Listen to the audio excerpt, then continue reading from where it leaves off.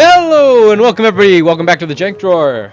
Once again, I am Sam, this is the Jank Drawer, and pull on open, come on in. Today we're going to have a lot of fun, here in Jank Drawer Nights. Going a little bit later, kind of back to our original almost stream schedule, not quite that late. We're not doing any more 10:30 to 2:30 a.m. things, but it's going to be a lot of fun. Once again, I apologize for the late start, but with all of the things going on behind the scenes here at the Jank Drawer, so we can keep all the lights on and keep doing all the things that we're going to do, we, have other responsibilities that come with a little bit of a higher priority to make sure that we can keep doing all of the things that you all love to watch and I love to do here at the Jank Drawer. And one of them was this meeting that I had to go to with HR for the new part-time job at 3 o'clock today. And so because of that, we got to go in and I got to show them all of my paperwork so that I could get my job started next week and I can get paid and I can make all the money. And so we're off to, a great start, a rip-roaring good time. But it does mean that we're going a little bit later today, so we're going to be going from 4 to 8. Unfortunately, that does mean that we are not going to be able to have the wonderful accompaniment and companionship that we had last week of a good friend of the channel, Ben. So we're going to have to brave the wilds of this new patch all on our own here at the Jank Drawer, as we are going to settle into TFT patch 16.5, which, if I remember correctly, went live literally the day after our stream last week. It went live on the 19th, and it's been up for 6 days or so now. I have not played even a single minute of it. I largely don't play this game on the current patch outside of stream. If I'm playing outside of stream, it's usually on either the revival patch or it's on other games and other modes. So I have read the patch notes, and we're going to still do our customary hello, Rat King. Welcome. Thank you. We have acknowledged you. we are still going to do our customary read through of the patch notes here. So we know the two things that we need to learn every time we try and do these streams is what is the new patch notes, so we understand what the patch is and what we should be trying to do in the patch. And then second, what we're trying to learn this week. And we have a bit of a doozy this week. It's going to be a little bit of a two-parter, a continuation of our scouting conversation that we were having last week, and then our positioning conversation that we're going to have this week on why we position, and then thinking through why we're putting our units where we're putting it and trying to get better at doing specific things with our specific positions. Once again, we're trying to learn how to actually play the game at a high level, not just learn how to follow a recipe and hope that it gets us to where we're trying to go. But, you know, it's a slog and it's a challenge, and we take it one step at a time. We can only improve as much as we are, as much as the effort, or as much or as equal to the effort that we put in. And so the one thing that I can control is how much effort I put in and how much we try to do it.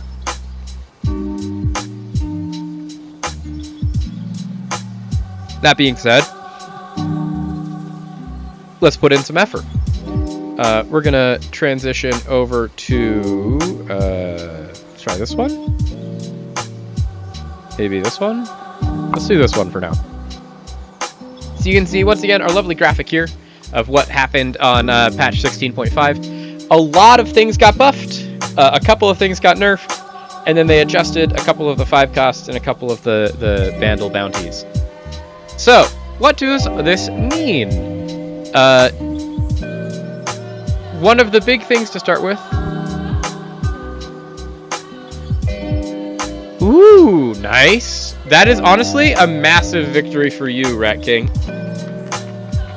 I applaud for you.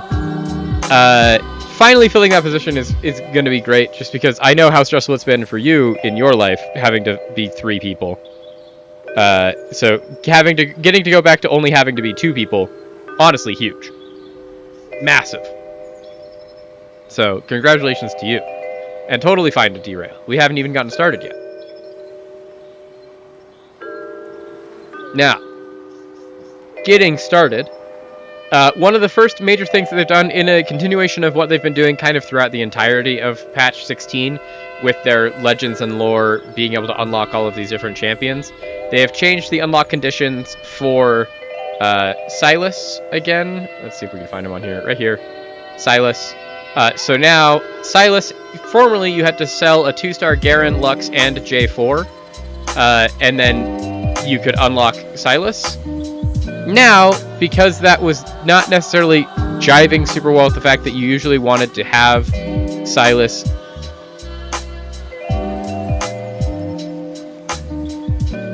yeah, that makes sense. You're also old hand. You've been doing this for a while, and whoever they just brought in is going to be new to the process and new to the job, and so they're going to just invariably be a little bit slower than you.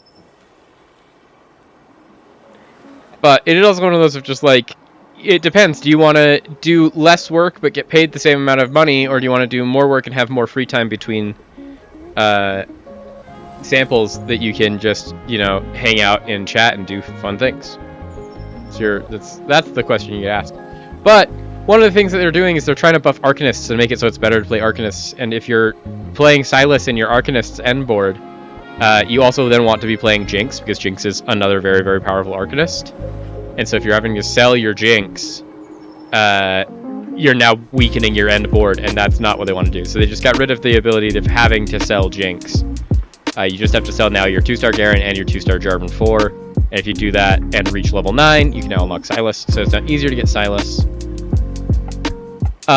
Big changes. They wanted to really make the patch more about Arcanists. Arcanists had vanished from lobbies in Vertical Demacia Cops, and so they're buffing our later breakpoints while bringing down the 2 breakpoint, as well as Vertical Demacia getting nerfed. So they nerfed Demacias, they buffed Arcanists, and then they, as much as we had...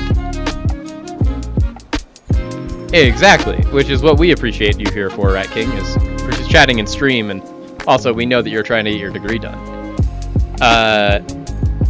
Ishtal, much as we were unable to do it, they've now also nerfed some of the better quests in Ishtal so that it is it's pretty easy now to figure out what you should be doing, what we shouldn't be doing, and we're probably not going to be trying to force any more of these Ishtal comps. They're just too good for us. But then there's also the fact that they've buffed Noxus, which Noxus is something that we were playing a lot of last stream, just kind of randomly, and it turns out to be pretty good. And now they've just made it even better, of making it so that at Noxus 5, the scaling of Atacon is better. So he's just a huge buff at Noxus 5, which is honestly kind of huge. Both does his X speed and his HP modifier. And then they fixed a bug with Zon, which they don't really show anywhere on here.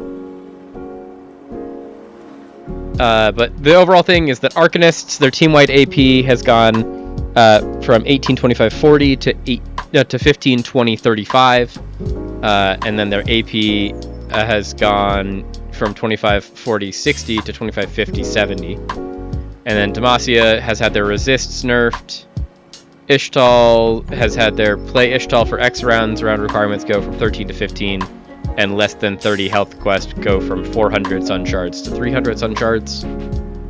Atacon's attack bonus has gone from 0.20.35 to 0.40.70, and HP mod by stage 4.6 plus 4.5, 5.25, 6.5 to 5.25, 6.75, 8.5. Void had a slight buff in that Royal Husk now grants plus 10% max health.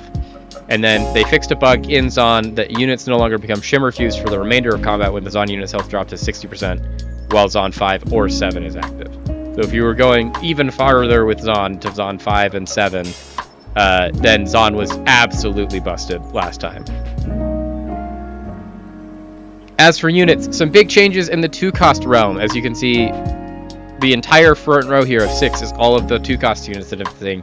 And they're trying to make it so that you can have more of a reason to go for 2-cost and 3-cost reroll comps, not just 1-cost reroll comps like Sona. And so they're trying to bring those up, and that's why they've buffed Aphelios and Ashe. Graves, Orianna, Rek'Sai were all strong units that fall off once they hit 3 stars, so they're giving really big buffs to their 3-star form. But Ori, who's already good at 1 and 2 stars, they're lowering her power until she gets to the 3-star point. And then they're also buffing champions that want to pick up the Darkened Staff, or the Darkened Scythe. The Darkened Scythe, because they nerfed Darkened Scythe. So it's like to compensate for these carries that want to have this powerful item that you have to get from an augment. They are like, well, if we're going to make the augment worse and the artifact worse, let's just make the units that want it better. So Aphelios has had his AD changed from 70, 105, 175, 245 to 80, 120, 200, 280. Ashe's AD has been increased by 5. Her arrow damage now does 4% of her base attack damage. Graves has had his AD scaling changed. Orianna has had her ability damage scaling changed. Rek'Sai's spin damage has been adjusted, and Yasuo's AD ability damage has been adjusted. Same with the 3-costs. We once again have a whole bunch of 3-costs here. We have 9 different 3-costs that get adjusted during this patch. Once again, Jinx is getting mentioned in this. Leona, Malzahar, and Zoe are never worth 3-starring, and so they tried to make that better. And then Vayne was falling off in the late game, and so especially in Demacia comps where Demacia has been so good, the fact that Vayne has not been in the Demacia comps, they decided to buff Vayne. So Darius gets more health, Mundo got more health per second, Jinx's ability damage got increased, LeBlanc's damage got increased to both her primary and her secondary target at higher star levels. Leona's DR got increased, DR meaning damage reduction. Malzahar's ability damage got scaled up. Sejuani's shield got scaled up. And then Vayne's ability damage got scaled up at 3-star, and Zoe's ability damage got scaled up at 3-star. 4-costs, they were generally on board happy with the exception of 3, and all 3 of those were nerfs. With the exception of, I think, Nasus, because I think Nasus is also technically a 4-cost. Nasus is the only buff. Nasus just got his health gain increased across the board, so he just gains more health faster. But Bel'Veth, Swain, and Yunara were kind of dominating this patch. Swain was on literally every board, even non-Noxus boards. You just, like, every board at the end wanted to have a Swain on it. So they just have slowed down how good Swain is. So his mana is worse, so hopefully he doesn't get his proc as often. And maybe that'll make it so he's not on literally every board in the entire game. Bel'Veth had a crazy ramping attack speed on takedown, especially if you got Bel'Veth all the way to 3-star. And they want to reward you for 3-starring your Bel'Veth still, but if you have your 1-star or 2-star Bel'Veths, now the ramping attack speed that you gain on takedown has gone a lot less. And then they changed how Yunara scales based off of attack speed and attack power scaling, in that they no longer scale on their attack speed, and they only scale on their ability power. And then they have a new scaling for Yunara's ability power to try and make Yunara fit better into what they think Yunara's role should be.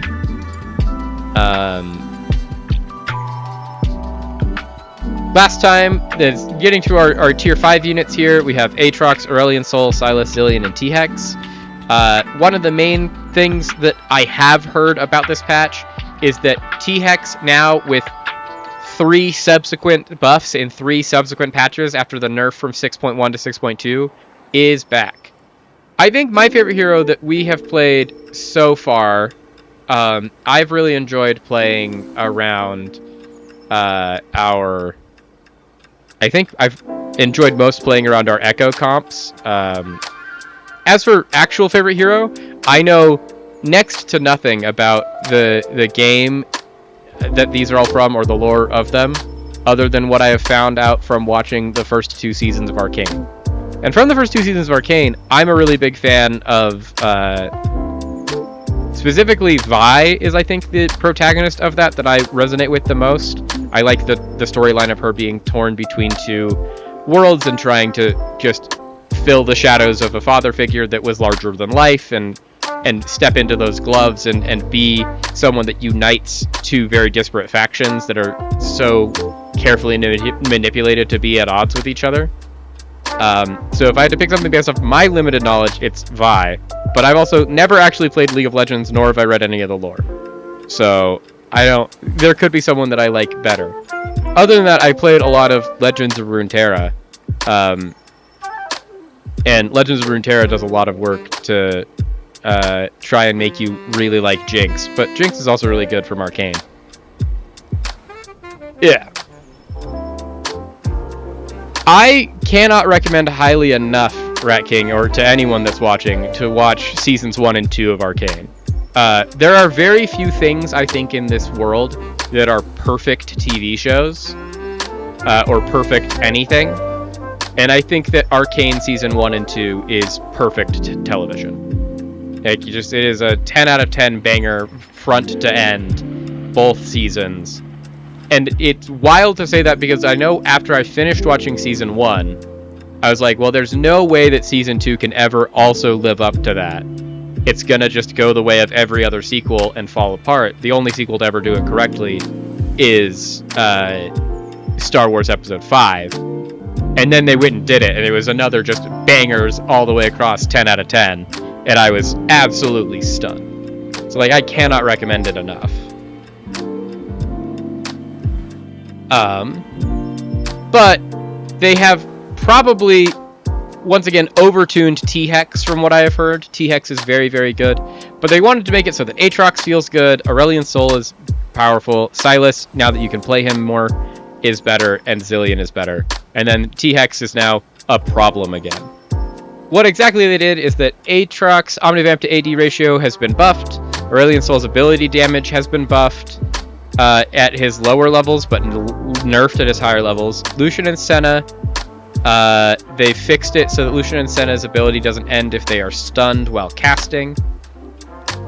Mel, to get a Radiant item, the mana required to get that is lowered, but it now only counts when Mel is alive and only during player combats.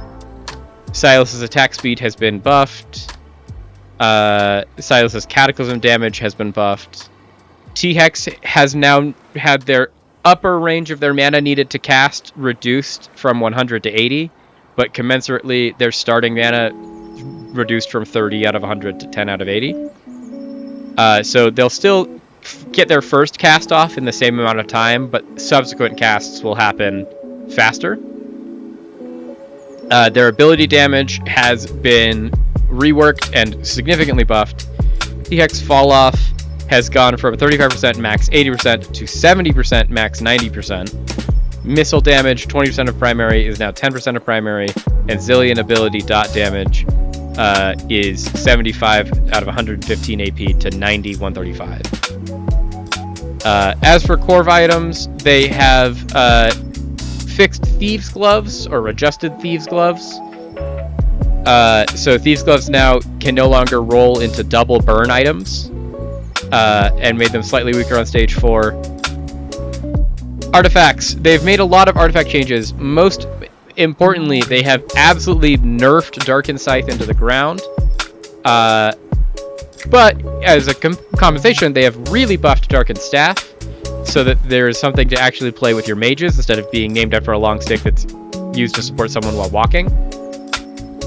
So Scythe has had its attack damage go from 25 to 30, but its slash damage go from 200% AD scaling to 150% AD scaling, whereas the Darkened Staff ability power has gone from 40 to 35, but its mana regen has gone from 2 to 3 per second, and its magic damage has started scaling significantly. And then Flicker Blades has had their attack speed per attack go reduced from 6% to 5% stacking.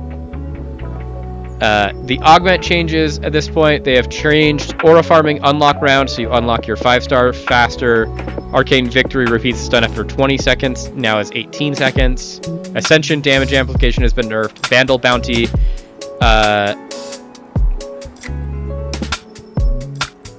has been just changed, so it's exclusive from Invested ++ or Growth Mindset. Best Friends 1 has had its armor increased. Breath Ends True has had its armor increased. Big Friend now also gives you a Giant's Belt. Component Heist now grants an initial random component. Crash Test Dummies are better. They stun for longer, and they have a wider stun radius and better targeting. Crown's Will has different AP gains and armor gains, and it also now gives you a chain vest.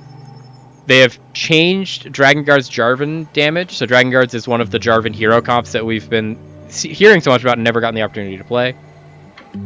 Demify now gives you more health and gets you a random non-tank 2-star 2 cost. Earth Axiom has been buffed. Focused Fire has been buffed. Gilded Steel gives you 2 5 costs, not 3. Golemnify gives you more health again. Golemify gives a random non-tank 2-star 3 cost. Hard Commit gives you more gold per stage, gives you less gold per stage. Hefty Rolls excluded from Prismatic Ticket, and now Hefty Rolls gives an initial 5 gold. Living Forge has now lowered the player combats before you get your Forge. Makeshift Armor 1 can no longer be given a 4-2. Hi, Biggie and TTV. We have reached the goal of 50. We also have actually reached the goal of 60, but the goal tracker is something that we use through a different. It's something that we get through Stream Elements, and Stream Elements does weird things. And so like we will have to make a new goal. The new goal, I think I actually can launch a new goal.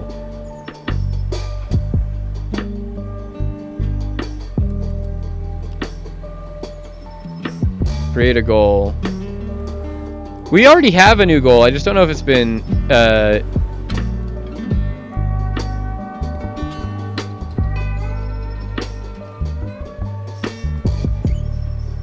yeah, our new goal should be 70 followers.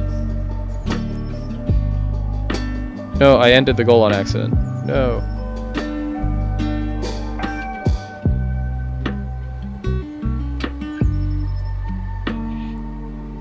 Yeah, it's one of the many jank things on my end that it's just like we have hit this 50 goal, but for some reason the back end of Twitch and the back end of Stream Elements literally has APIs that are built to work with each other, never talk to each other correctly.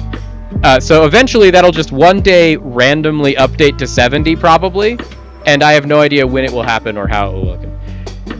Hey, Big King Ian, if you have 300 of your closest friends and relatives that want to come in and give us a follow, based, I would love it.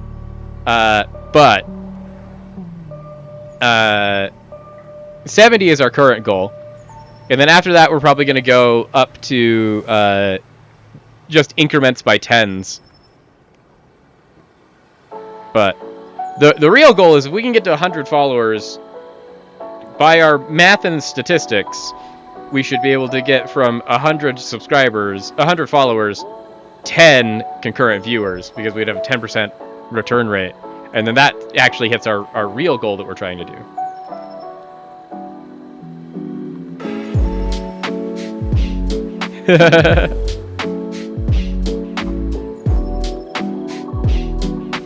Yeah, it's okay. I actively stream every day, and I don't have...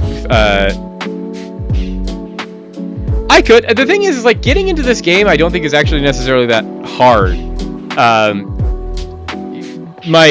All of the notes and the extensive work that I've been doing to the contrary, it's all about so we're going to be playing TFT. So it's a teamfight tactics. It's an auto battler, also known as an auto chess.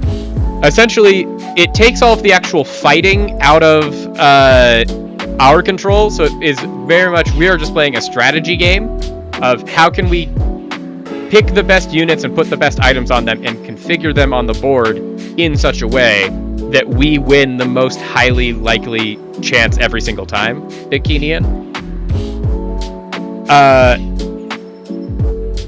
Hey, I cannot blame her. Most people I know that have gotten into that game are awesome and based, and I have never played Hello Kitty Island, but I've had my cousin talk to me about it for a very long time. All I have to say on the subject is Big Challenges is my spirit animal. Big Challenges is the crocodile from Hello Kitty Island. Both of his eyes are on the same side of his face, and his favorite things in the world are long naps and books about himself. And I'm honestly mood.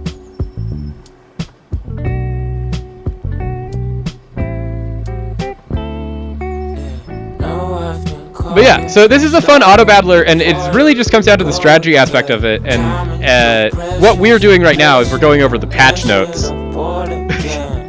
Hey, at 1,000 followers, I'll do whatever. I'll play Hello Kitty Island. I have attempted to play it before, just not on stream. Bumping into trouble like a rebels where I came, see the flame shine bright. They were puzzled how I'm okay. Never served the passion or the fire or the anything else that I need to know from the Ain't nobody asking, I'll be basking in my patch liberty. notes? Slavery is real. Doesn't mean not really. That's most of the patch notes that we needed to care about.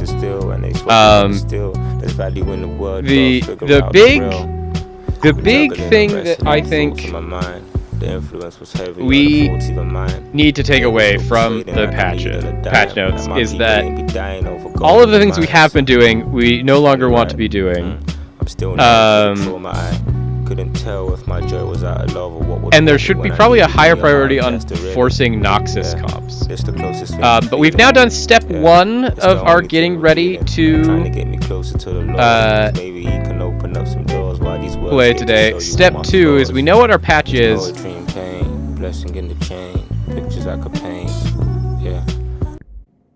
Sorry about poetry and pain from Jay Prince. That's the downside of using the background music that I use. Chill Hop is great for the music that it gives me, and the fact that it's all royalty free and I don't have to pay any money for it. But it is also just a radio, and so I don't actually have control over what songs play when.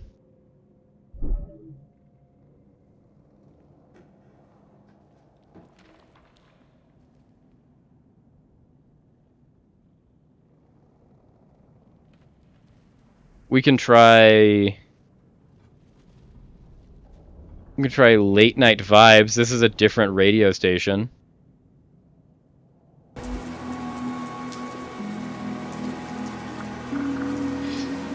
Lady Arxus, we were talking about Hello Kitty Island Adventure. Also, thank you for the follow! We were talking about Hello Kitty Island Adventure. Most specifically, I was talking about how Big Challenge is the crocodile from Hello Kitty Island Adventure is my spirit animal. I did commit to that. I did commit that if we get to 1,000 followers, I will find a way to play and stream. Oh, hi! See? It's nice to meet you. I'm Sam. This is the Jank Drawer. Welcome to the Jank Drawer. We're happy to have you. We hope you find it great to be here. We're getting ready to try and set into a new patch on this game that we've been playing. And getting into our fundamentals. And we have just a list of tasks that we go through before we start playing this game. Because the main focus I'm going on here as the streamer is I'm trying to learn how to actually play this game. Teamfight Tactics is an auto battler that I have been playing conservatively, I think, for about 4 years on and off. Nice. From my limited experience playing the Hello Kitty Island Adventure, it is very similar in vibes and sentiment to Animal Crossing.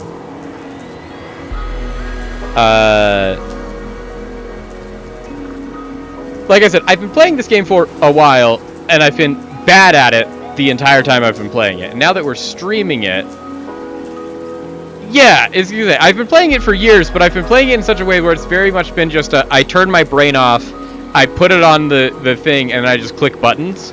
And now that I'm streaming, I can't really do that anymore. I need to be able to answer questions as people ask them and get to the opportunity where it's like, hey, I do understand what's happening here and why we're doing those things. And so to do that, I need to learn how to do it. And so that's what we've been doing here over the past several weeks is as we've been climbing up through the ranks, I've been trying to actively learn how to play the game so that I can answer a lot of the questions. So like, what is this game? What are you supposed to do? And so that's why we started with reading the patch notes. The 3 keys that we've identified for learning the game and trying to get better at it is that you should know what is happening in the patches of every single week. And luckily, they usually patch it the day we stream. So we can start our stream by reading the new patch notes. Then we take a quick look at what are the comps that we think we want to try and play, or what are the ones that we think are recommended to play. So we have a brief direction of a couple ideas of where we think we could go. That's what we're going to do next. And then we usually pick a lesson that we're trying to learn of the week is kind of our workflow here. Chat could teach me how to play Hello Kitty Island, and I would be so here for that, because once again, it would be another instance of me playing a game that I have no idea how to play. And so I would need all the help I could get.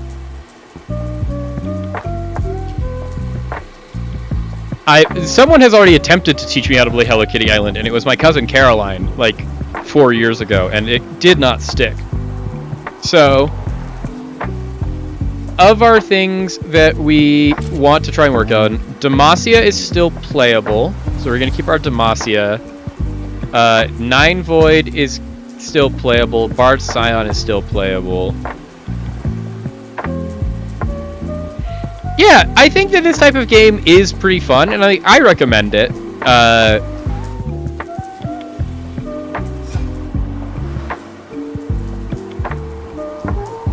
So the horrible thing, Rat King, about me rating them on a tier list is that I already do know some things about them, in that I just know a little bit of things through osmosis about the Sanrio characters. As I have now said publicly multiple times on stream today, it is hard for me to put anyone other than Big Challenges, other than him, like above him. Big Challenges is my favorite of all of them. But then, like, I know some things about Hello Kitty herself and about Cinnamon Roll and all of the other Sanrio characters. Have I consumed any of the Sanrio content? I do know... See, the thing is, like, having not consumed any of this or played any of the games, The fact that you can put Kuromi number 1 and Melody number 2 easy, and I know what either of those things are. Like, I have done no research into this, and I do know both of those names. Hey, I love a biased tier list as good as the next guy. I'm just letting you know, right now, top of my list is big challenges, and then there's a big gulf, and then it's literally anyone else. But I would be totally down to do that at some point. Just if we want to do biased tier lists. That would be something that would be really fun to do, is if we get together as a content creation team. Oh, the one thing I will guarantee you about any biased tier list I make is that every take will be scalding hot, because I know no other function. Every take I make is going to be an absolute wild take. Because I'm not afraid to make a harsh judgment call with zero information and then die on that hill. Because the main reason I find people are unwilling to die on hills is because they have a general fear that it is going to come back to bite them, or that people will think negatively of them. And my general take on that is, as long as it's not something that is genuinely horrendous, like people will get hurt from it kind of take. If it is in a thing such as objectively rating, based purely off of vibes and no information, the entirety of the Sanrio cast, no one's really ever going to get hurt by that. Even if I rank Kuromi and Melody really low, which I know their names, I don't know what they look like. It would be entirely based off of just me being like, this is what the vibe is that I get off of them. And while that might hurt you, Big King and TV, the contractual obligation we get into in the social contract of the Jank Tour stream is that at no point am I trying to be personal in that. It is just my take on that. And I will die on that hill because I truly think that in doing so I'm not hurting anybody. And the second that me trying to die and defend myself on a hill does hurt anyone, I am the first one to then get off of that hill and start trying to make amends. Because the last thing I want to do... Big Kenian, that is an absolutely ludicrous take. This is Noxus.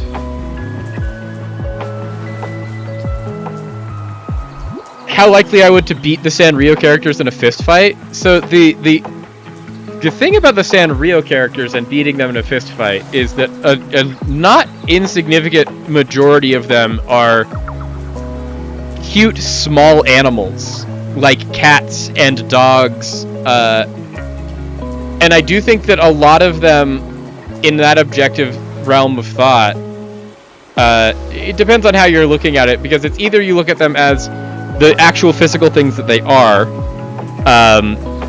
and then could I beat them in a fight, or you look at them at the greater metaphysical things that are going on there of, like, as we all know in Sanrio lore, Hello Kitty is a Japanese girl that got sick and her soul is now in the body of the Hello Kitty, and that's how she's living on, which is, you know, wild when you look at it from a lore standpoint, and just a choice that someone has had to make in designing a character in a world.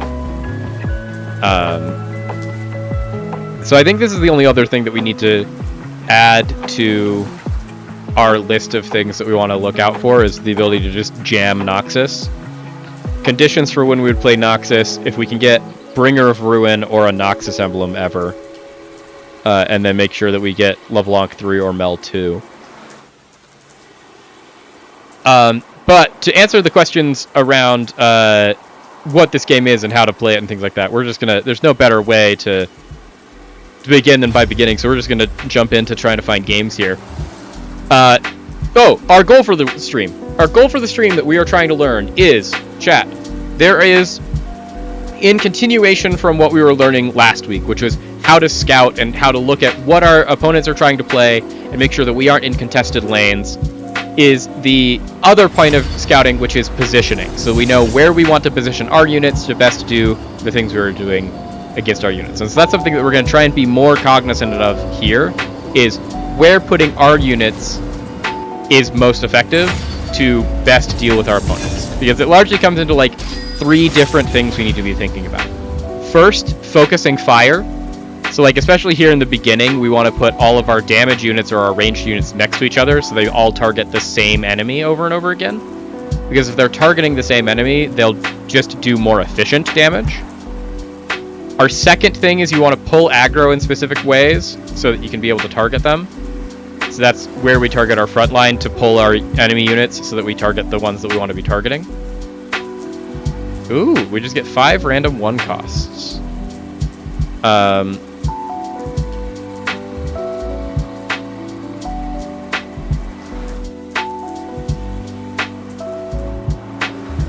And then the third thing that we need to be working on is unit trapping. Of essentially, if we're trying to lose or lose streak, which we shouldn't be trying to lose streak, there's no lose streaks to play in this set. We then get to put things in like a corner where it's like if we put this guy that needs to be in melee in a corner and then surround him with ranged units, he won't be able to do anything until our ranged units die. So we have a couple of pretty good units here. You have another U.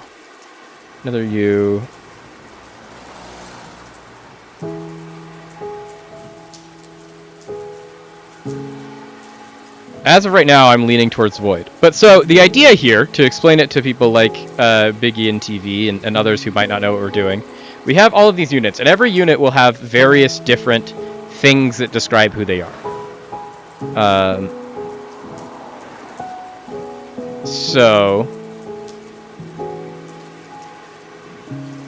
So like right now we have this Kog'Maw and this Malzahar, and they are both Void. So Void characters, their whole thing is that they can mutate, and then their mutations give them different things. And then Void champions also gain attack speed, so they just attack faster. And there's a whole bunch of stats that every unit has, and those are really important, but we can look at those in a minute. But so like right now, because we have Void 2, we get to have this mutation that makes it so that our Malzahar... Oh, we just got Bringer of Ruin. Bringer of Ruin's kind of one of the best. Unsealed from Steel is also huge.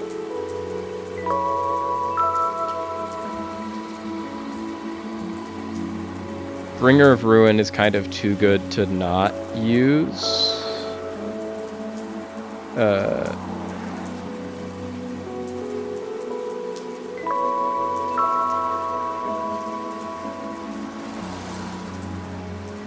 So, we're playing Noxus. Noxus is one of the best comps in the current set. It's one of the ones that we just need to try and force, and we got one of the best augments for it. So augments are things that you get... So the tournament for streamers happens every time a new major set comes out. So right now we're in set 16, we're on patch 16.5. When set 17 comes out, which I think is going to be later this year...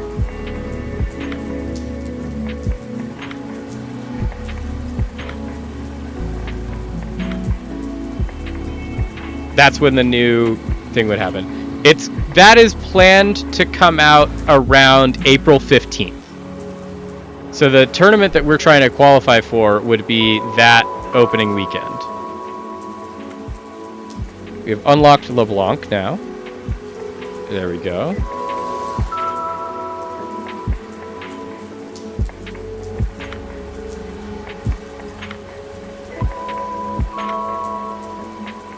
There's our LeBlanc.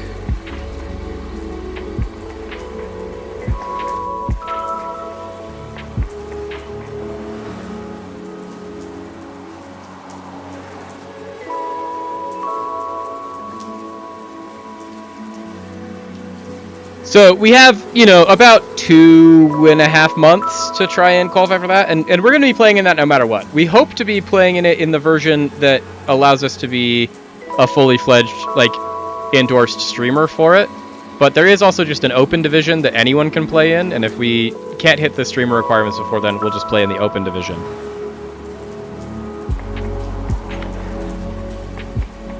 Love that. Thank you, Rat King.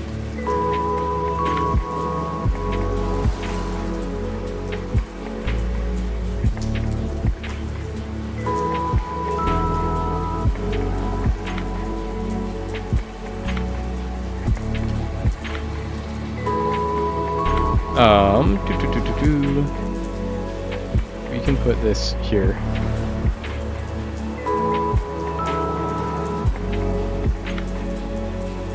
Yeah, so to explain what's going on here is we have a whole bunch of things to explain right now. So the whole point of the game is to play units and then you fight against other people's units. We're playing against a whole bunch of people. This person's playing... Yeah, so right now we are specifically playing against Chonk.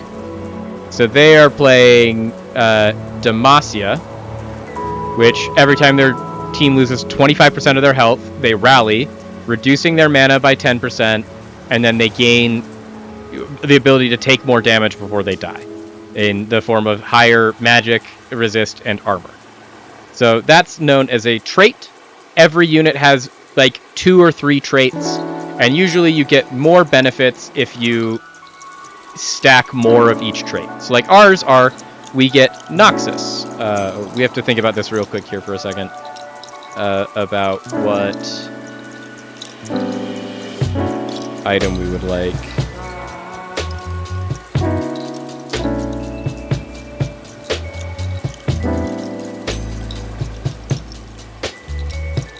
I think we'll take this.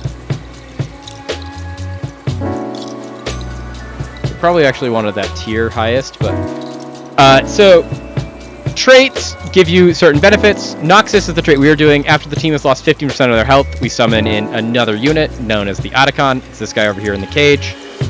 And then each Noxian champion's star level increases his power. So as we get more and more of our units, he gets more and more powerful.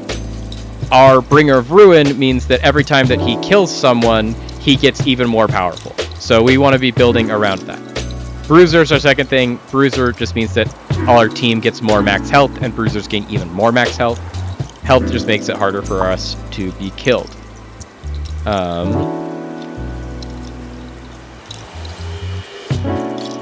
We are lose streaking as well right now, so we want to hit 5 on 2-7.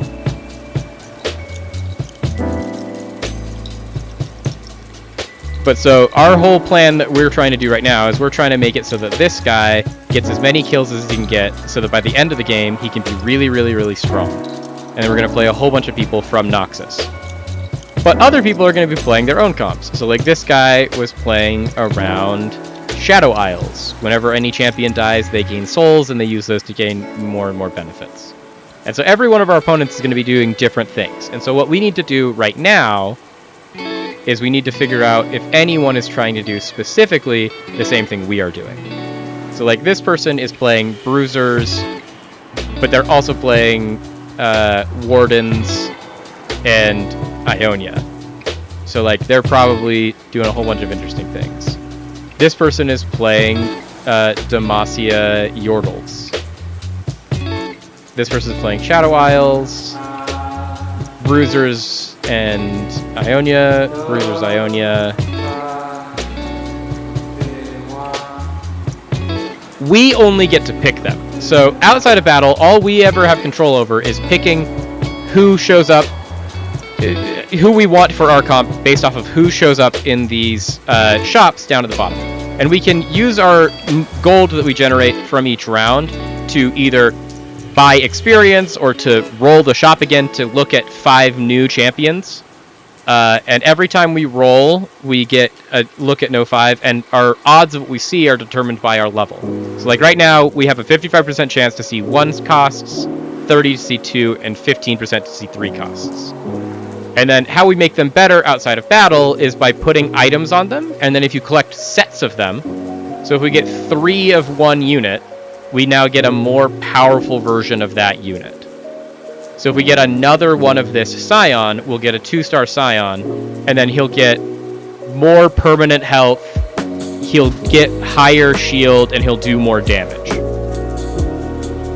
And so it's a combination of like, we pick them in between the rounds, and then as we pick them, they get bigger and better, and then we put in new things, and we then try to build items that go on them.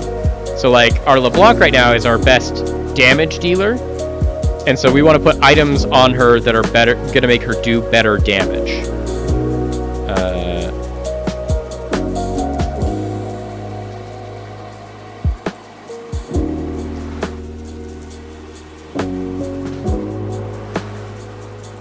our front line, we want to last a little bit longer, so we need to put items on our front line that will give them a little bit more HP.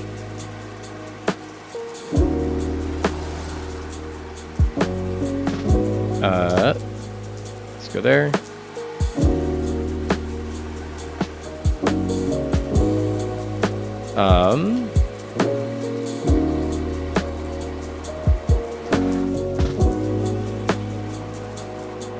Okay, so the best thing that we just did right now is, so we've now put in this 2-star Anivia.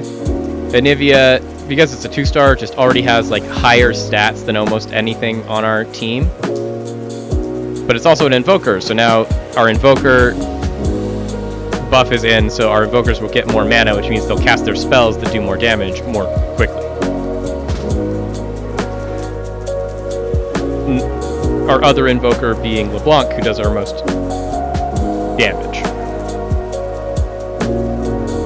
We also put an item on our LeBlanc that makes it so...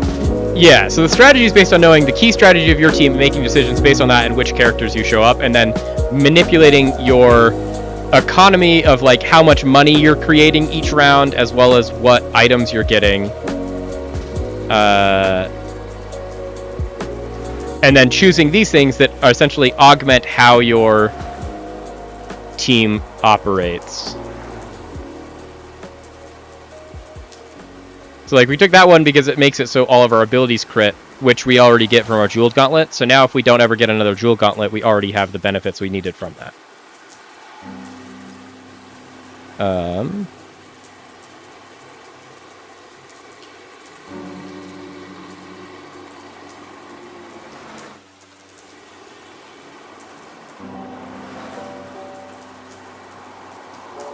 So yeah, your strategy is based on knowing what your key strategies are, and also like that's why we do all the research at the beginning of the stream, like studying what the patch notes are, and then studying what beyond the patch notes we want to be doing from a like what comps are good.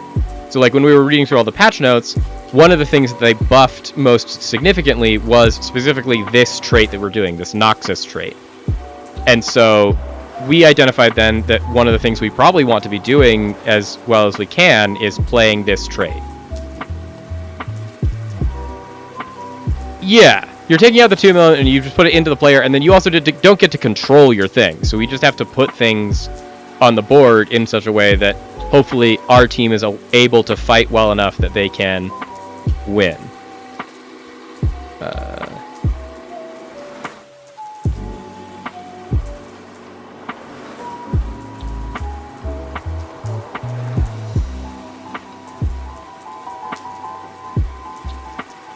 Because like we also don't really have any other control other than knowing roughly who we're going to be fighting.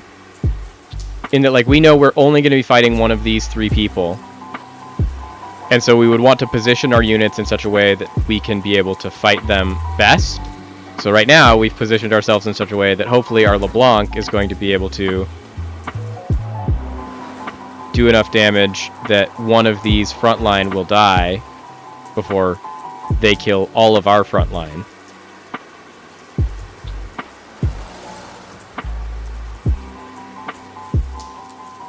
And we want to, like, we're doing pretty bad right now. The fact that we're on to 3-4 and we only have 43 health, like, we need to start turning this around pretty quickly.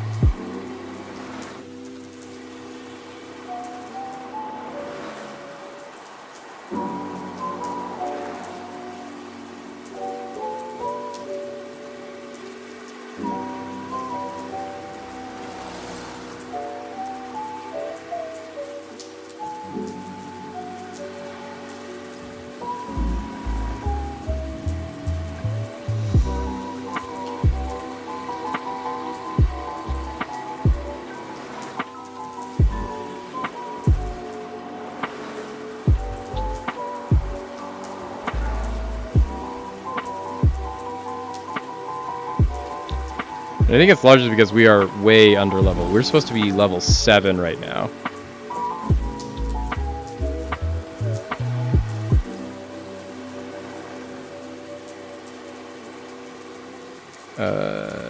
We'll put on one of these, and that.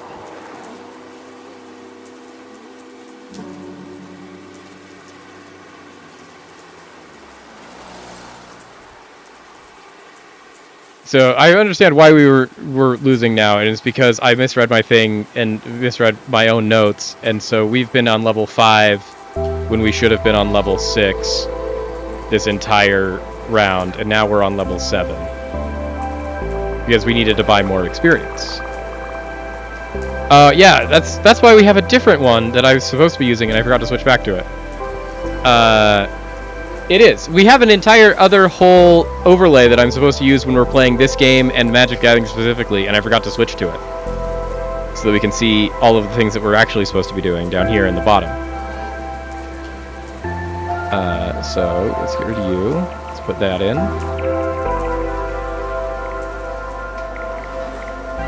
This is much better.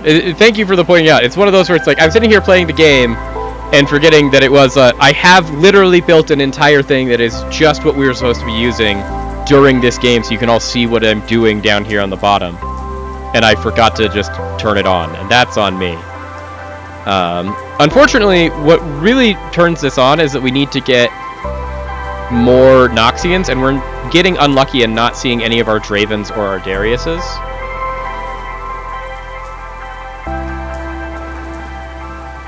But we have started winning again, which is good.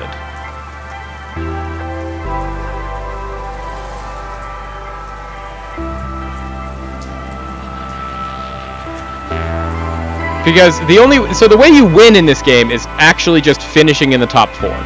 Which means you want to finish with having eliminated 4 other players below you. And as long as you finish in the top 4, you are considered technically a winner of that game. In competitive play, that means that you get a certain number of points for what rank you finish in. For the tournament we would be playing in, the tournament is entirely about how high up the ladder can you climb every single week, and how quickly can you climb to those new heights. And so right now we're in Gold 2 after like the entirety of the patch, and the people that like win the new division that we would be entering into usually get to like several divisions of difficulty higher than us. But once again, we're taking our time. We only play once a week, and we're trying to learn how to play, most importantly.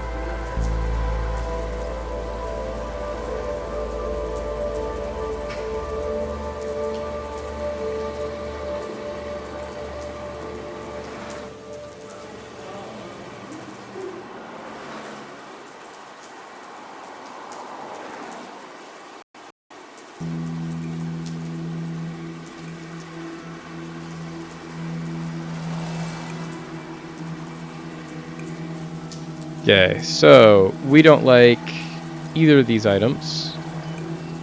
This is better.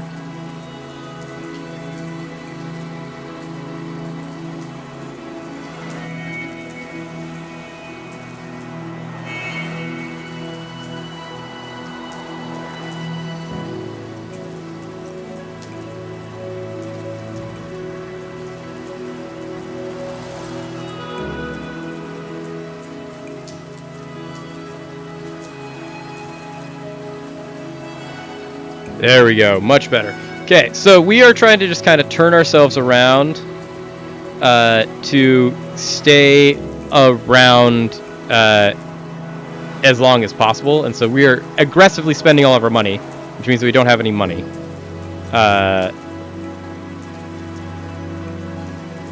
Yeah, I can turn the game audio up. Also, it might not be collecting audio from the game because this game is weird.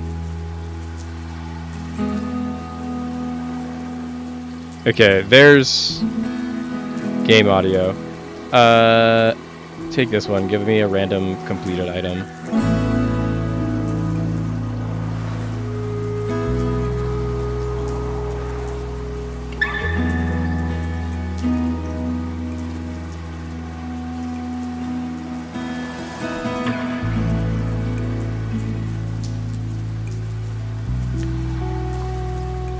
But so we're mainly just playing the units that we're playing because we're trying to just stay alive is a really the end goal here, and since we were already so low, we're just trying to economize HP, and the only way you save HP is by winning rounds.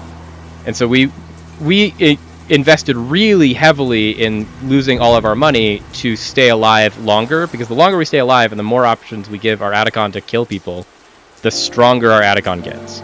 So like he already has 13% more ability power and 13 times 40 more max health than he would, because he keeps getting last hits. It is collecting game audio. I just have in the settings game audio turned incredibly down low.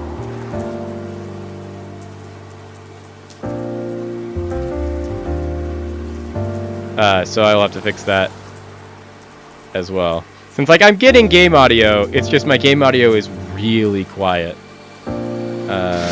Sound. It's because my master volume is set to 4.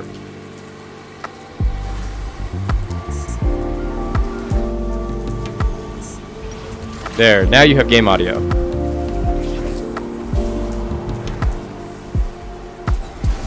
Do they have double trouble? Okay. Like I said, this is a board that screams, I'm playing double trouble to me.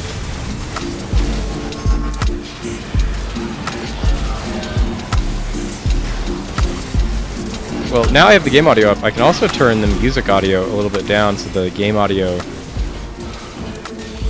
is a little bit more...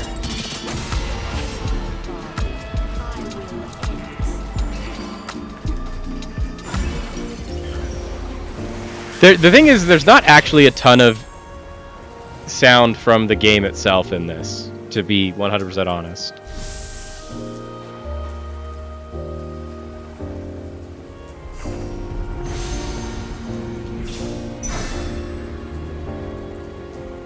There you go.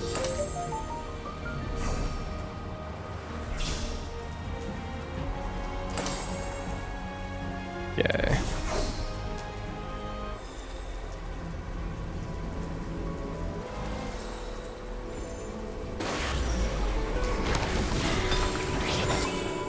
That's nice.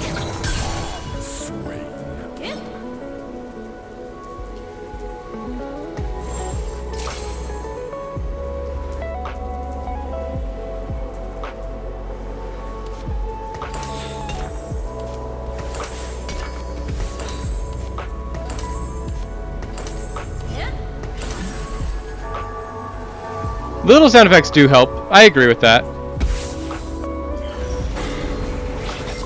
Because I didn't want it to be, you know, like, deathly quiet, which is why we have the background music, but... This is also just a peek behind the life of the screen here to the life of the streamer, in that, like, most of my life I have played video games without sound, and so sound effects don't register to me, and so having someone be like, hey, can I hear the sound effects, is actually very helpful, because then I can be like, oh yeah, I can totally turn those on. I just usually have them off because I'm crazy.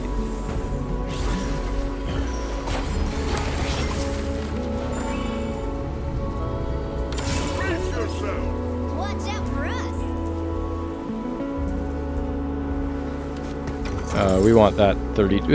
We want to have 32 gold more than we want to have a second Koboko and Yumi.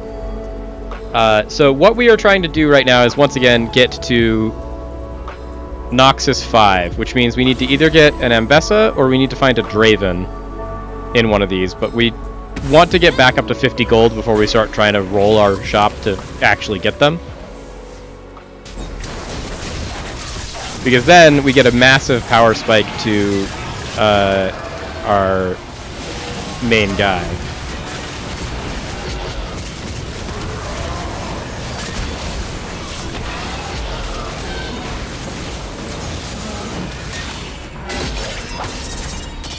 But we've already turned a lot around. Once we hit level 7 and then into level 8, we've now just been winning like every single combat. It's so different this time. You're like, and I'm like, nom nom nom nom nom nom nom nom nom. You know?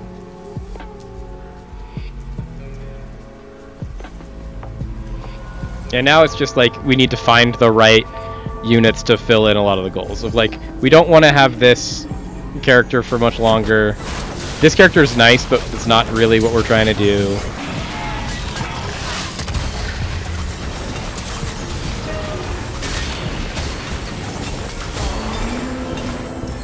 Interesting.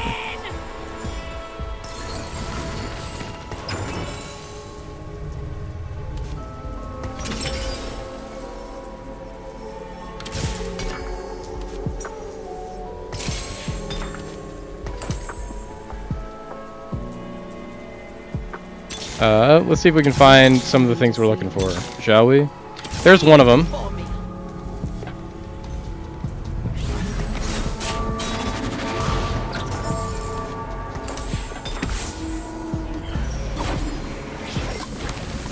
So already the main buff that we got here is we traded in one of our extra bruisers that we didn't need to hit Noxus 5. So now, while our Atacon's out here, this guy again, all of our units get stronger the longer he's on the battlefield.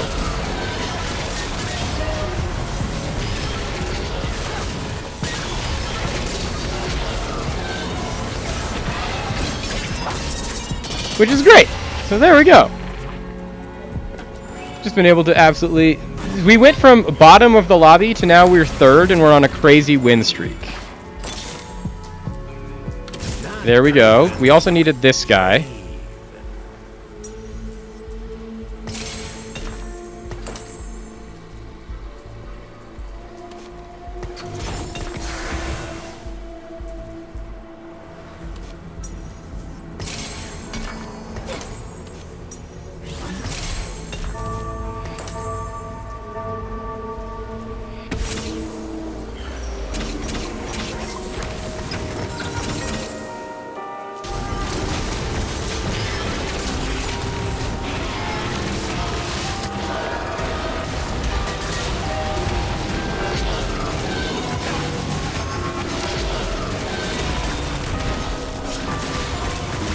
Okay, looks like there is now just a Rek'Sai comp that you can just do Rek'Sai reroll and kill people. That's good to know.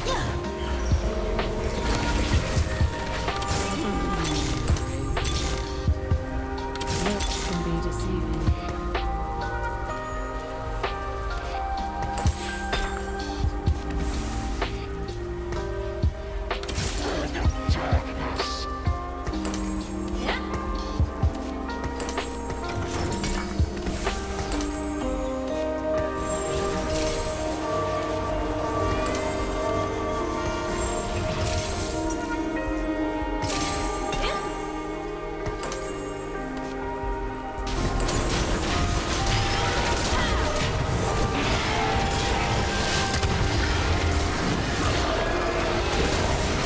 So, we are just trying to do as good as we can to make sure that we outlive the 3 people that have lower health than us.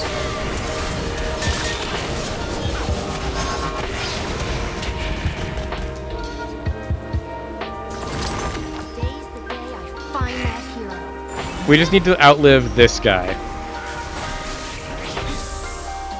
Ooh, that's nice. So this lets us make it so that any unit becomes a Noxian unit, which is huge for us, because that gets us to our Noxus 7. And that's a huge inflection point for us.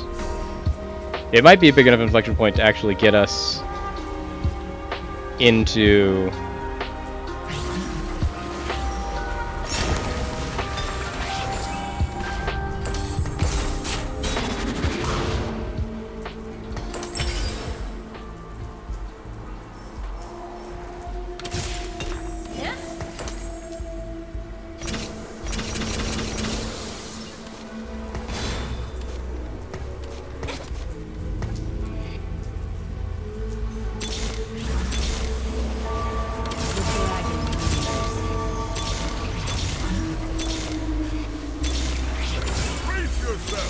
Watch out for us.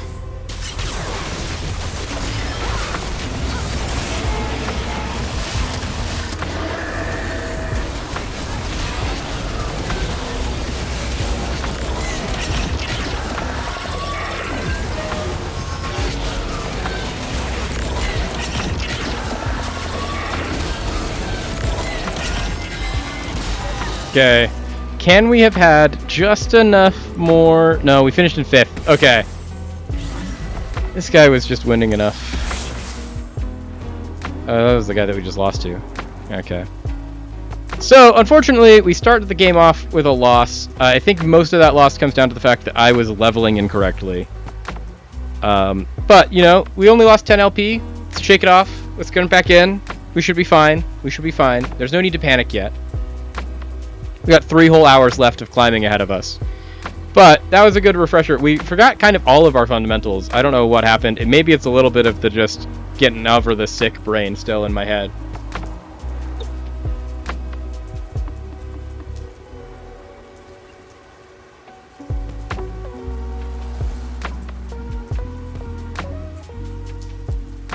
Exactly. We did so much better when Ben was here, but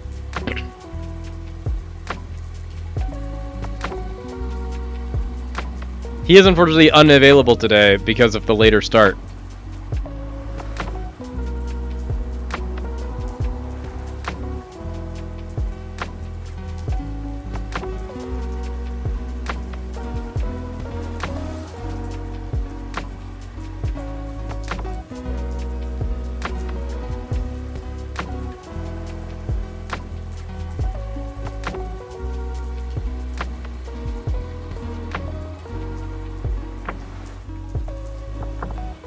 Okay, so I think we read our line correctly. It's like getting over our fundamentals. We read our line correctly. We played our loss streak correctly, sort of. If I had leveled correctly, we would have played our loss streak correctly. We read our augment selection correctly. We just didn't get quite across the finish line because of the one little stumble we made. 2 component anvils is nice. Thank you, Poppy. So I think that's what we need to do. Is like we need to... This is already auspicious to just running back Noxus.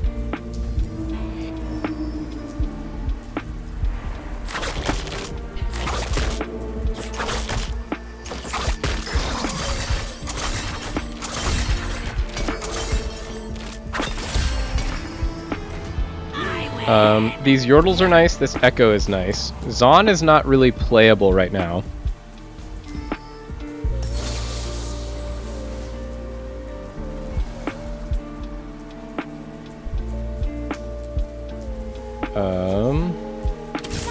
We do have like kind of an insane Yordles start.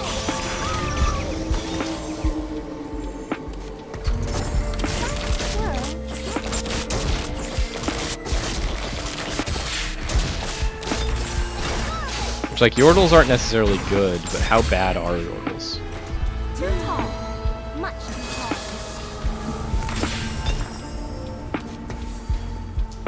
Nice suit, Rommel. What do you call Because we have just, like, so many Yordles. Anyone else doing Yordle shenanigans? This person, kind of. We have more Yordles than them. This person, kind of.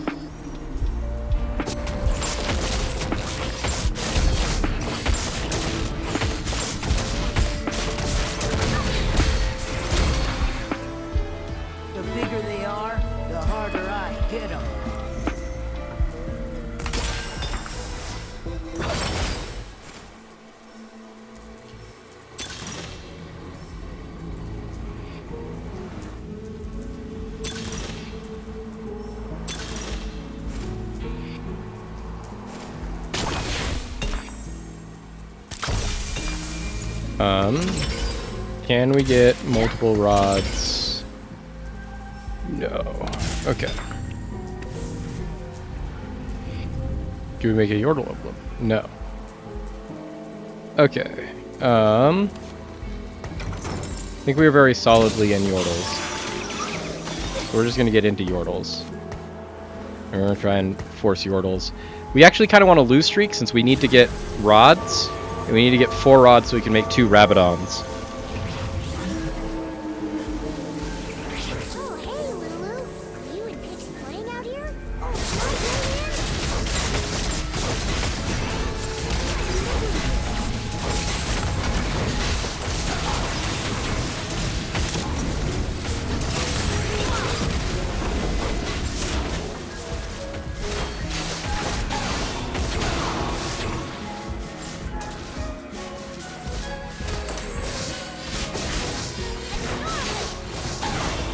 They have a 2-star Lulu.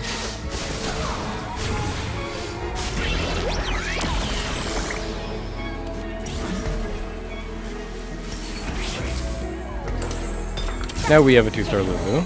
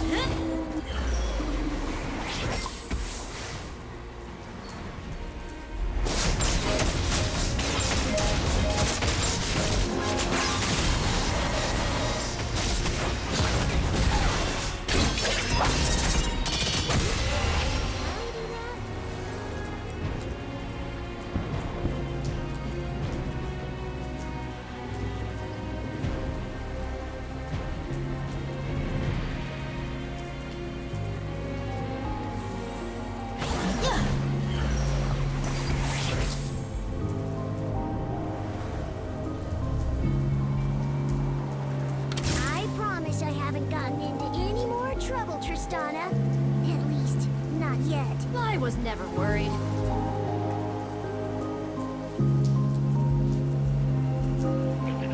Okay, so for those of you who've been here for a while, it's been a while since we've played Yordles, but for those of you that are learning, Yordles are all built around just getting more Yordles. So the entire idea is that your Yordles get better the more of them you have, and each 3-star you have, which means that you get 9 of each individual Yordle to make them into a 3-star.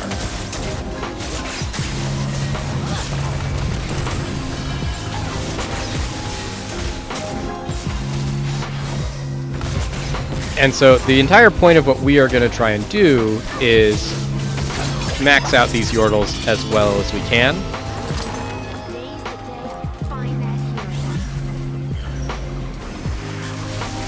hero. And then we need rods. We need to get 4 of this rod, because our best unit that we can unlock needs us to build 2 of the same item and put them on a unit. And that item needs 4 of these rods. So this is already off to a bad start.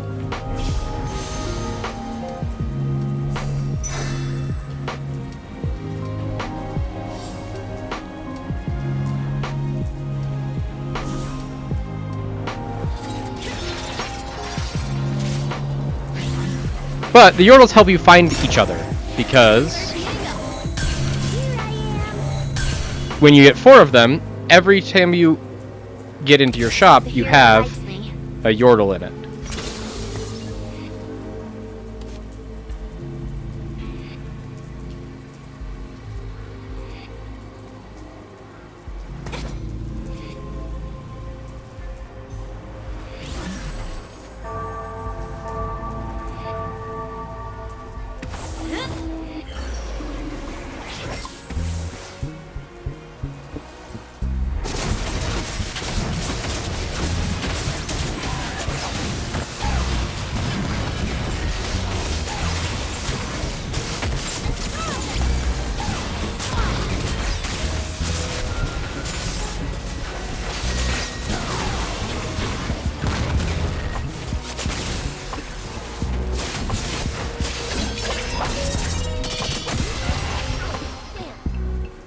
Exactly. Who doesn't love a good Yordle?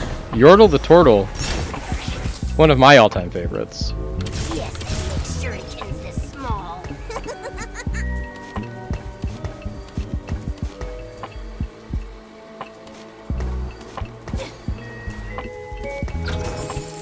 Sell one of them so we can have 10 gold.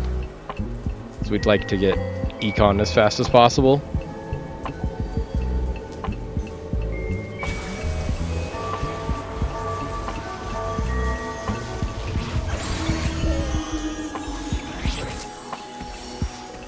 See, that's kind of the fun thing about Yordles. The very little things that I know about the lore of this game, I know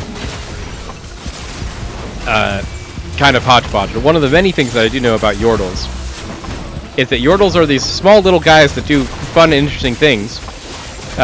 Most widely known by the representation of Yordles in Arcane, which is Heimerdinger. And they're small, little, mischievous guys, and the thing that is their claim to fame is that Yordles are really easy to kill, but they are actually immortal. In that, like, you can't actually ever kill a Yordle in a way that matters.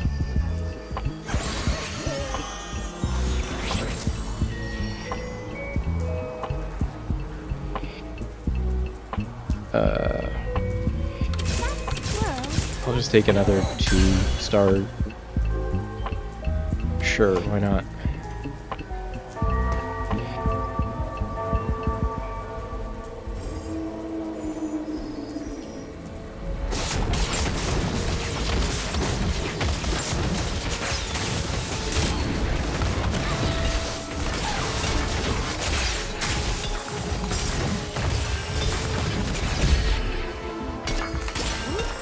Did I do that?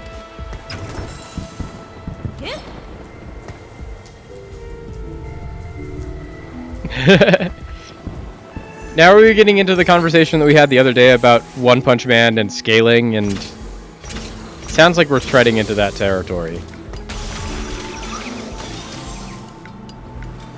squirrel looks familiar.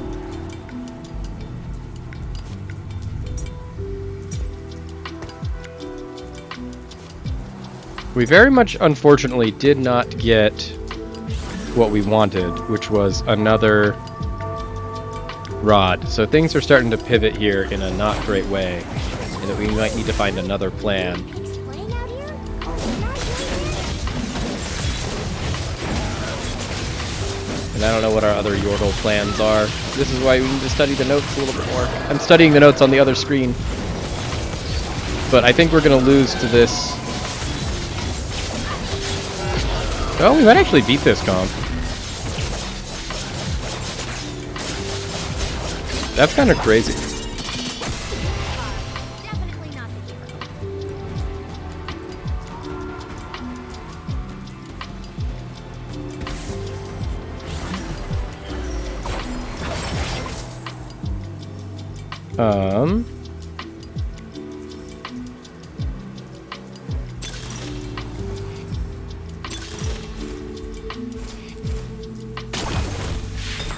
Yeah, our front line is tougher than I thought it was going to be, for sure. We're just also not getting, like, any of the items we need for this comp. Your rations or your ammo? Uh...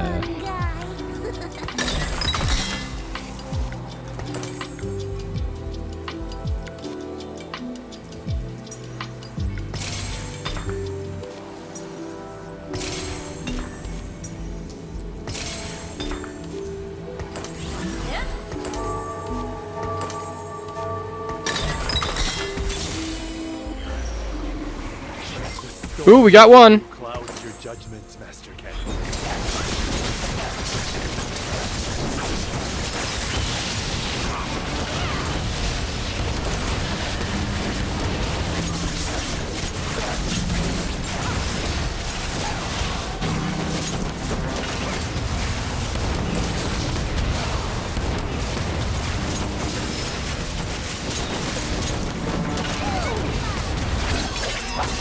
Jeez, we're barely clinging on to these.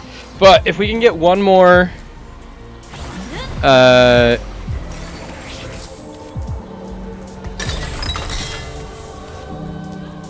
piece that we need for this... Rabadons off of any of these. We couldn't. Okay.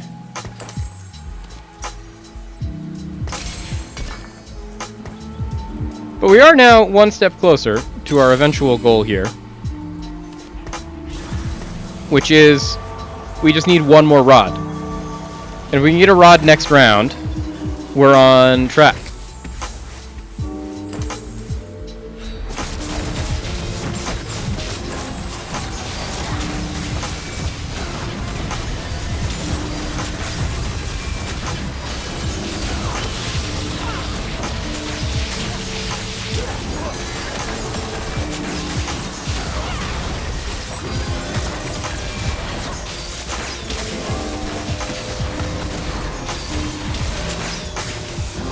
So it looks like our opponent here is going for the Sona reroll combo, but they don't actually have the Sonas for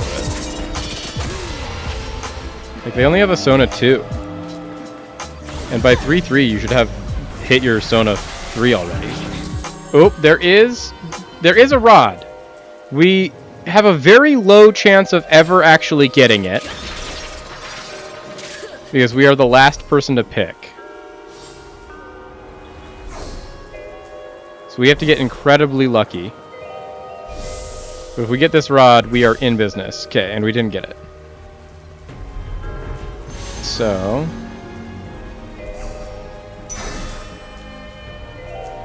we'll just take this glove.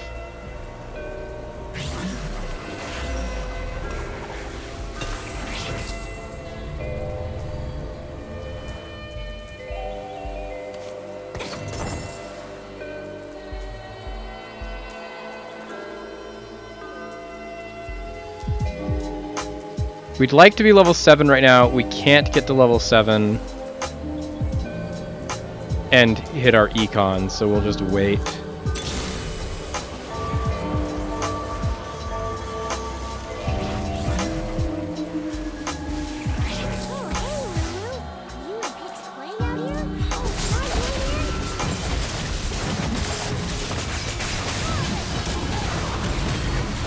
So here's the other person that's doing yodels.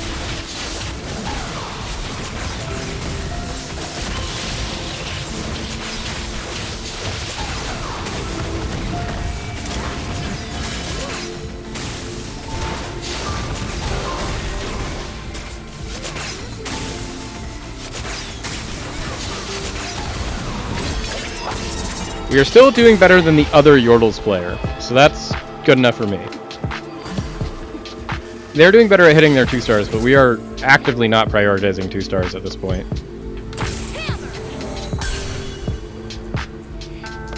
Because we are much more prioritizing just trying to not die. Although we do actually really want this swing. And rebuilding our econ, since we do not have a good econ right now. But let's also... maybe build things a little bit better. Put this here, put this here, put this here.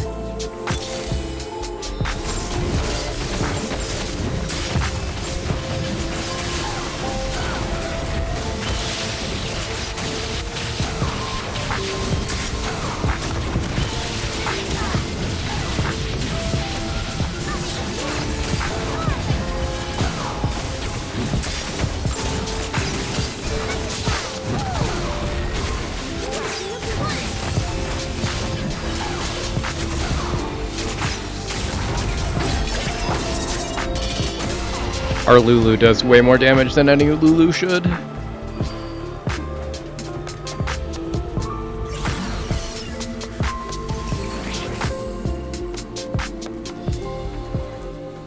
Okay, we are now hitting the point where I can start spending money again. And we're gonna hit 7 on 4-1. And if we get another rod, we can unlock our Vigar on 4-2. Sounds good to me. There's a Reforger, so that becomes a rod if we need it to.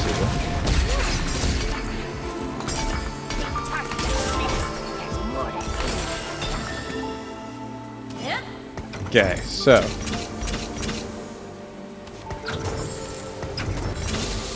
get to 7. Get there that. Okay, Thieves Rod we need.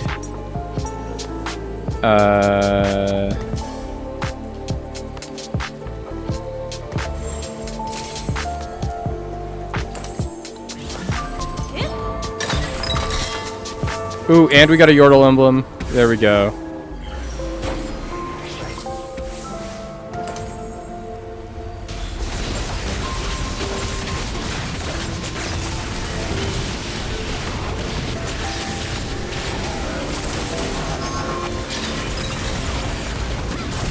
And there's that. Cool, we got everything we ever wanted and more. We are now all the way online. We have navigated this perfectly. We have unlocked our Vagar. We've unlocked all of our level 7 Yordles. Our Swain is a Yordle.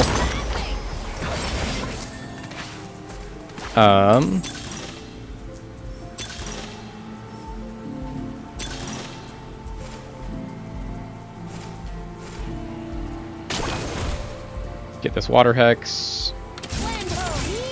We'll buy all of those.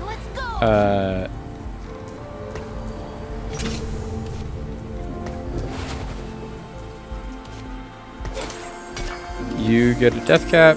You get a Spear of Shojin. You get this. You can come out for you. You can hold that. You can come out for you. You can get that. You can have this.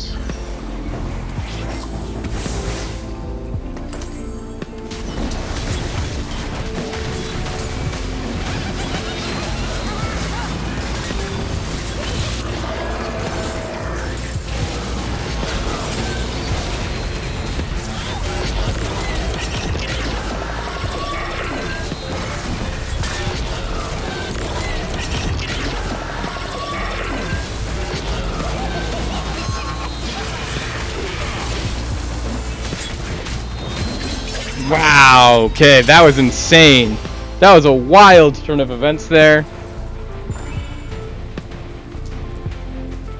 So at this point, we were just trying to kind of power level to 9, because the last Yordle that we really need for this is Ziggs. And once we get our Ziggs, we're home free. I'll do that. Aw, Vagar, you're cute when you're angry. Do that.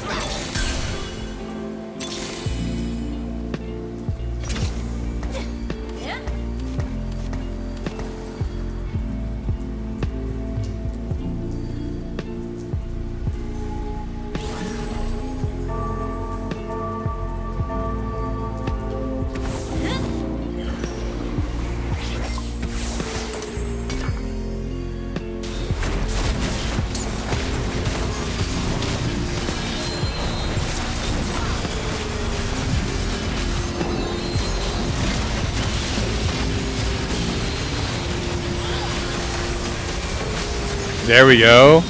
This is the Sona reroll comp again, who it still thinks hasn't hit their 3-star Sona. Our Vagar is now just pumping out 1 billion damage. Hey Muse, welcome to the stream. Love having a lurk at work.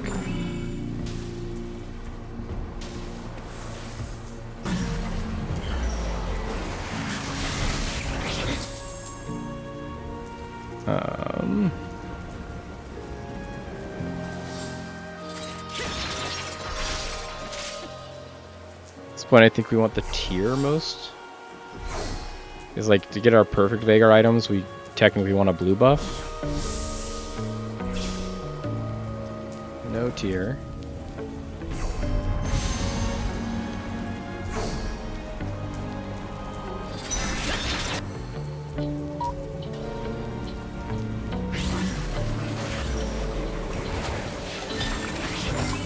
Another Vagar.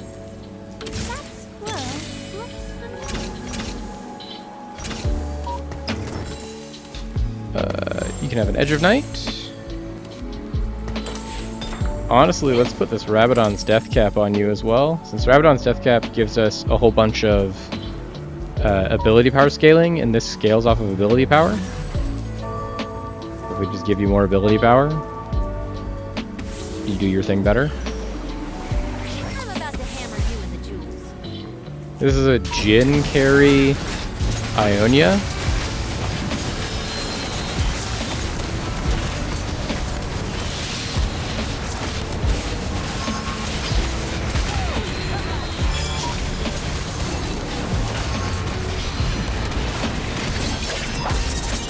There we go.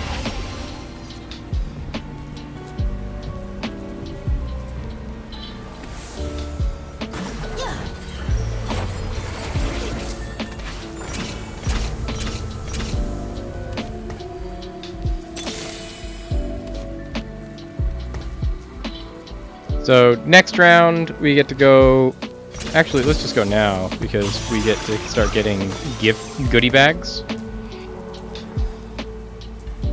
So now we get to Yordle 8. So Yordle 8 is just, we get all of the things from Yordles 2 through 6 before it. But now, at every round, we get just a free grab bag, which can have just a whole bunch of random stuff in it.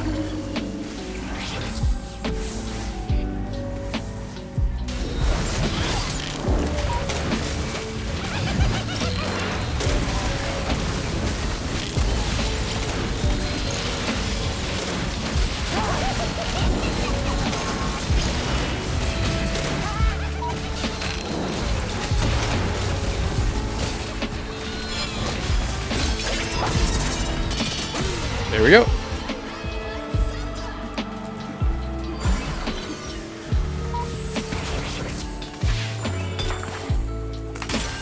So like that one just gave us a random Gambit duplicator. Watch out for us! Blast 'em.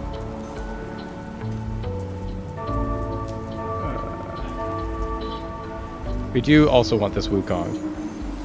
Because we're going to have a Wukong in our front line. We also eventually want a Rumble back, I guess.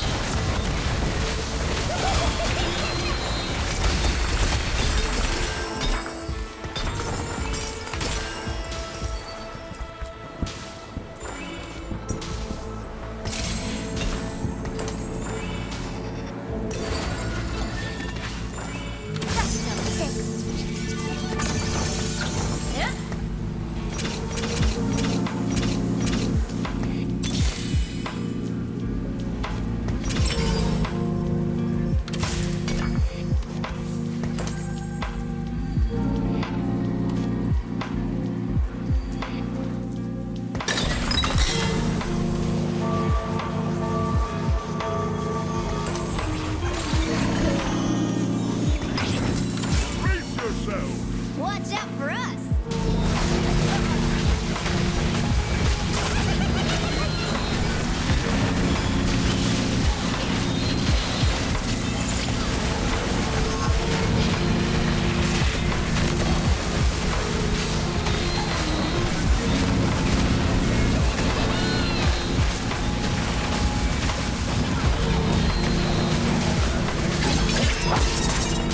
There we go.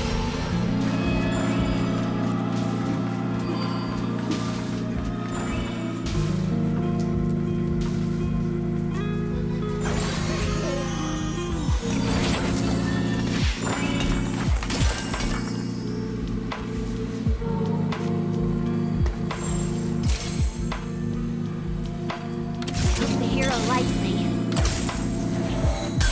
Brace yourself! Watch out for us!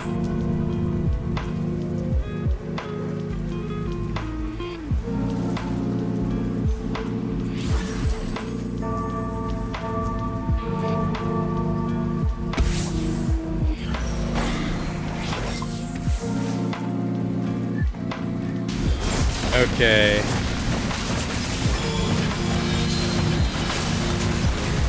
This Yordles player is playing the actual dedicated Yordles comp, getting 3-star Yordles.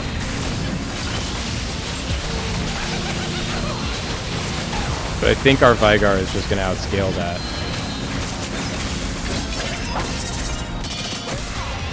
Yeah, our Vigar just did 16,000 damage that game.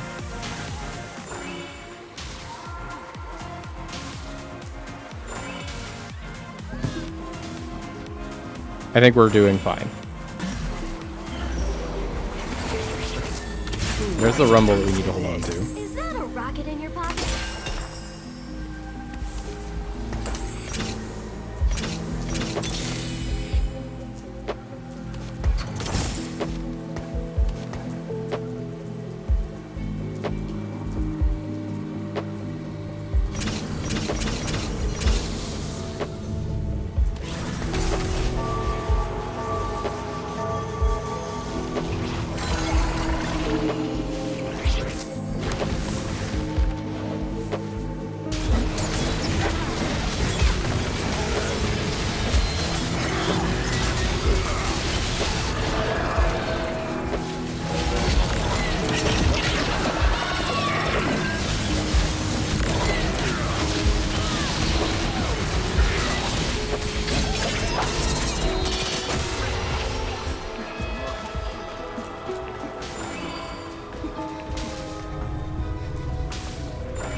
Okay, so at this point, we're just going to start eventually weaning ourselves off of Yordles away from Yordle 8.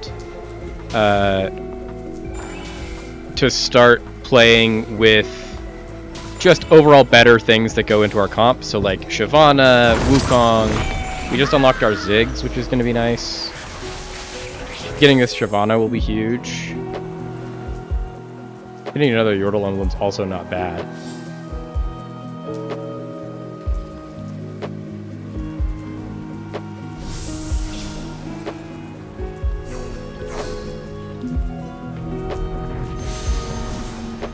I also really like this. Because that's a Ziggs item that we need.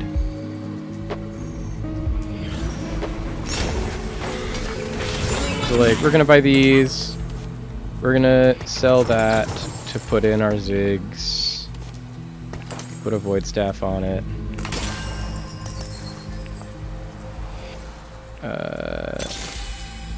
And then we're just gonna start looking for some of the other units that we want to drop in. Like this Wukong.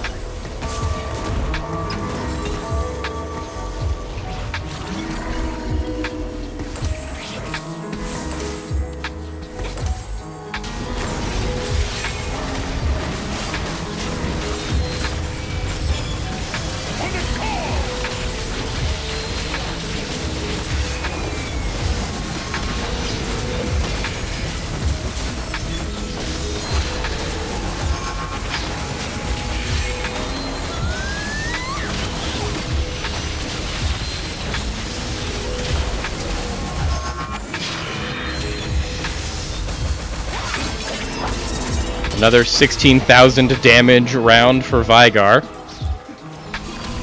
Locks us into top 4.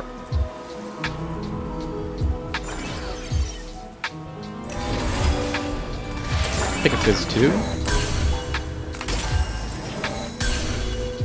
Got 6 of our Veigars now. Brace yourself. What's up for us?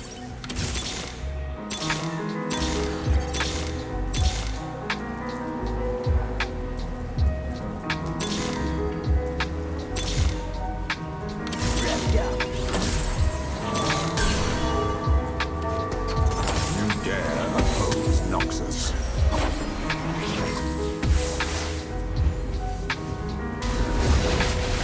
Okay, so this Ishtal has now hit the end state of their comp,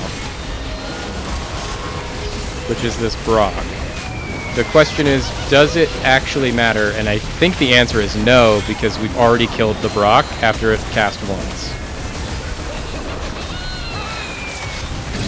I think our Yordles are just simply too buff and too beautiful.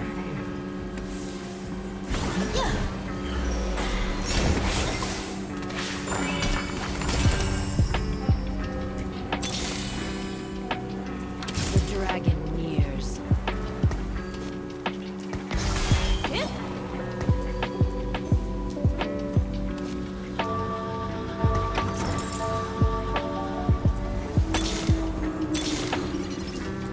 Wuju style.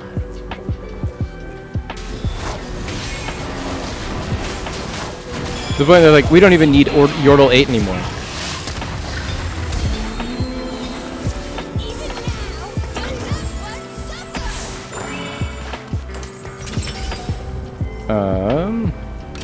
We probably like a Morello's here.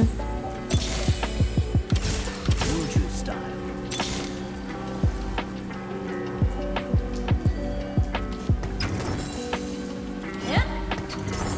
The dragon nears.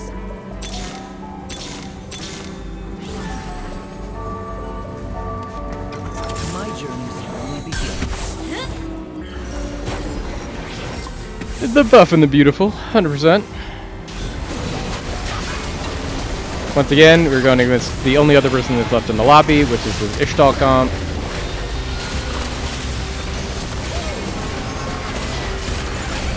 I think between the Ziggs and the Veigar, we do something like 20,000 damage around. Maybe even more. Because that Ziggs just deleted them, and then our Veigar every time he gets. That was, 19,000.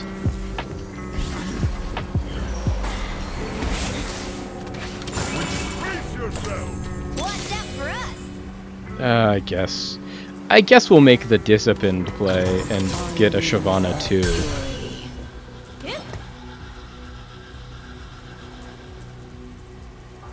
But yeah, so this is how you turn around a first game small blunder that got you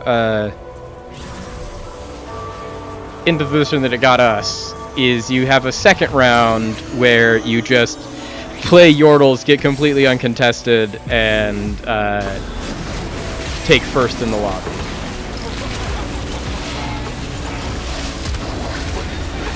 So our opponent has changed their positioning here. It's not going to have mattered, but like, let's see if we can try and digest why they were trying to position this way. Like, the idea, I think, was that they were not letting, like, their Brock was getting stuck, and so they wanted to go to the other side to see if their Brock could get around the outside, but that just made it so their Brock then ran into our Swain 2 and our Shyvana 2, which are even bulkier, and then it just died even faster. But we're all the way up to gold 1, 20 LP, and I think that was a pretty good game.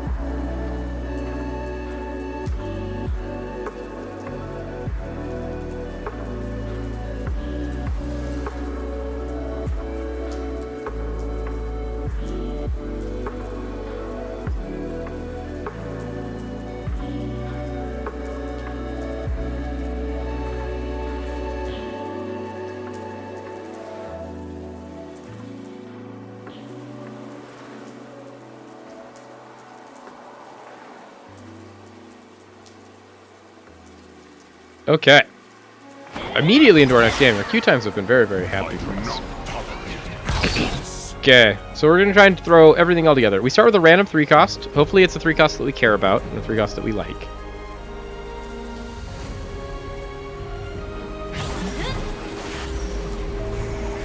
We got... oh! Draven! I don't hate having Draven. This could maybe be another Noxus game. Assuming that we get some of the other good Noxus things. Since, like, Draven's actually pretty good because if we can unlock Darius early, that would be helpful. We just got another 3 cost in Jinx, though. So, interesting. Can we see any of the 1 cost Noxus? No. No, in fact, we cannot. Interesting. Is there anything here that is high prio to take? Honestly, none of this is even things that we were really that interested in holding on to.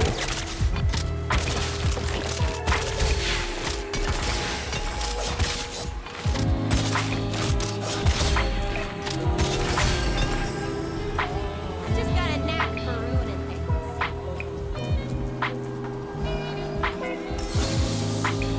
That helps a lot. We want those. Pull the Felios and Nico. We'll just actually buy everything out of this shop.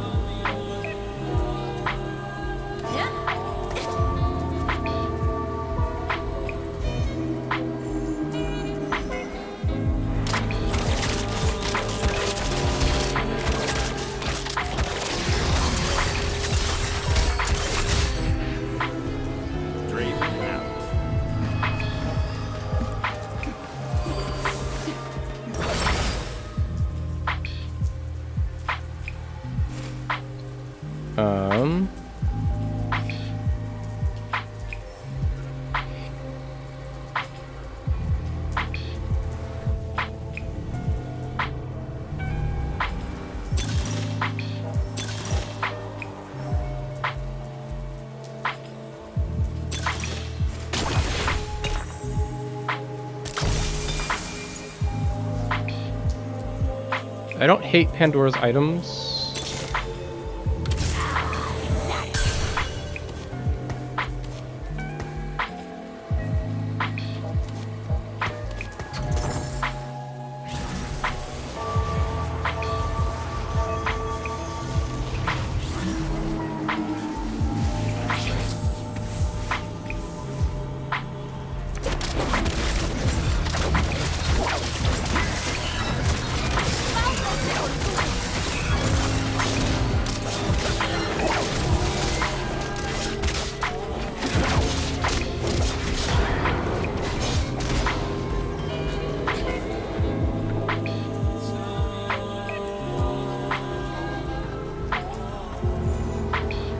really would love to see a Scion. This person has their Scion already, though. And it's going maybe Echo reroll? Like Echo reroll with plus bruisers for some reason?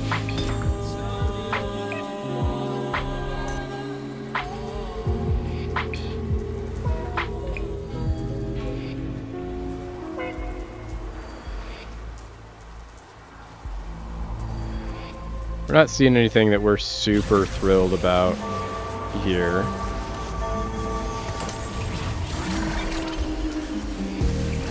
You remind me of all those reckoners no one remembers.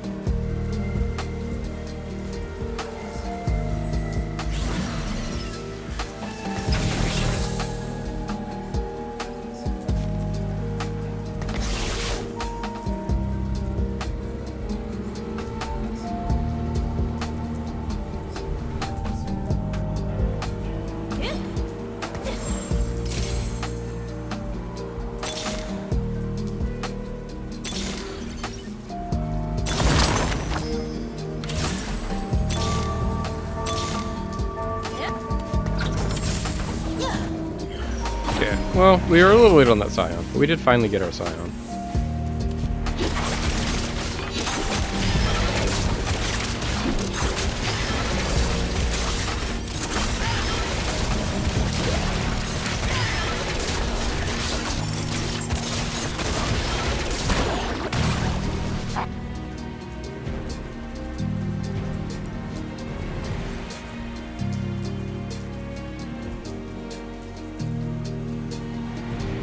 Okay, so a little late. We're a little lower health than I would like to have been. We're gonna go try and grab another tier. We at least have really high prio on that, so getting this tier is gonna be guaranteed. Doesn't really matter what we grab, just because we don't actually have anything that stays the same because we have Pandora's items, but we can put this tier immediately on to our Scion.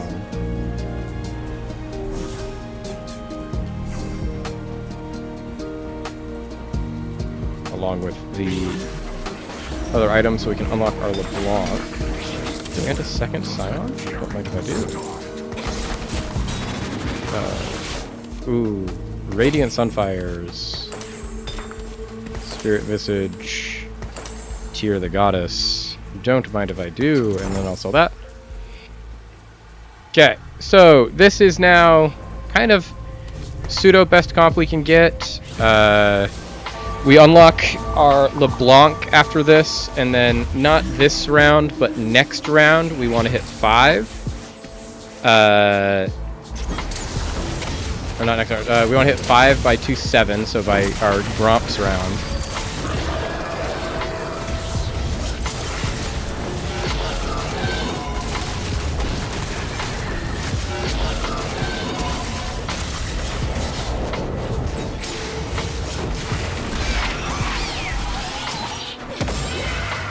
And then 6 on 3-2.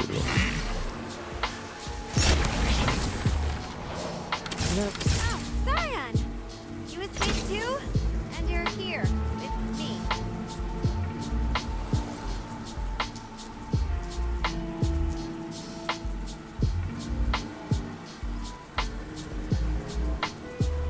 And eventually, this Draven is going to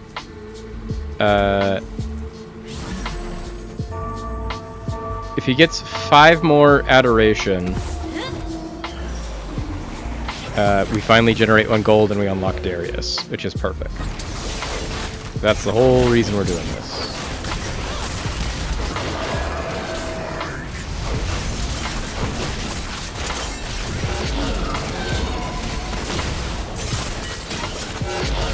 We might accidentally win this.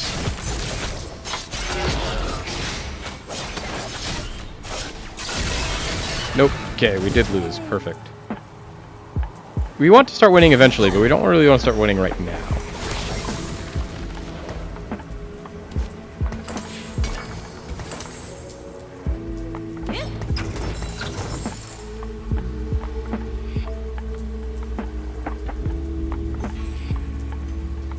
Okay, currently we don't have anyone to slot in on 6.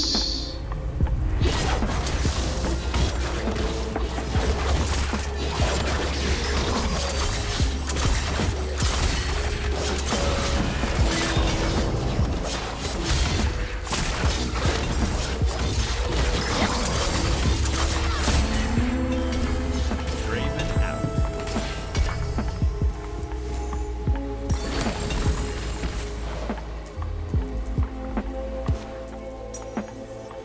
Shojin I like.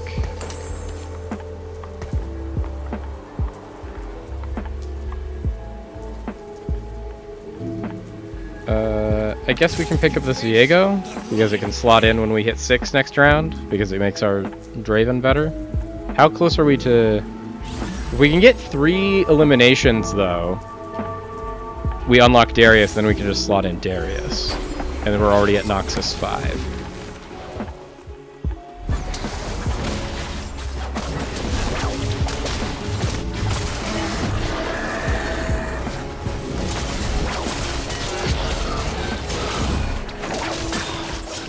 And now we are fine with winning. We've turned this around. He's 1 away. Unfortunate, unfortunate.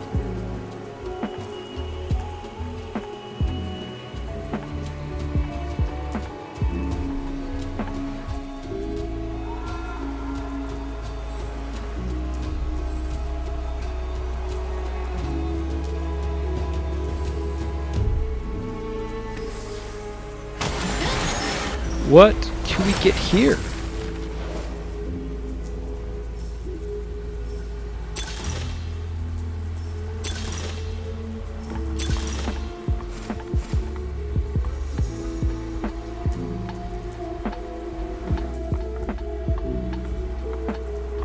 I don't hate this trifecta too.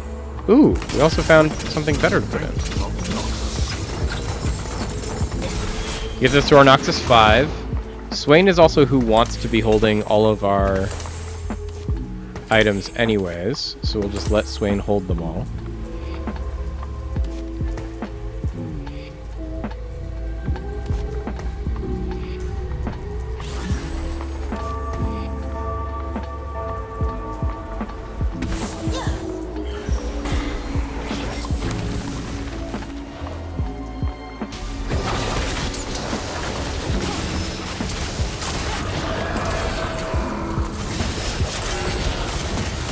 We have finally unlocked our Darius. There we go.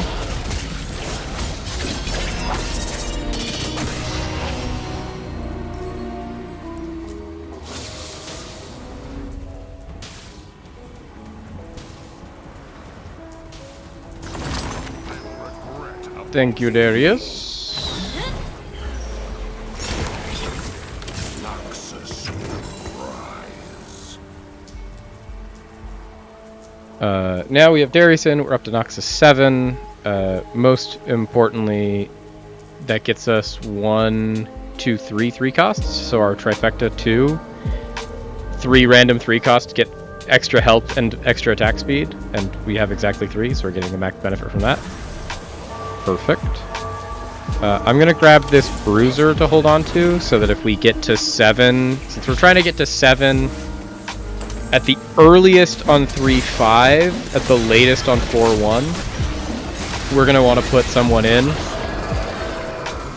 And like, ideally we'd put in an Ambessa of our own, but we'd have to find an Ambessa to put in an Ambessa.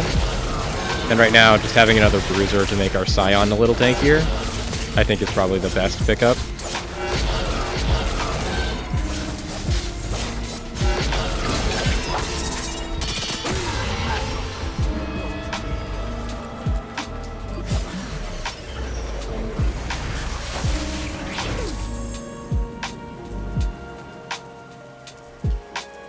Okay, so I'll pick up that Seraphine if they let me have it. Yeah. Do I need the Seraphine? No, but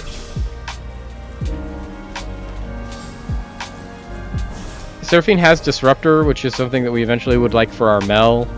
It can just kind of be a Mel placeholder until then. Or if we really just want to try and push to 7 right now. If we can push to 7 and have 40 gold, we will. I don't think we can though, so I think we'll just sit where we're at and hold off.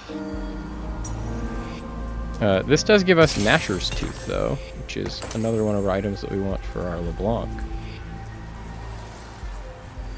Okay, so this means that we're going to try and go 7 on 4-1 for econ reasons, because we're 32 away and we only want to go there if we can maintain above 40 gold.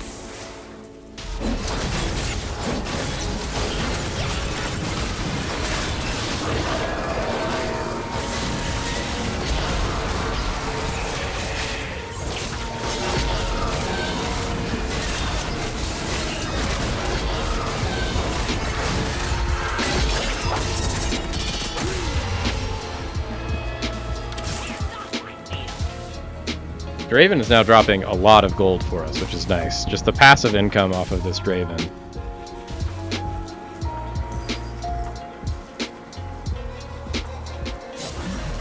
Is very appreciated.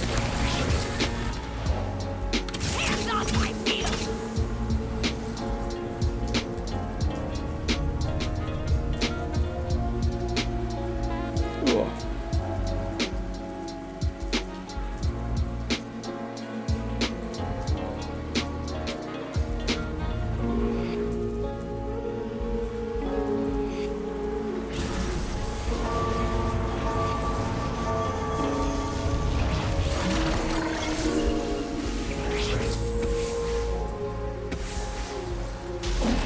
Took a second there for our opponent's front line to come in, and I thought it was going to be a real easy. But so they're playing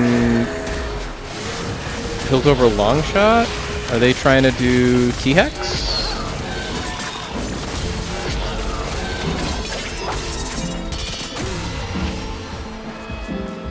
If our opponent here, Duckbill, ends up with a T-Hex, let's not be surprised. We are not the only person that has an Otacon.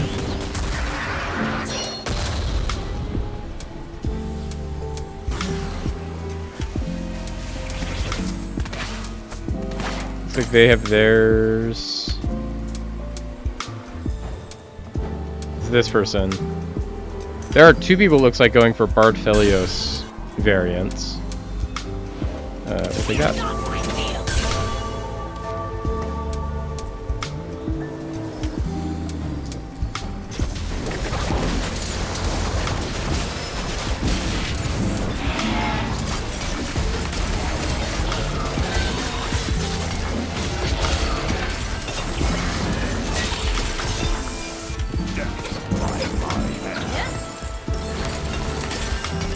Out of my way.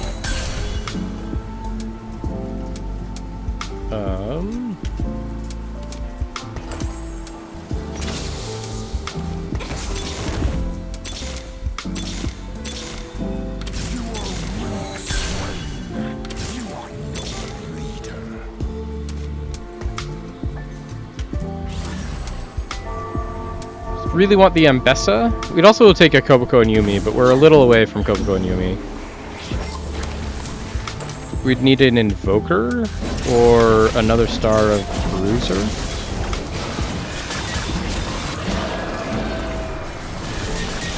We honestly probably shouldn't have rolled as much as we are since we're trying to hit 8 next round.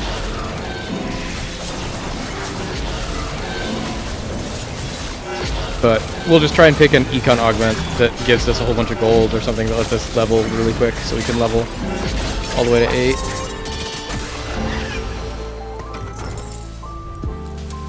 We need 60 gold or something that makes it so we just level like crazy.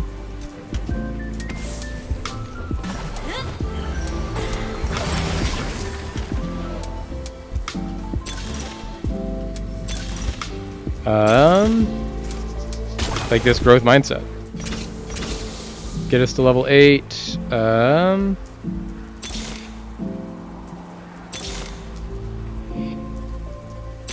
Can we please? Pretty please. This will get us there. That unlocks Koboko and Yumi.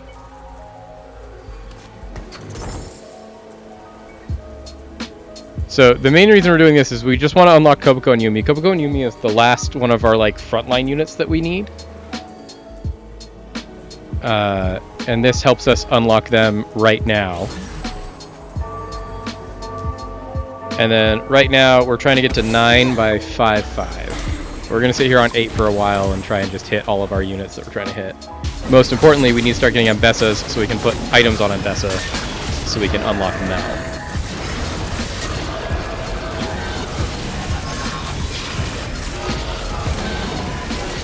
Ambessa also finally gets us to Noxus 7, which is going to be a big deal for us.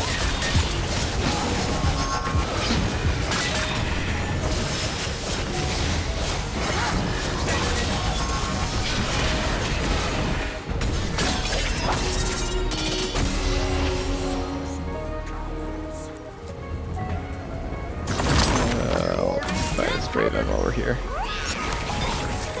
There's our Koboko and Yumi. We can sell you.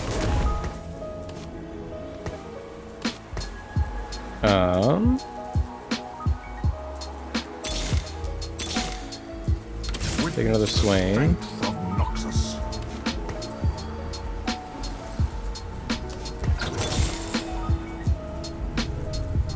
You dare. Swain 2 is kind of huge.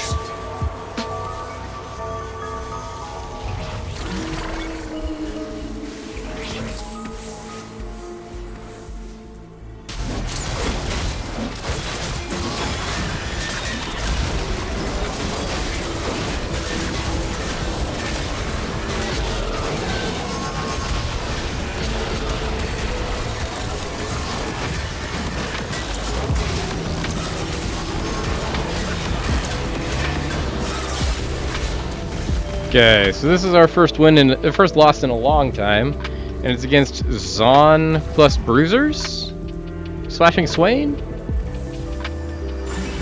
Interesting. Seems good. I mean, it absolutely just demolished us.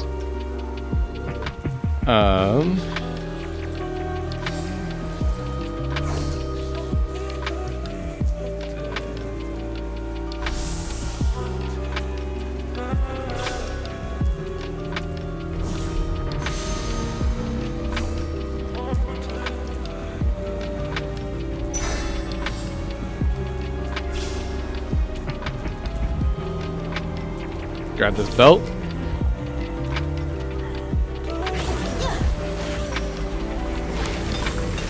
There's our Ambessa.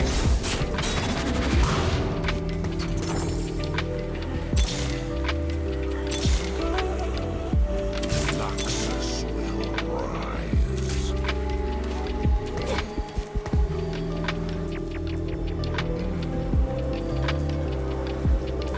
Okay, so now the next step that we need to do, now we've hit Noxus 7, everything's going to be very good. We need to get Mel, which means that a 2-star Ambessa with an item will die in combat, which means we need to find 2 more Ambessas. We're also now in a point where we're going to start trying to just level up a little bit.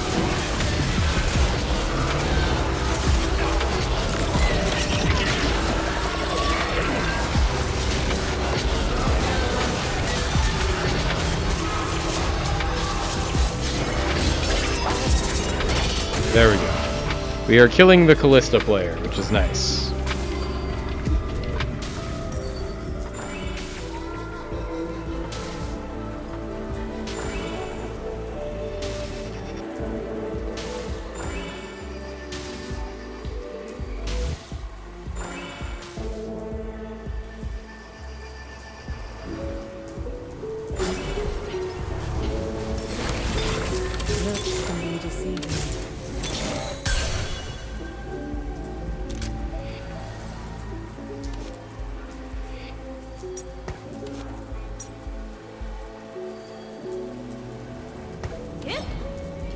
For some reason, our bench is never giving us anything we want. For our Pandora's bench, it's being pretty lackluster. We want glove, we want chain, we'll take tier, like we're not getting any of the things we're looking for here.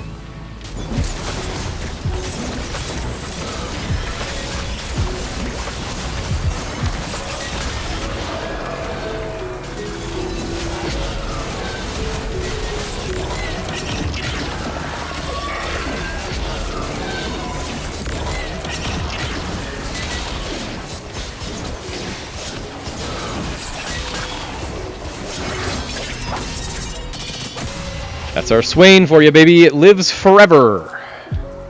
Swain, never gonna give you up, never gonna die. And there's our Ambessa.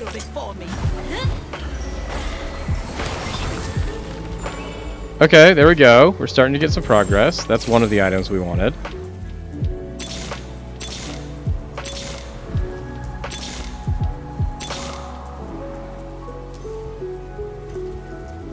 Swain 2 is just not dying there. Our Eternal Swain.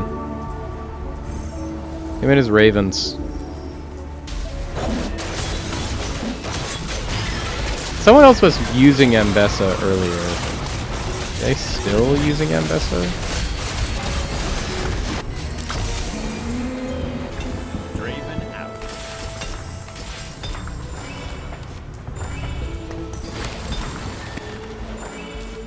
Fortunately, we missed that one on Swain. Never punished. Full build Swain.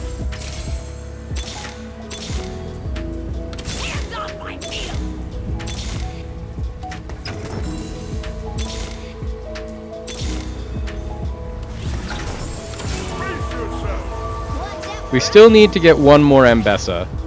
We've got a minute before we need to do that.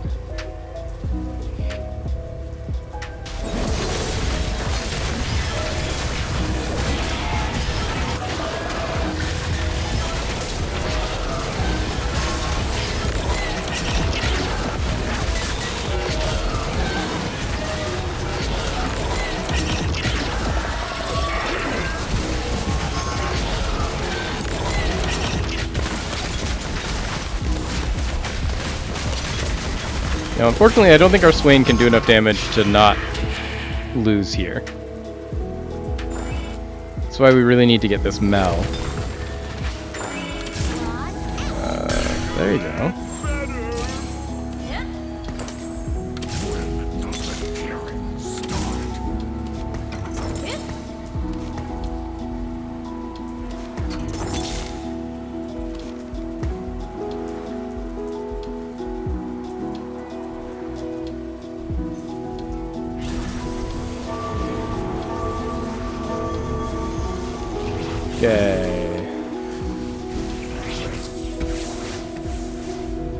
Okay, so we're playing against the Bardphilios guy. Who doesn't have a Bard anymore and just has 2 Aphelios?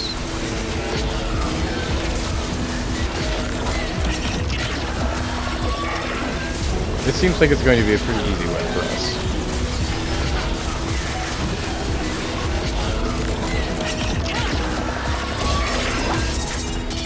Yeah. Like, that did not seem very difficult at all at any point in time. There's our Ambessa. Perfect. So now our Ambessa, we need to die, so we're going to just put it over here. We're going to position it in such a way that hopefully it dies pretty early on, and that'll unlock our Mel, and then we can put in our Mel.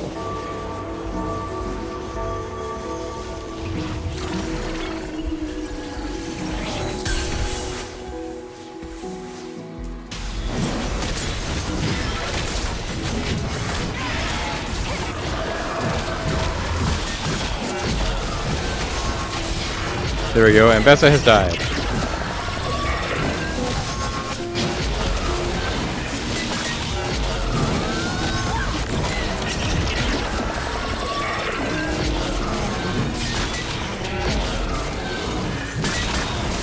Their 2-star Tibbers is gonna live forever. 2-star Annie is gross. Okay. Well, we've unlocked our Mel. And we can go get an item for her immediately. Perfect. I love to see that.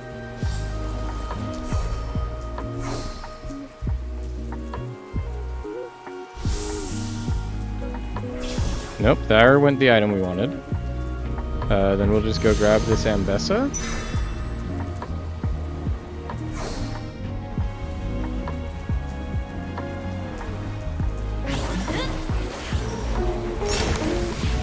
Guillotine is at my fingertips. Show me all that you have learned.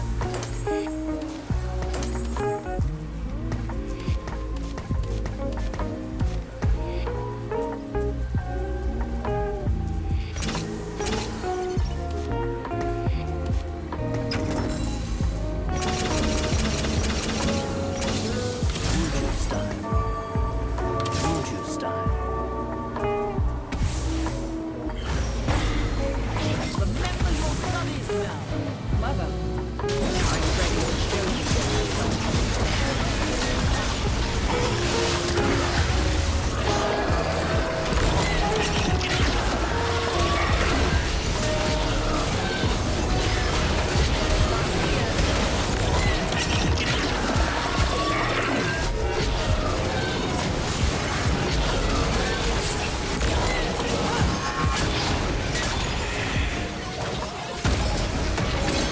There we go. Okay, we have eliminated someone. This should get us into Final Four. No! Okay, we need this chunk to lose. There we go. That gets us to top 4. Finally. Finally. Okay, so the 4 people that made it into top 4 are us playing Noxus again. Shork is on an absolute win streak playing this wild, like, Zon Noxus Bruisers comp. And then this person that's playing the Arcanist endgame. And this guy that is playing Bruisers as well. So, what we have learned, Bruisers, very good.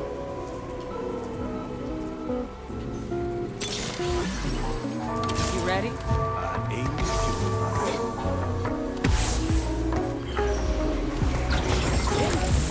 My ultimate will bring you to heal.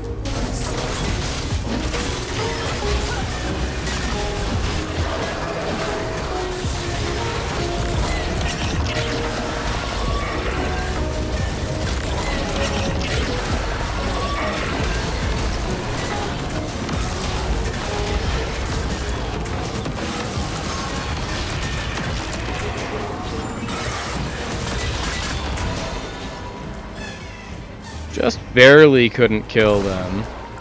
Interesting. Pets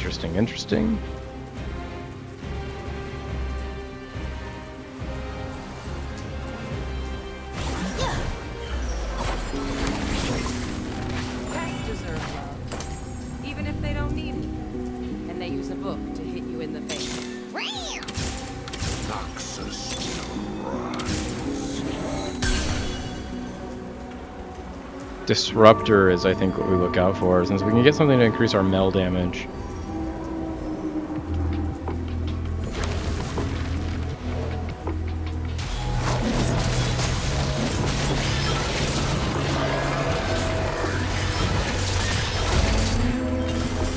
Welcome to war.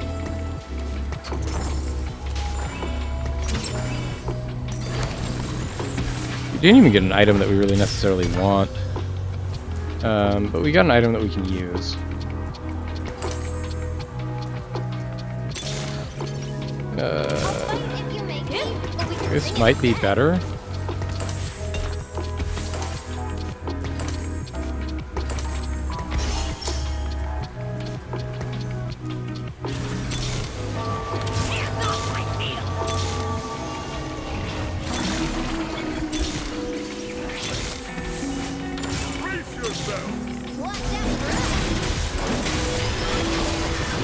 I wish we had gotten a 3-star from the dragon, but the real thing we're hoping for is that this bonus mana gets it so that we can get our radiant item faster off of our Mel.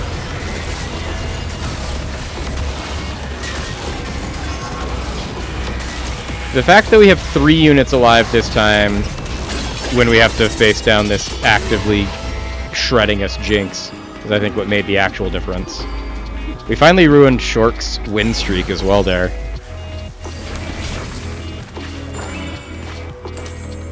Ooh, Disruptor Emblem I like. Shurima's legacy will endure. Let's make you a Disruptor.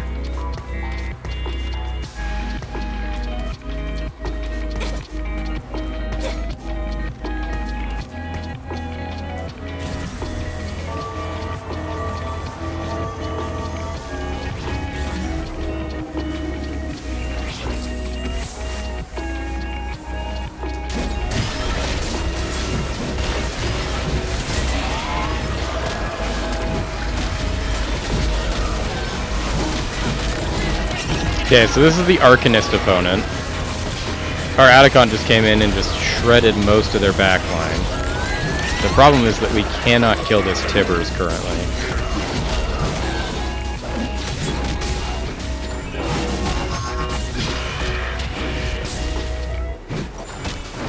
Two-star Annie might just be a little bit too much.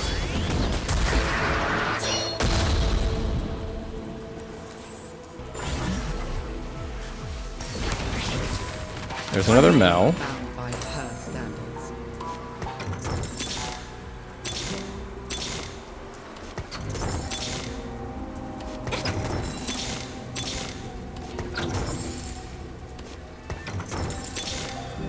There's Mel 2-star. Maybe that'll make a big difference. 2-starring our Mel can't be bad. Could change. Perhaps now you don't disappoint. Mind your step. Shork has 3-starred their Blitzcrank.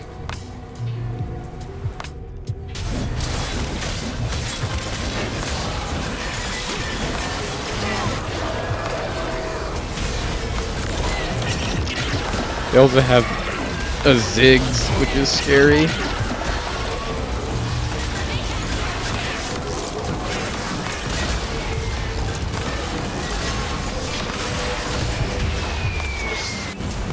Yeah, that's us, baby. But hey, we'll take a top 3. 3rd place. 3rd place isn't the worst. 3rd place is probably pretty good. Probably halfway through gold 1. There we go. Just string a couple more of those together. I think what went really well in that one is that we redeemed ourselves from our loss at the beginning. We played the same comp we played in game 1, but we actually leveled correctly. We were doing pretty well at that. I need to be more proactive. It's one of those where I still feel like I'm too slow in between rounds to be able to do all of the things that we need to be doing. Of like, we need to be able to roll and get our things up. We also need to be scouting what other people are doing. I think I need to get better at the time management so we can try and string all these together. Positioning also made a lot more sense than if like I was putting things together so that we were trying to focus fire things, we were trying to spread things out so people would get harder to hit. Spread pryos across the back line. I do have to calculate faster like chess. That's the part of the auto chess part of this that we need to work on now. Is the chess calculations need to go faster. And I also need to gather the information so that I can use it to calculate faster.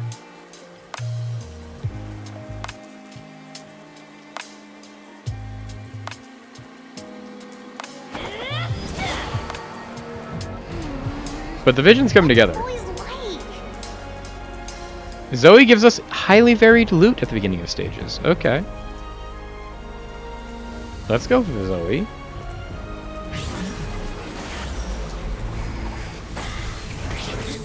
What is our Ionia? Path of Transcendence. Bonus health and deal bonus magic damage.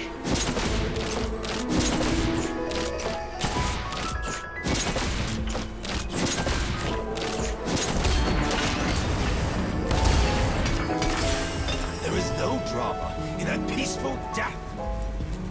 Is there an Ionia comp that we would want to even begin to play?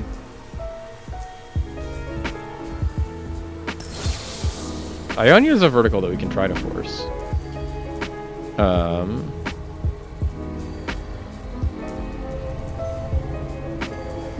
Briar, Caitlyn, and Kog'Maw are all also pretty good to pick up.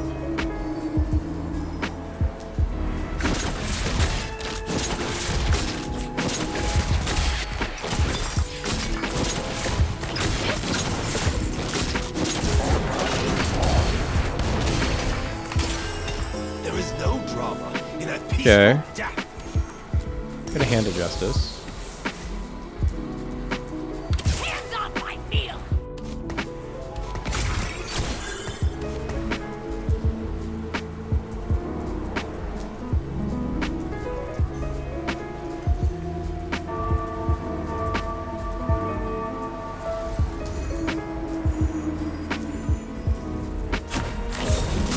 This person's going.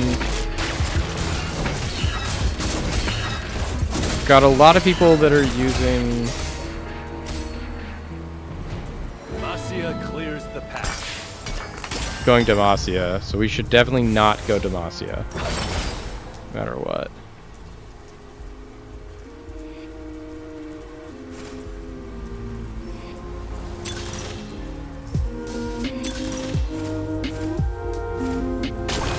Take Warpath. Enforced equilibrium.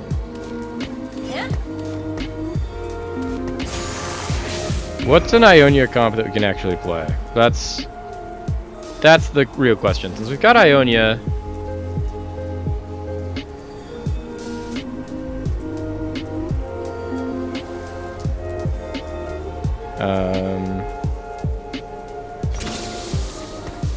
drop this in.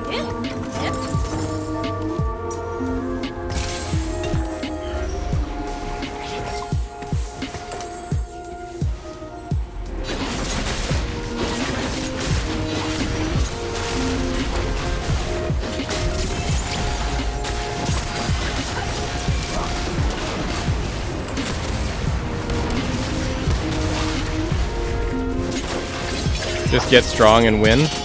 The current plan. Play Ionia Path of Transcendent. What do we actually want to do in this? We want to unlock Set, we want to unlock Volley and Kennen.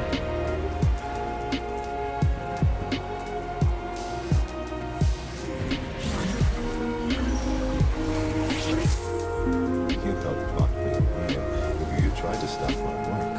My heart cannot be contained. Tread carefully.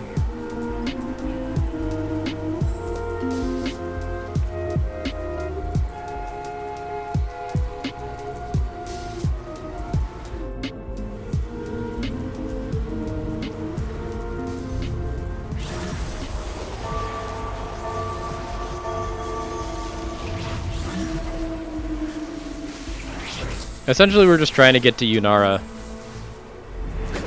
Is our whole thing.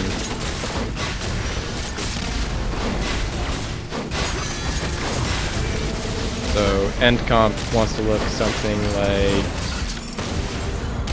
this. We want Shen, Ari,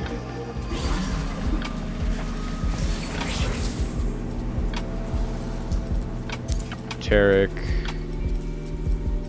Yunara, Swain Wukong, Shyvana Set, Kindred. So we just won our first two. Hold on to this. Drop in a defender after Carousel. Our opponent here is going Bard Helios.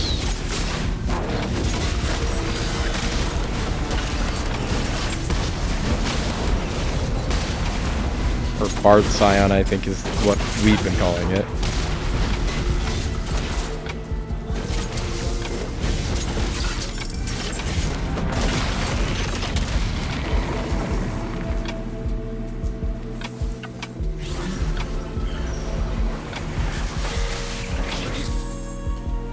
We would love to pick up this Ari.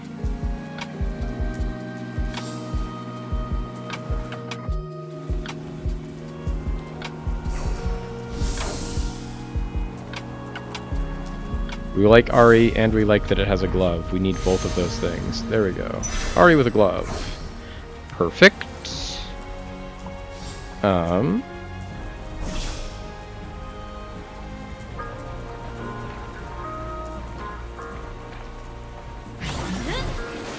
Yasuo is the other thing that we're basically looking for. Exclusively.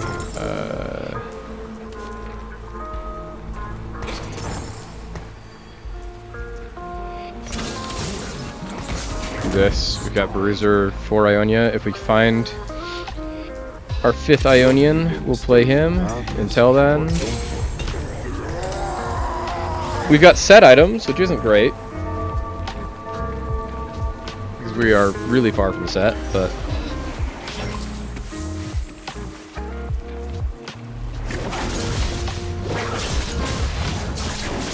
So this is Noxus plus random good card, like random slayers.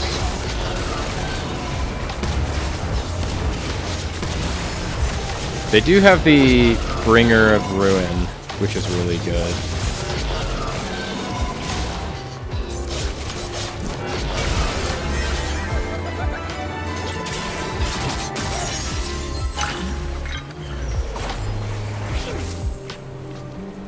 Scurry back to your shadow.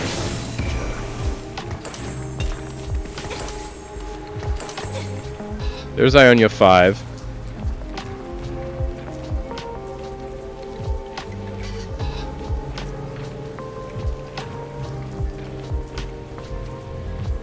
Okay, who do we want to slot in? At 6.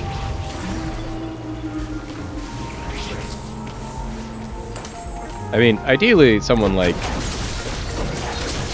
Kennen or Wukong or Yone or anyone, but we kind of never want to have more than 5 Ionia currently, so we don't have one of the good paths.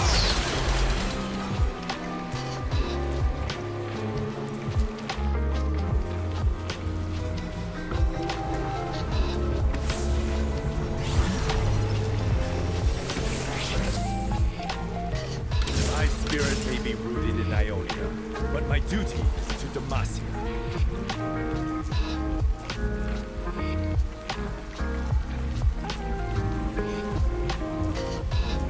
What are our opponents doing? This person's settled into Void.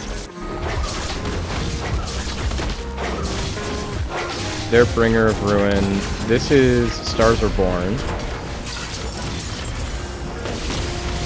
Looks like they're doing Bruiser Bard. This is Bilgewater, Yordles, Double Trouble.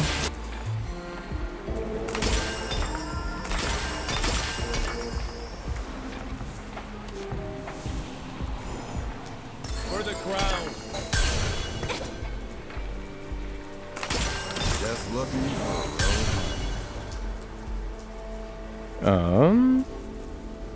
Is there anything that we actually want to build out of any of these items? Not really.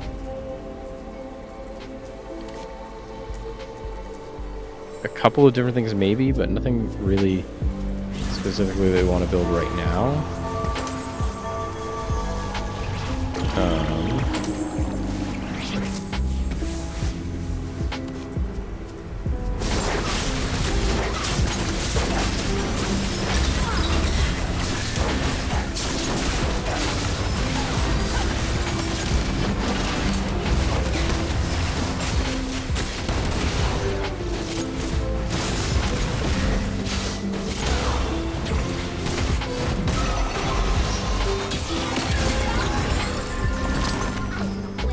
There's Kennen.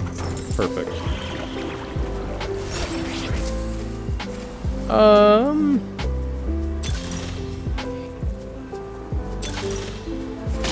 just take Portable Forge.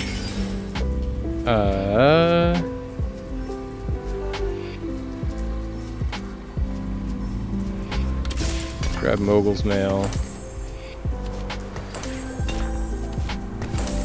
Put them both here.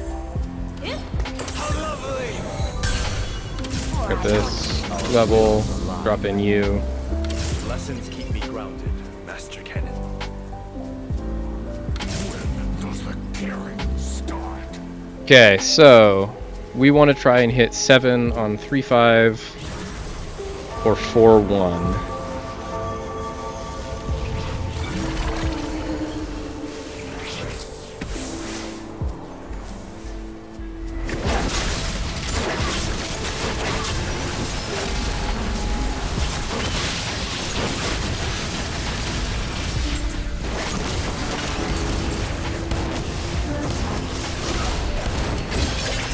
There we go. We turned it around. We got a win.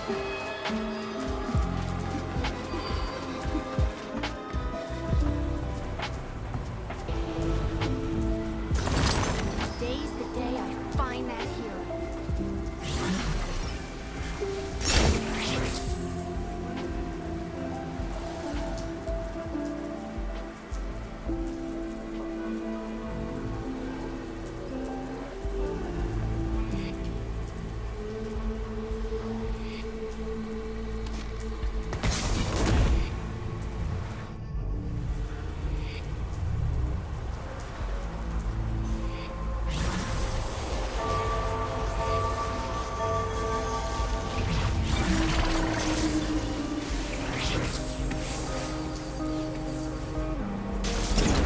Okay, the Void player has 4 Void, but they don't have their ore cost yet.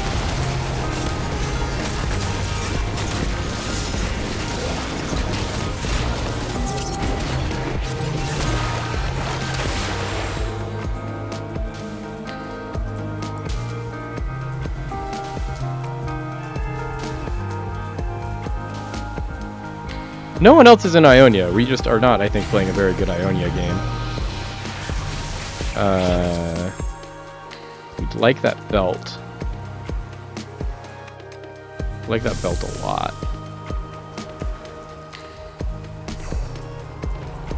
Or this sword or glove.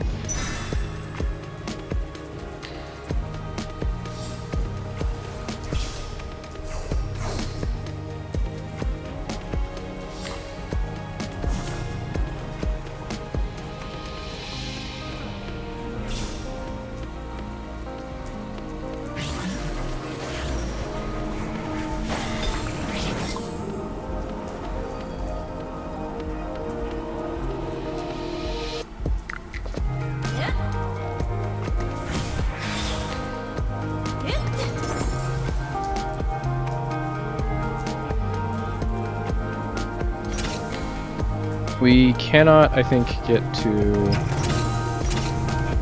Yeah, we can't get to 7. So we'll have to go 7 on 4-1. Then we have to get to 8 on 4-2. So we're just going to be econing like crazy.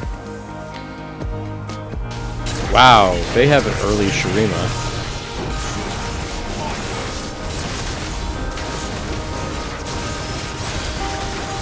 They're also contesting in Void, so... They have a lot of really early 5-stars.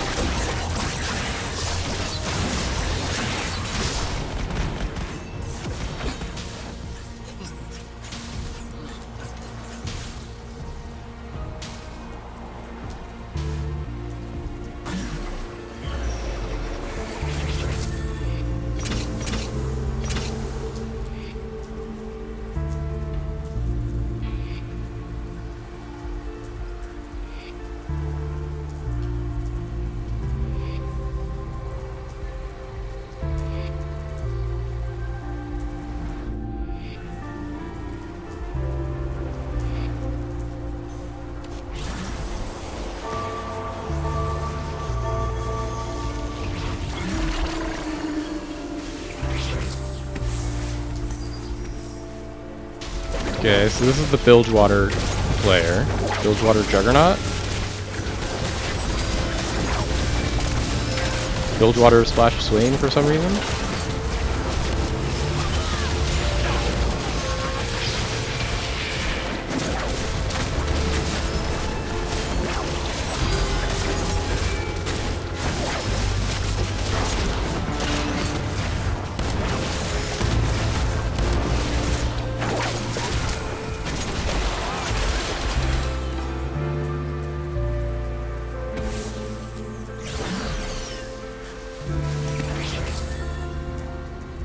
I carry The shadows. from the shadows. More sparkles!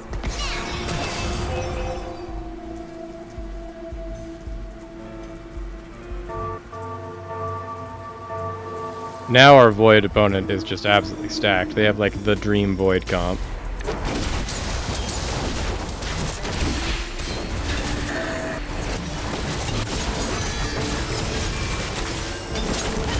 There we go. We're starting to get some of the items we wanted. And if we get our Yunara, Chocolate mooncake time!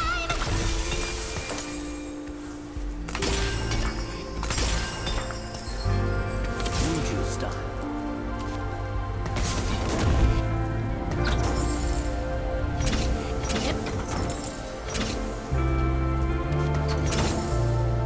um,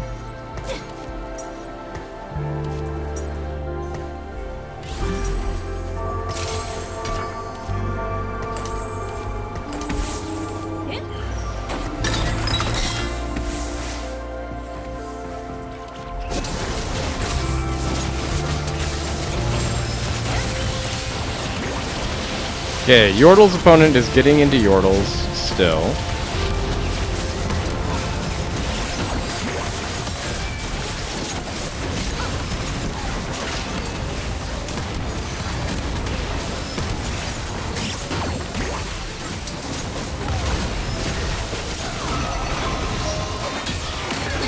They are going to unlock their Vigar the second they get to level 7. They already have their Rabadons.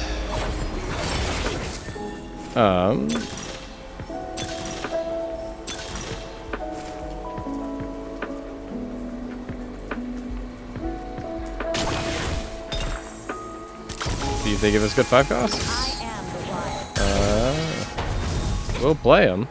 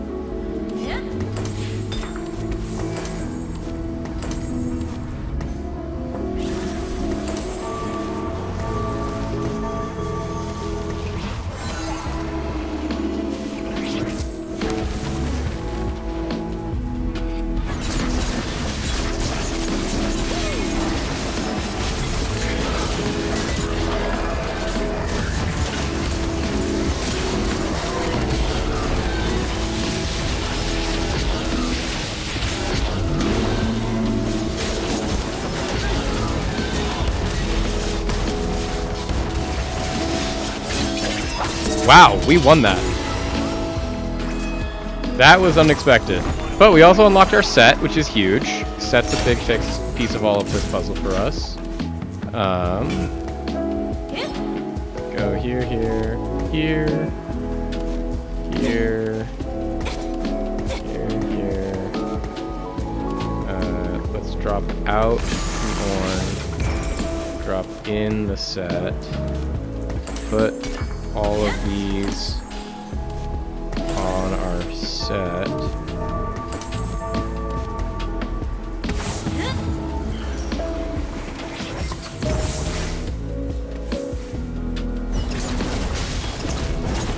We really want to find our Yunara as soon as possible. It's kind of the highest priority.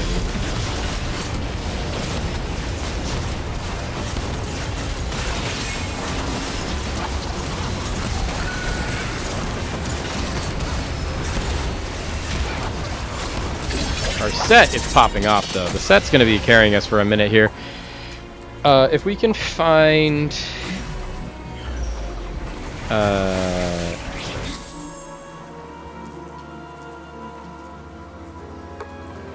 belt. The belt is kind of our best item here. I'll take the belt on this Azir. Nope, we can't get the belt. We'll take a glove. Glove I don't hate. Glove is pretty good.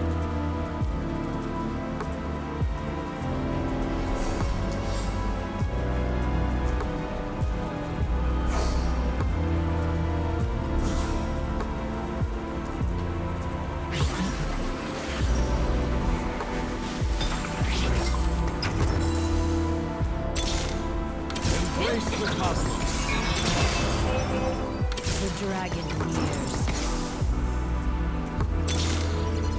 What an honor to make your appearance, child of the first land.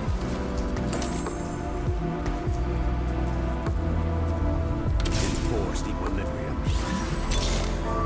Mama always said I had her temper.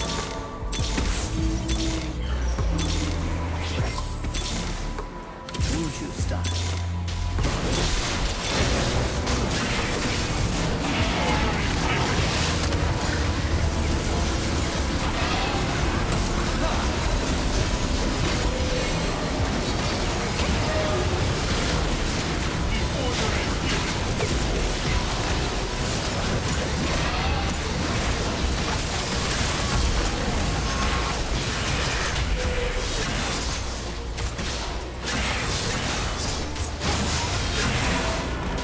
Okay, so we didn't win that one, but that's like a person that's had Azir since the dawn of time. My mom's in the sky.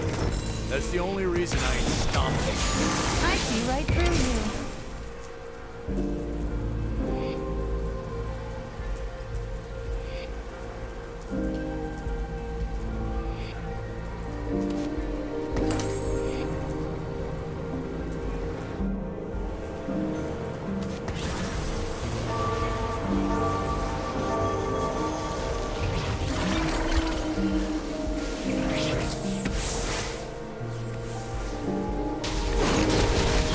Okay, this is the person that's playing the Bilge Water comp.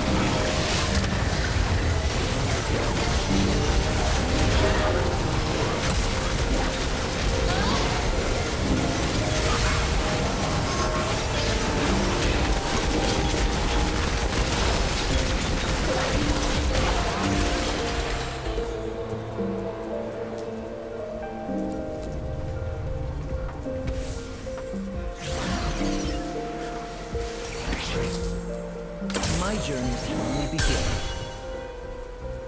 Wukong 2 is probably going to help a lot. So it's going to be getting... Like, if we get 2 belts out of this, that would be huge. 2 belts would be massive right now. Double belt. Trying to manifest a double belt into existence, chat.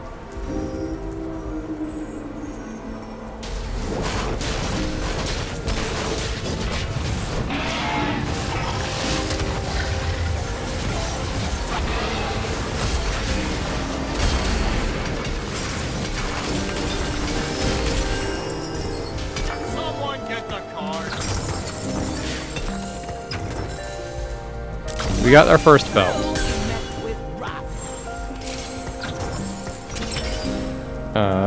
We don't get a second belt, but that should be fine.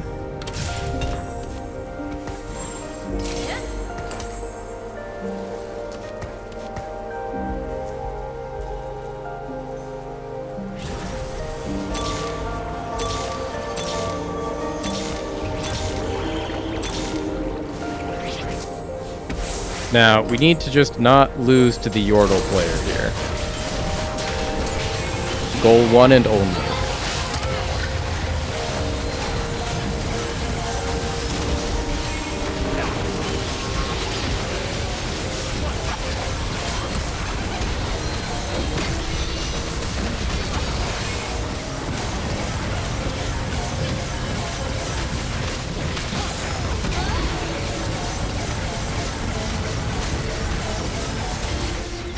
There we go, Yunara. That's the damage we're looking for. Huge, huge, huge, huge. So that's a massive result. Hey, Take that. There we go.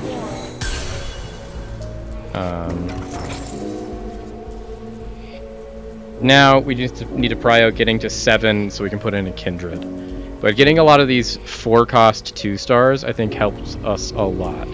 It's our Ionia. Yunara is going to be good. Set, Targon, like Taric, Wukong.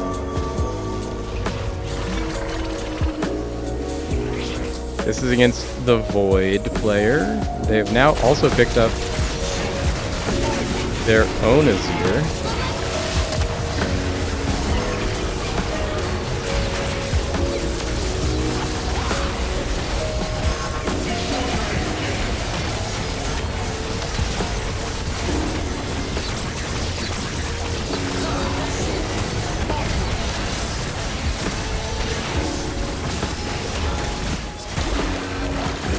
Oh no! 5th place, unfortunate. First loser. Okay. We only lost 10 though. That's fine. Okay, so the comps that we saw that we lost to, the Noxus comp that we knew was kind of insane. The Void comp that was splashing Shurima for some reason. This other Shurima comp that was really, really good. And then someone who just got like the Bilgewater nuts, I guess.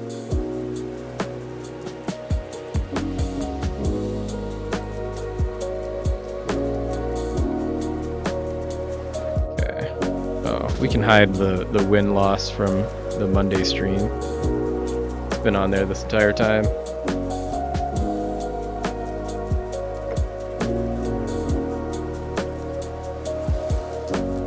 Okay. If we're lucky, we can maybe get 2 more games in today, chat.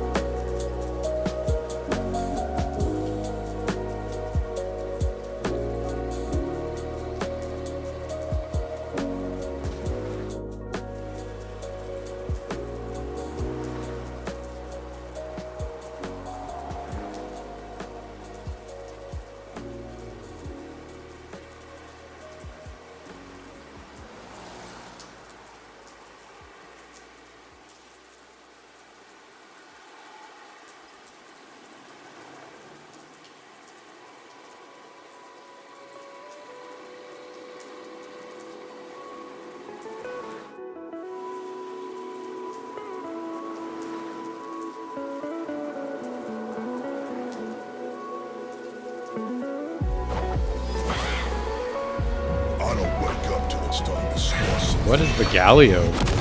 Okay, so first augment is... We can build on 5th. We can. Like, 5th is not that bad.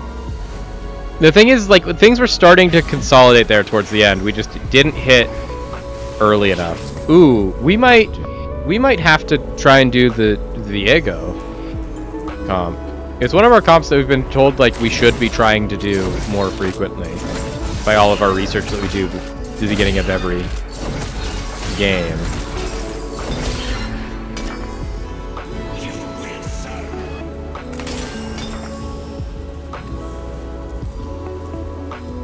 If we get 2 more Viegos, I think we might just try it. Enforced equilibrium. Right now we're getting a lot of Shens and Kog'Maws, so not a great look, but... Anyone else gonna contest us on this Viego? We've got someone else that has 2 Viegos.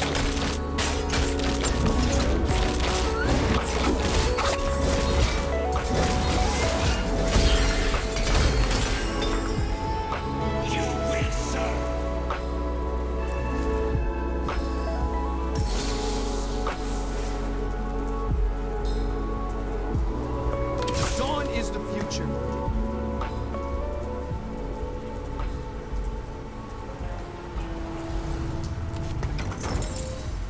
Hands off my meal!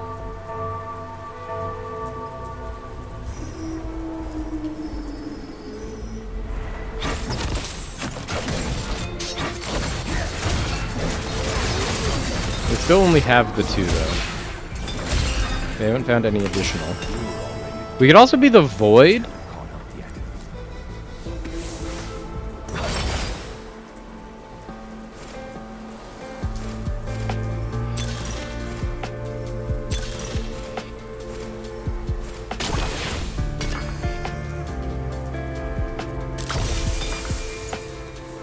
We also have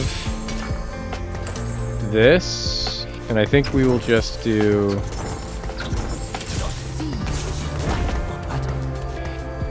The heart of Piltover is its people. The sea is ripe for battle.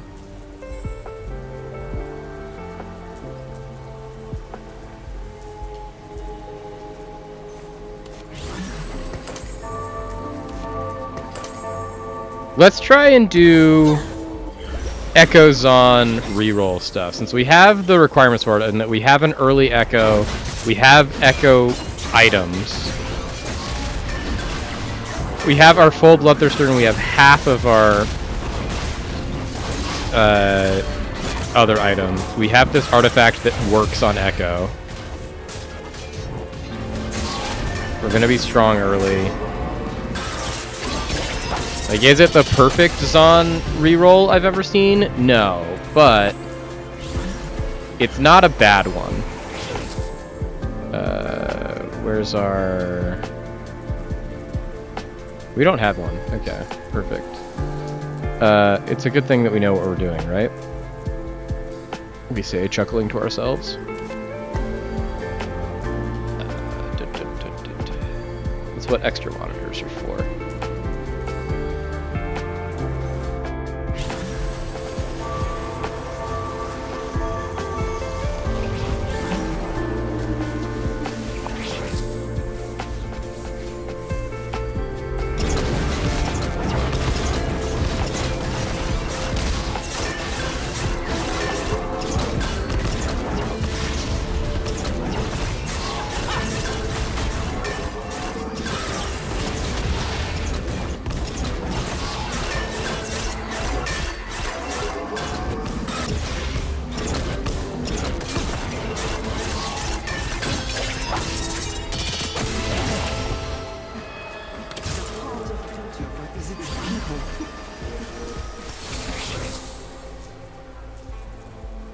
Dawn is the future. The unfortunate thing is that we don't have really some of the better units that we want for this.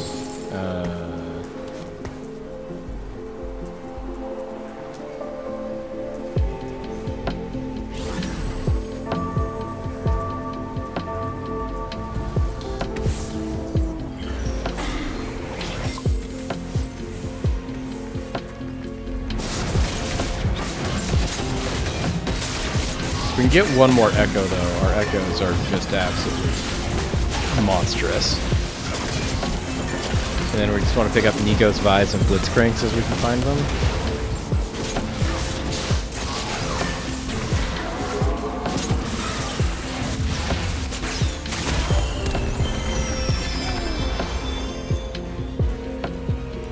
We actually do want to lose HP because eventually we are going to be unlocking Singed, and we just need to lose 35 player help. We would love to pick up this TF, please, and thank you. We're in the third round to go, so not a high likelihood that he stays that long, but he did. There we go. So we need to get this TF, and then we have our current best in slots for our Echo already.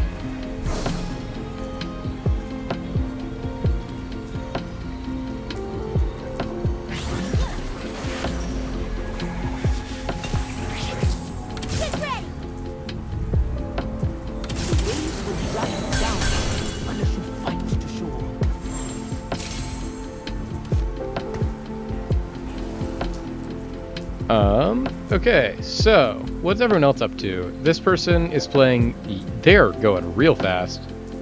They have 6, and they're playing 4 Yordles.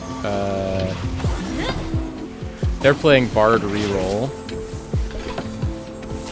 This person did eventually end up going Shadow Isle, so I'm glad we didn't contest them on that. This person is going... looks like Demacia Longshots. Someone's going Freljord.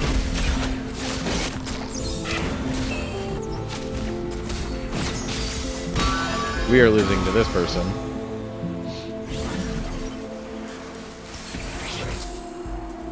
Get ready. There's that.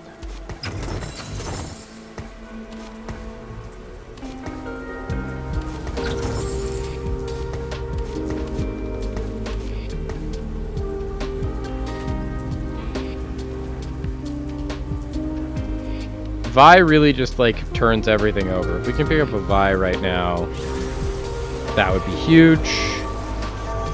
But as it is, we are losing HP to get our Singed, which is already kind of end goal anyways. This one's so this person's going Piltover Zon Demacia with their World Runes. They're just trying to get as many region traits active as possible.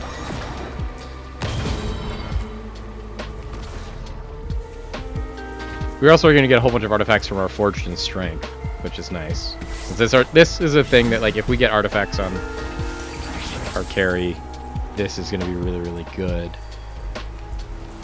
for us. I will protect you. Have that to slot in since we're going to level.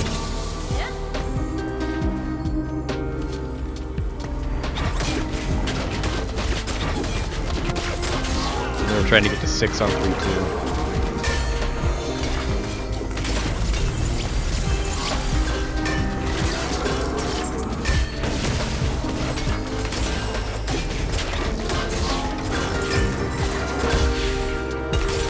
That worked. I got them all.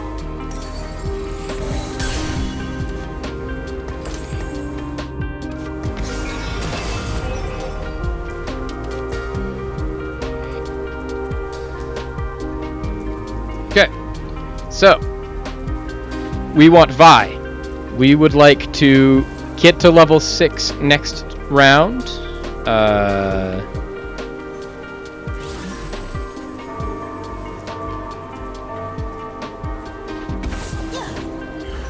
then we would like an item or a reroll augment.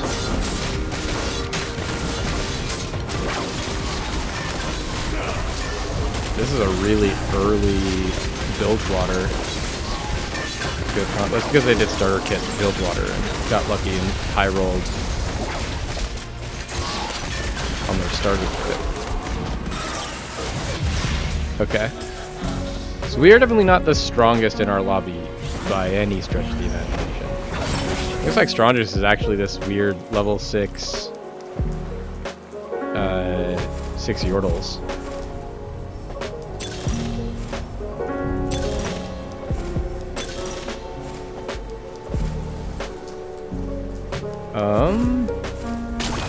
Guess we'll take that.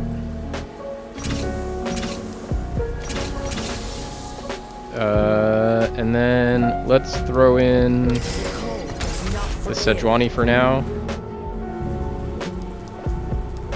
And now we're just going to try and stay on 6 as long as possible until we get all of our Vi's and all of our Echoes. Is the real plan.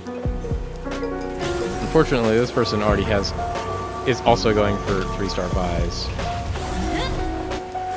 on their weird version of Bard Felios.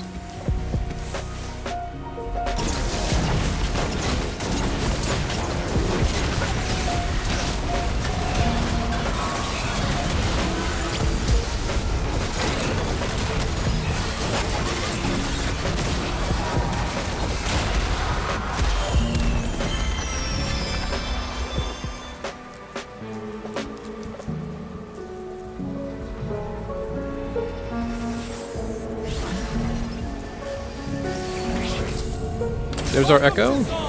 Here's a Swain.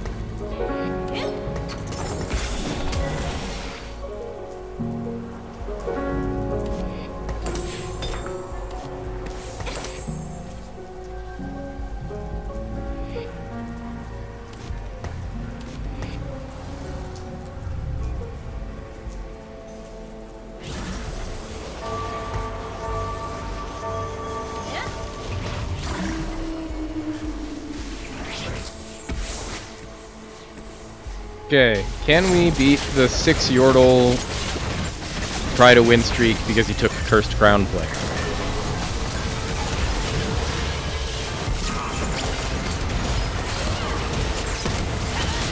My money's on no, because they get to have 2 more units than everyone else.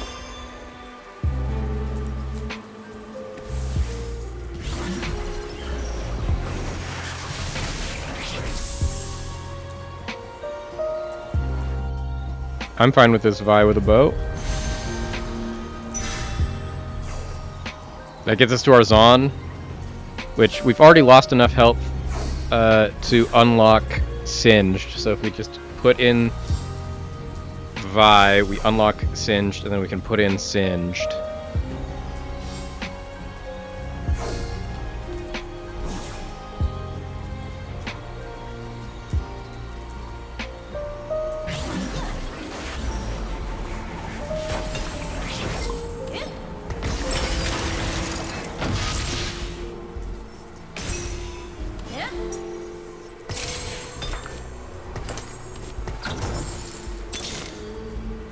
Who needs a beat down? I much prefer this to desk duty. I'm glad you'll have my back, Vi. Let's keep the chaos to a minimum, shall we? High five, Cupcake.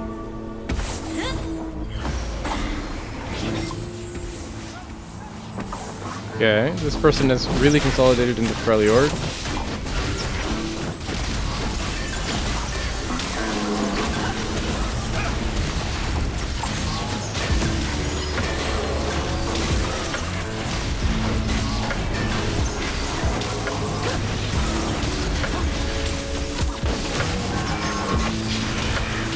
We're just hoping to not lose by a ton here. Okay, so if we lose one more, we're gonna get all of our artifacts from our thing, and then we hope to literally never lose again.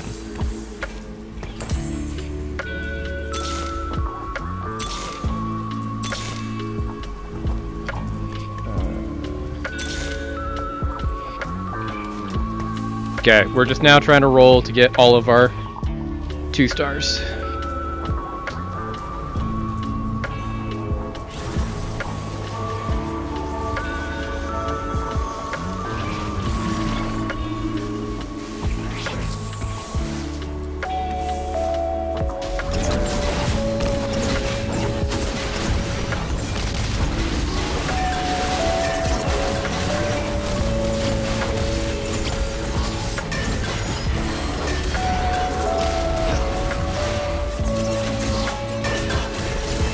This is a win. We are going to absolutely demolish this guy.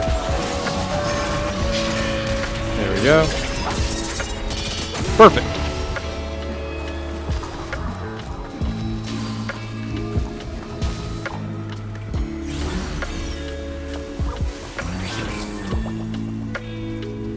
Wow, you sing in such color, Nico.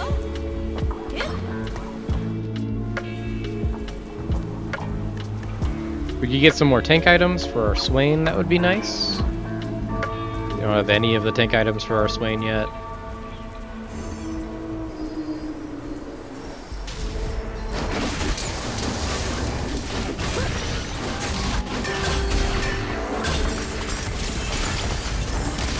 Like another Echo. Echo is great. There's a tank item for our Swain. We Noxus on the roads we built.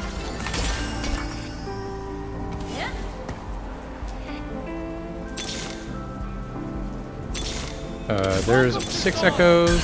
There's another Singed.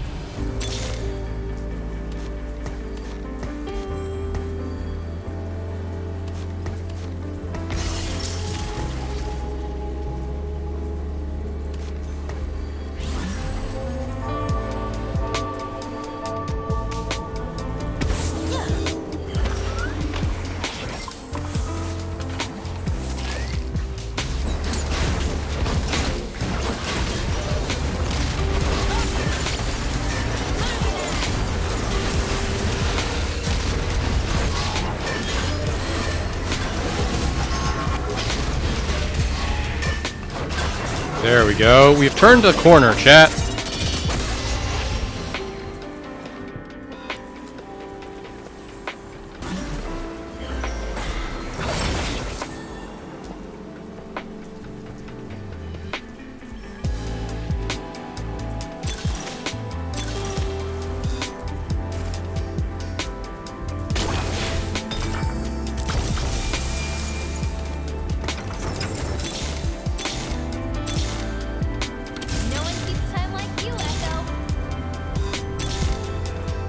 There's our Vi2.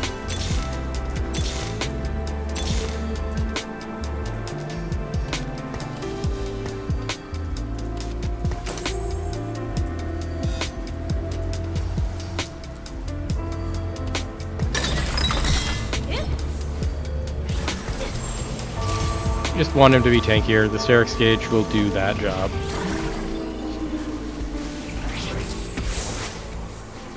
Okay, this is the absolutely insane build water comp that we saw earlier. It has gotten even more insane and it has picked up a Kindred.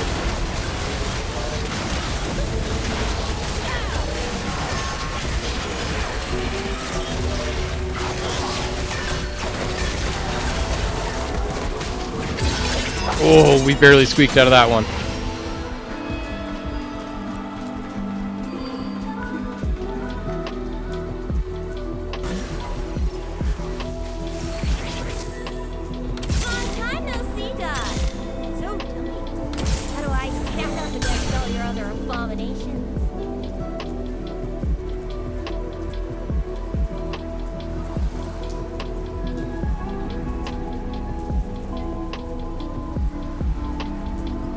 Okay, if there's any round that we lose, we want it to actually be kind of one of these next two, because we lose more HP per round loss the later into the game we go, and we have a really powerful payout when we get a loss and go below 35 health. But we don't want to go too far below because we don't want to not get to use our artifacts we get.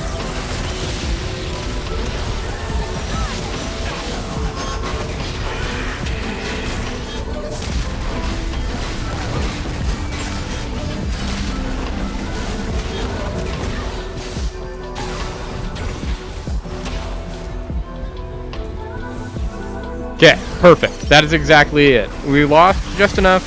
We're gonna get all of our rewards for it.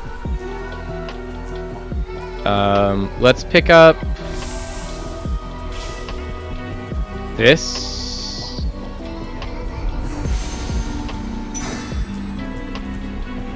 And then we also are gonna get a whole bunch of artifacts right now, and we have a list of what artifacts we would want most for our Echo.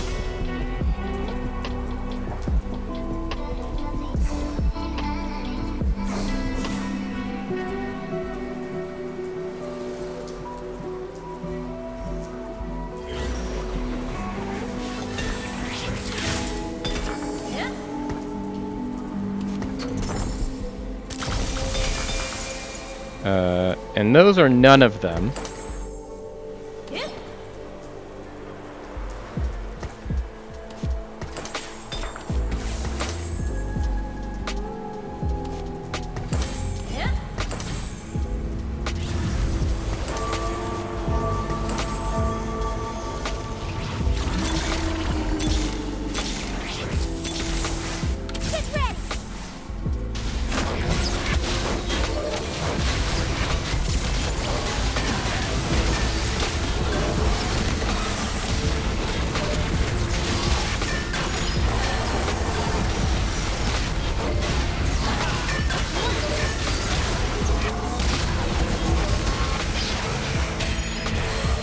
There we go.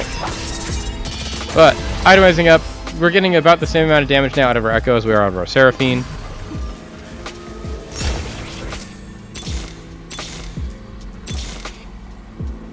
Witness the strength of Noxus. When we inevitably get our 2 more Echoes we need, that'll change, but for now,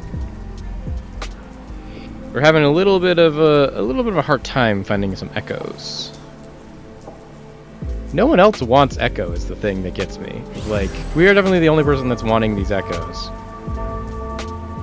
not like our Nikos or our Vi's that we're like extremely contested on. Like this guy who's been contesting us the entire game on Echoes and Vi's. On Nikos and Vi's. Exactly. Echo, echo, echo. Where is my echo? Luckily, this, I think, is going to eliminate this opponent. And so that puts all of their Vi's and Nikos back into the pool.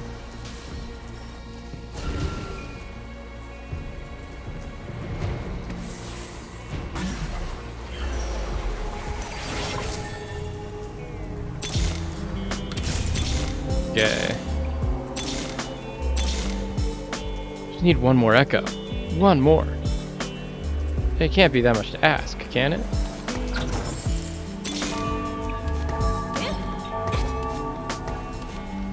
If we get one more echo, like, we're just good enough that we can just start pushing levels and then just start dropping in units and finishing vertical streaks and be so strong.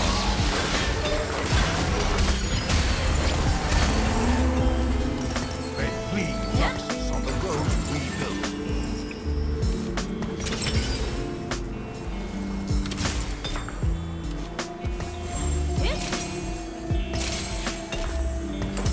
I'll let my hands do the talking. There's Echo. There's Vi. Honestly, at this point, just push. Let's drop in that.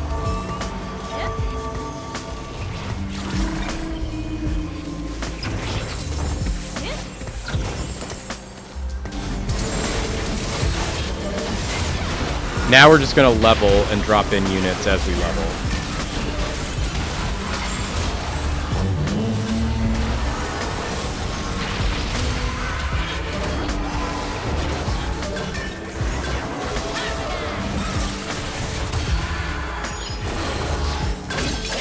It's like these 3 units on their own are going to carry every single fight. Echo just did 14,000. Swain never died.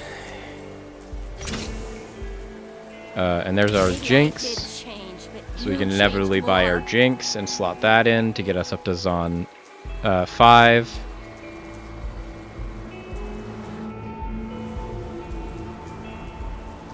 And then the only other unit that we ever need to find is we need to find eventually a Shyvana to go up to Juggernaut 4. And we can wait on finding the Shyvana.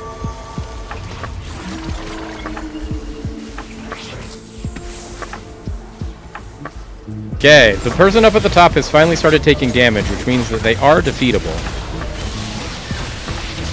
They're also going to start taking a lot of damage really quickly because the augment that they took lets them have more units on the field, but if they lose combats, they take double player damage.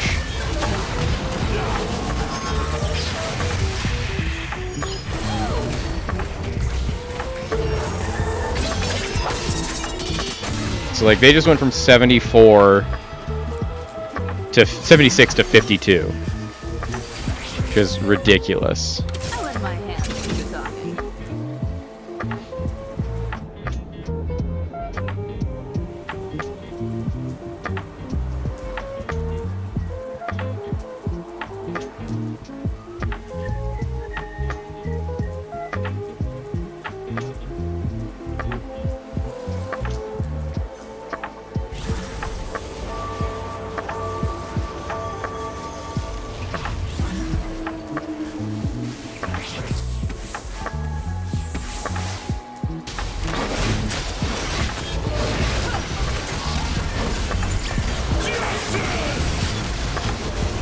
Our opponent also has Zon.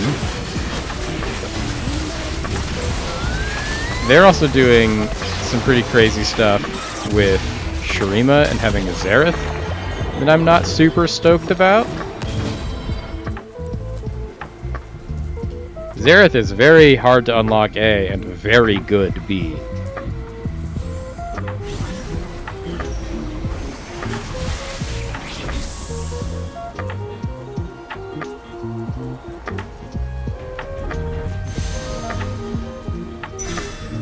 So we're in a very precarious 5th place, but kind of it's anyone's game.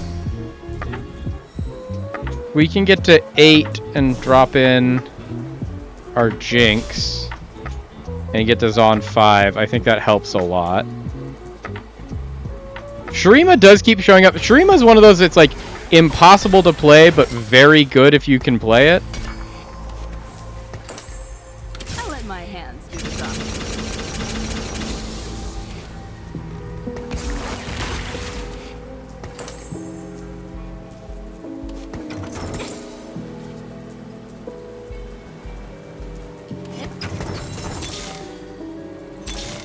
I'll fight if you make me, but we can sing instead. Those 2 power spikes should probably help us not die against this Callista.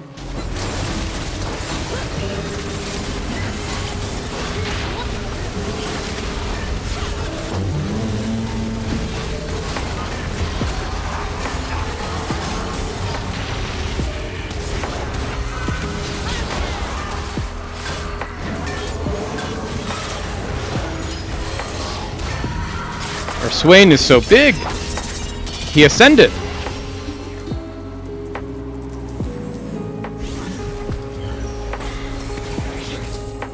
What's the matter?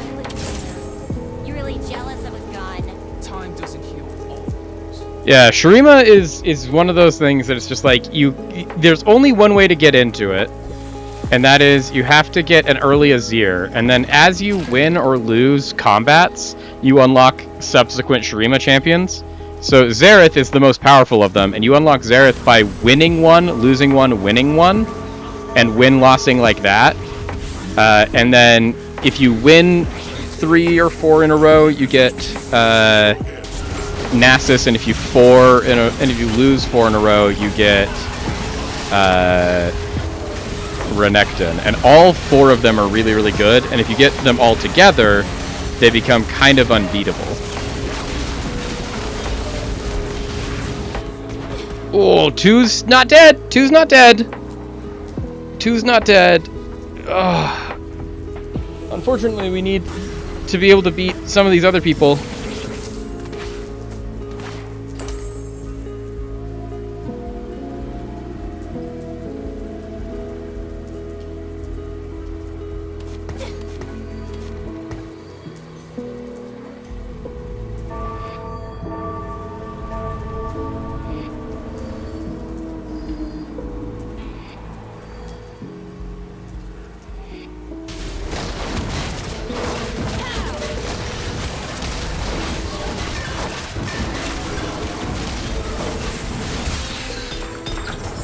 Just got a knack for it.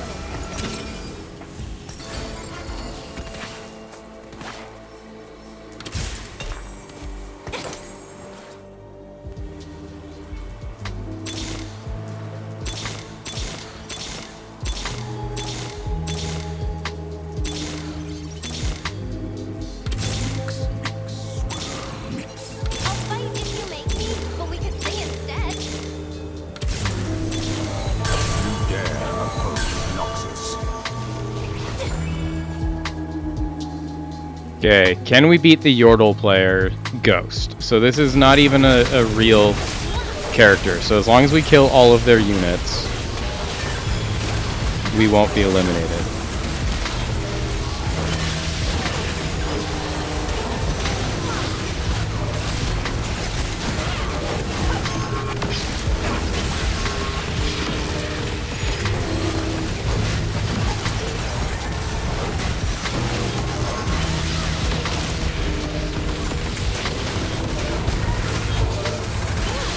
Nope. Okay, hopefully someone else loses even worse than we did. No, that's another 5th! How do they decide Feather Knight did better than me? Ugh. Gold 1's really taking us to the cleaners, but we have enough time for one more game. Hopefully we can end on not a 5th place.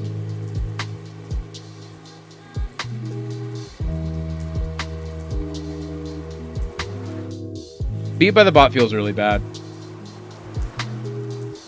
If there's any bot that we're going to lose to, it is going to be that one, though. First Crown is the augment that they took first, which is a very, very powerful augment. So,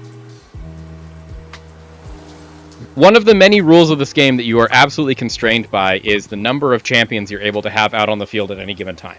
And the number of champions you're able to have on your field is directly correlated to the number of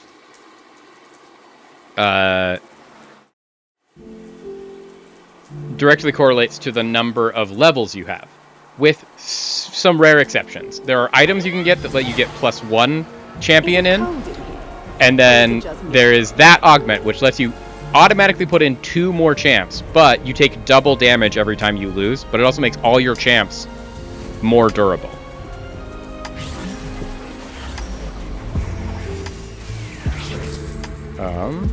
Well, we've got a lot of options here. We'll keep our options open.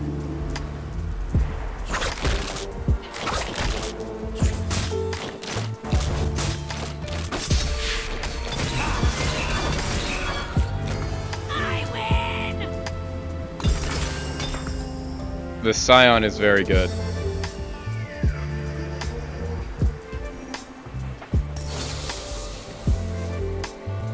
Oh, Scion! You escaped too? And you're here. It's me. Looks like we're gonna do another Noxus game, chat. Or we're gonna do a Bard Scion Bruisers. But I don't know why we wouldn't do Noxus when we've already got 2 Noxus units. And Noxus is so good. I guess it'll come down to if we can get some of the good Noxus.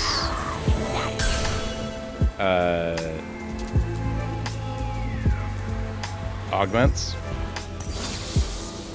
We fight so differently, Scion. You're like... And I'm like...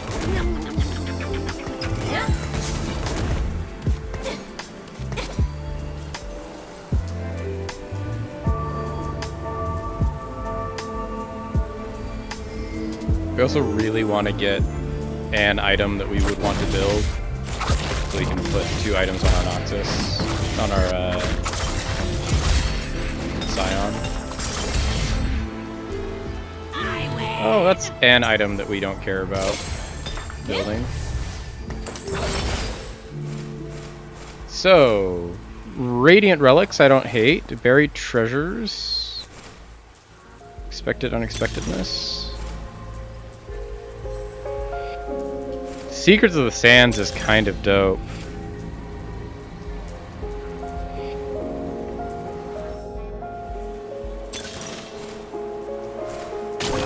Let's try Secrets of the Sands. The waves will drag you down unless you fight to the shore.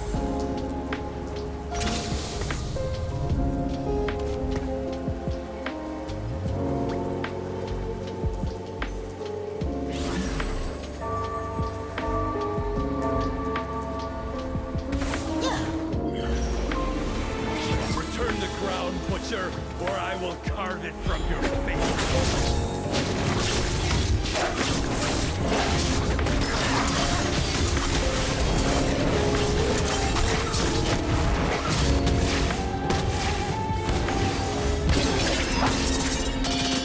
Okay, so we're just trying to win streak out, and we're trying to build ourselves into a place where we are going to play really good Noxus, and then we're going to pivot late game to Shurima. Looks can be deceiving.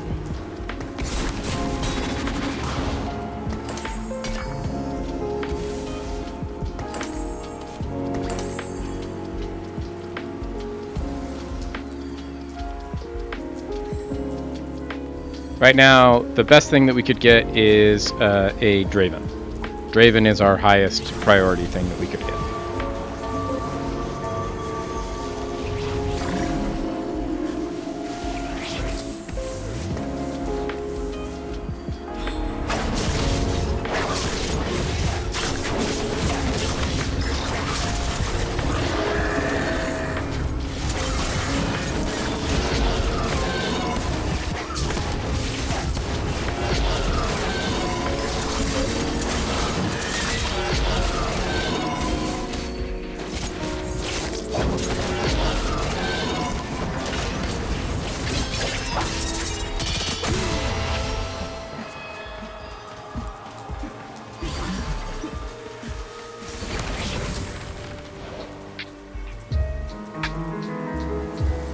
The good thing is we have the Zenithia if we need it, since we're gonna go 5 on 2-5 no matter what.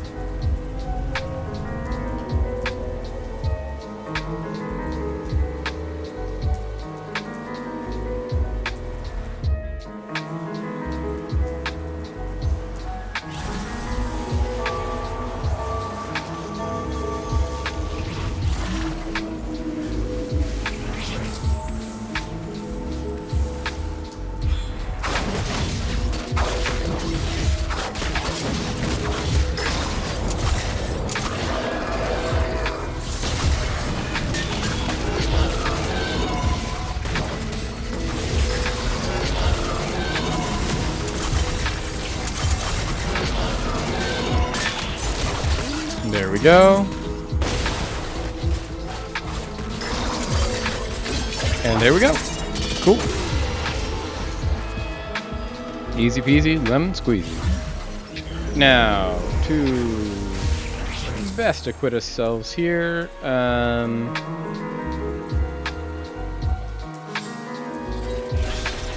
We will take a glove. We would have liked that tier, but we can't get the tier. We'll take a belt. There's no belts left. I kind of really wanted that glove.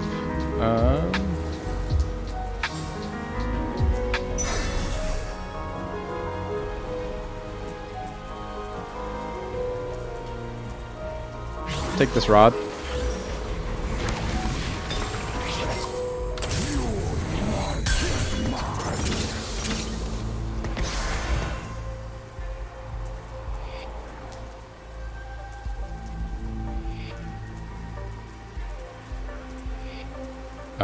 Now this gives us Koboko and Yumi when we hit 7, which is nice.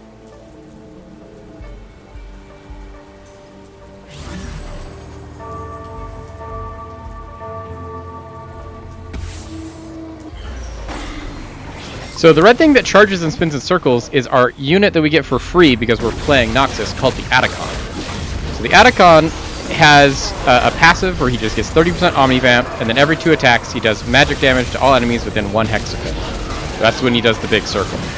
So that's the whole reason that we play this Noxus, is because Noxians, instead of just having their, like, the units that you buy from the shop, if you play enough of them, they summon the Otacon every single round. And then you get an extra unit that's very, very powerful and scales based off of the number of Noxians you have and how high your Noxian's total star level is. So it's kind of the thing that makes our comp so good, is that we just get this extra. So like right now we should only have 5 units, but because of this we get a 6th unit.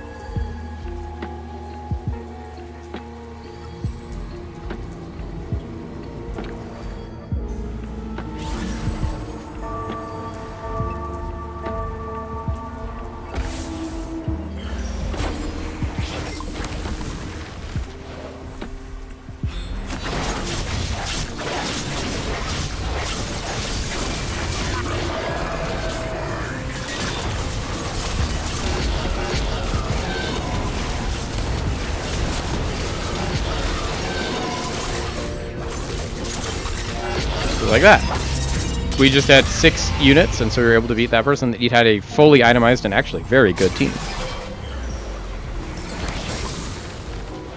Hold on to this for now. 3-1, we're going to try and go 6. The pink thing that looks like a manta ray? I haven't seen that. The only things that should have particles that are flying through is that you have Atacon that brings in for Noxus. You have in Piltover you have Seraphine who shoots a pink wave across from her little dance platform.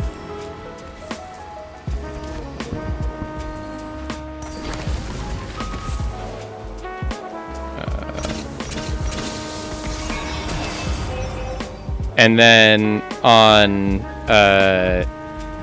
Warden comps, you have Ornn, who makes the big ram come through. I don't know Pink Manta Ray.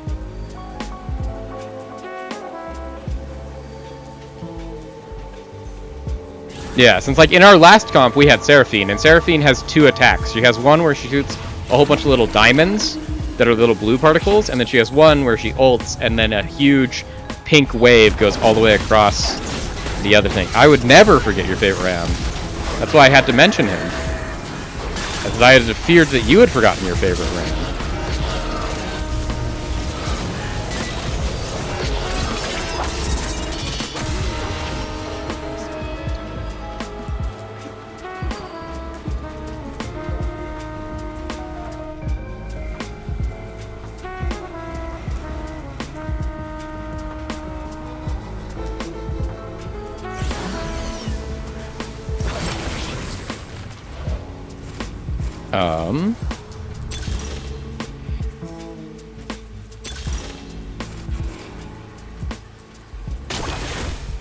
The random completed item is probably pretty good. It's even one that we like. It's one of the ones we want for our end game.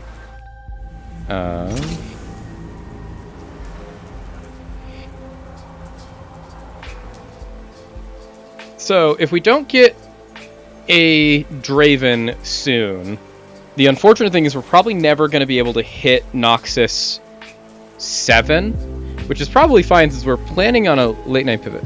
So I can move my avatar around if I right click on the screen. And so if I have clicked like over here and then I take my hands off, it'll just keep trying to go over there. But also usually I move it around on like creep rounds, which were 2 rounds ago, because when you kill the guys at the end of the round, they drop those gems, like those big orbs, and you pick up the orbs to get your items. So someone here has the Zehen comp. That's unfortunate. They even got the Twilight, the Trials of Twilight 2. They got the like Giga Zehen comp. Somehow we had not faced them yet.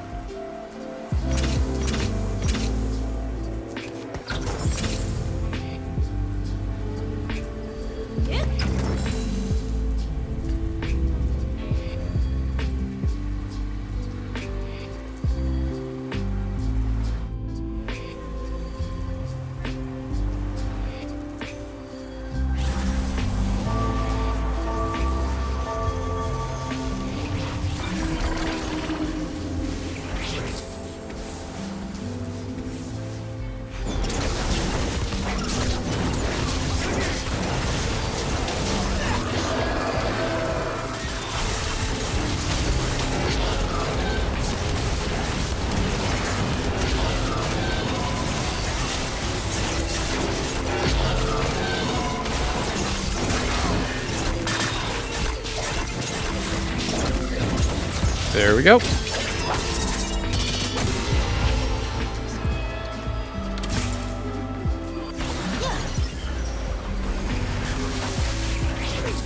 Okay, so we would love a glove. A glove, magnificent. Glove would be so nice right now. I will also take a belt. That Draven with a belt is looking real nice.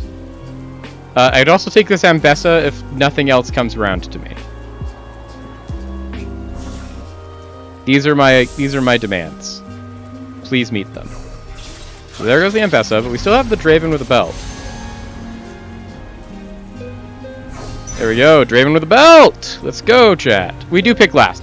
So we get to pick based off of how well we're doing, and since we're doing so well, we get automatic last pick, which isn't great, but we're willing to live with it.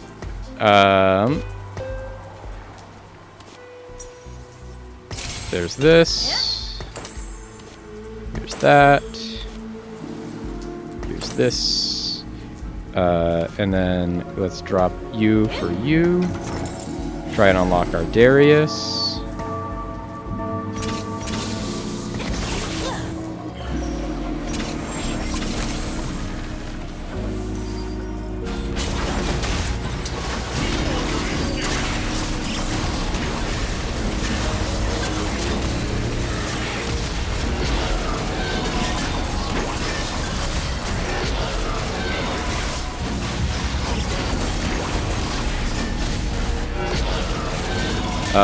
We want to hit level 8 on 4-2 is our next goal.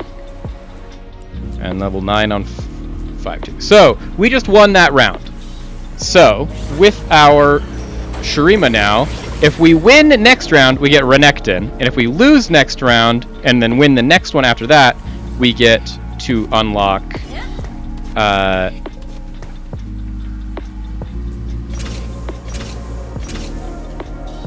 very, very good champ. So we are going to actually...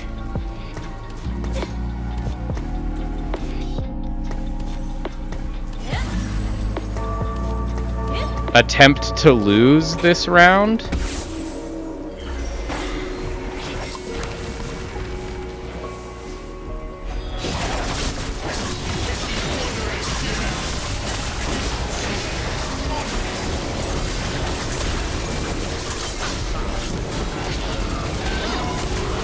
Because the unit that we actually want to unlock, we need to lose this round and then win next round. So here we've lost this round. Now we can go back to our other regularly scheduled programming and win the next player combat. And then we unlock one of the best units in the game, Xerath. So let's put you here, there. This, that, there. And then let's keep leveling.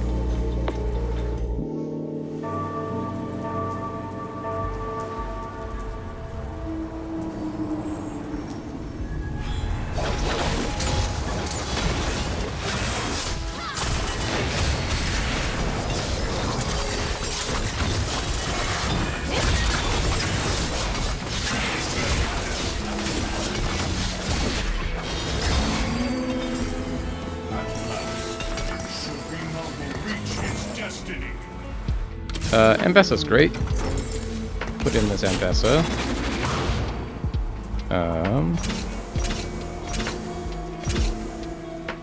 Okay, so...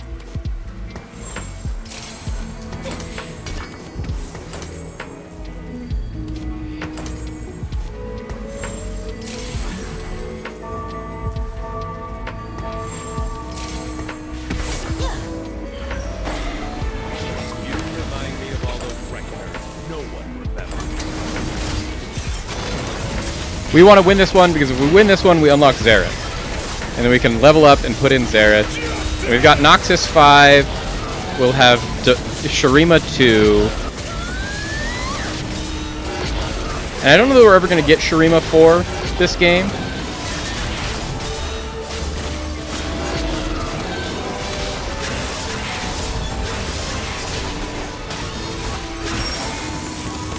Okay, so we unlocked Nasus on accident. We also finally unlocked Darius.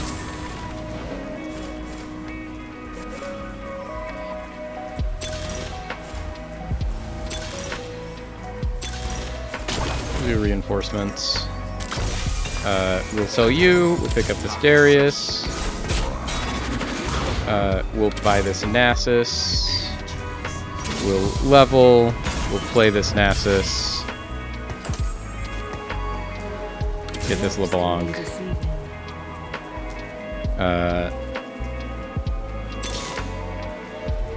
At this point, we are just trying to find Ambessas. Out of my way.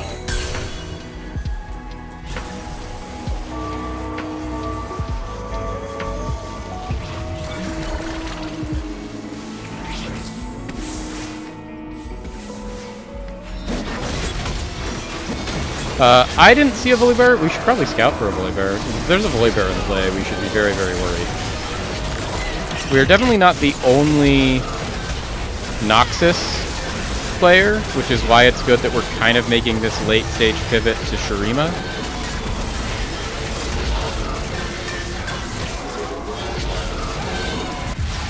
So this biggest guy right here, we have two really big guys. We have Scion, and we have Nasus. Nasus is Shuriman, and we just unlocked him. But our real big guy is Scion here. He's just real big. And then we've got this guy, Nasus.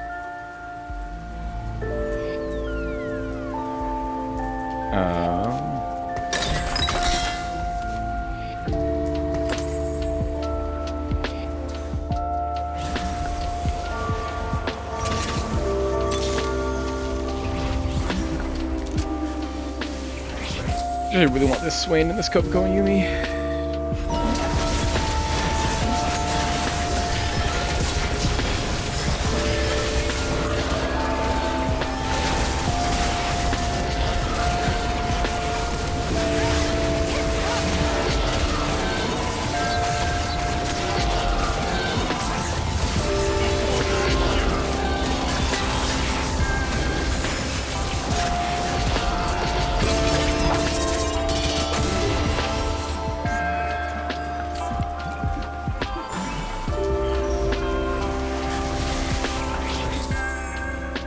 We would love this Mbessa.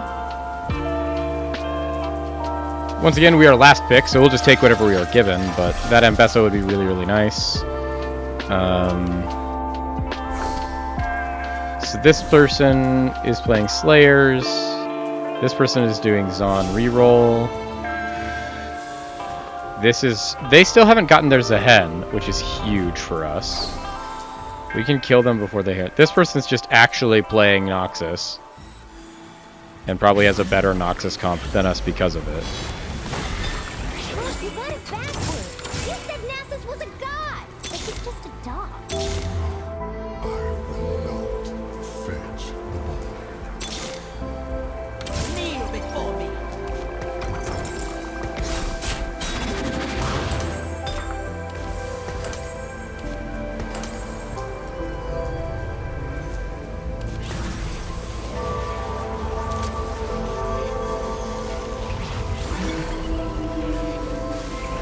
At this point, we need 2 more wins to get Renekton, and we need to start losing and winning to get Xerath. And I don't know that we're going to be able to unlock Xerath. If there's anyone that we're going to lose to, it's going to be this person that's just the better Noxian comp. But we might actually win because of our Shroom and Splash. But it doesn't look like it. Perfect. So we did lose, which is actually what we wanted, because that gets us more on track to getting Xerath. Which is how we're actually going to win these games.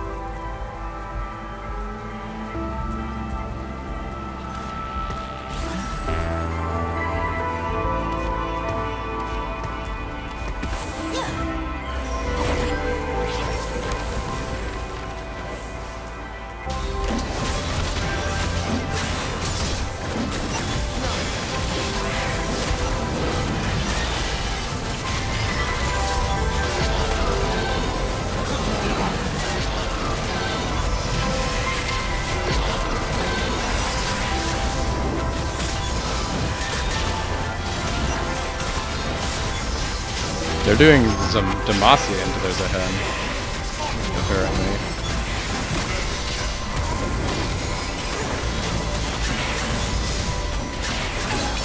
There we go.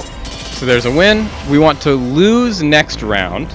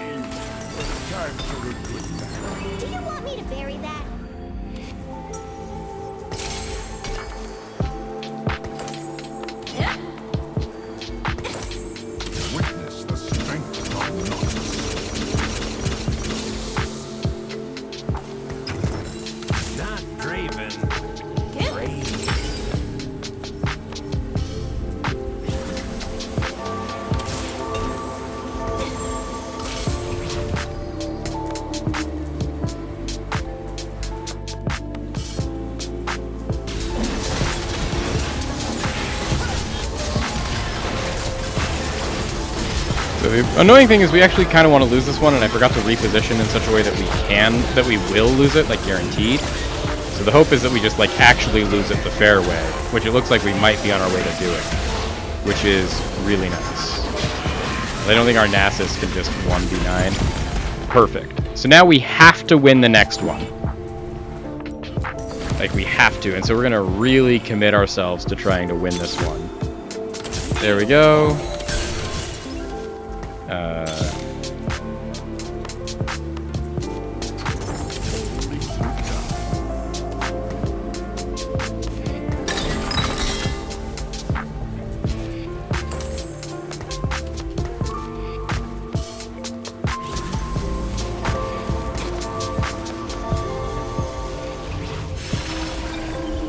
Okay. So, I think we should win this one.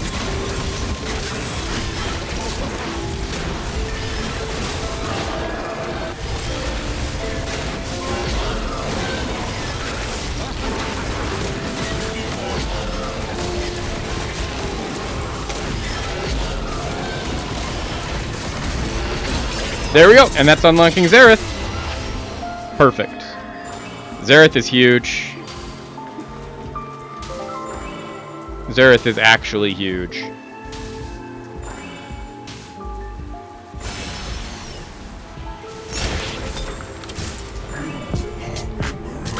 And now we just need to win out.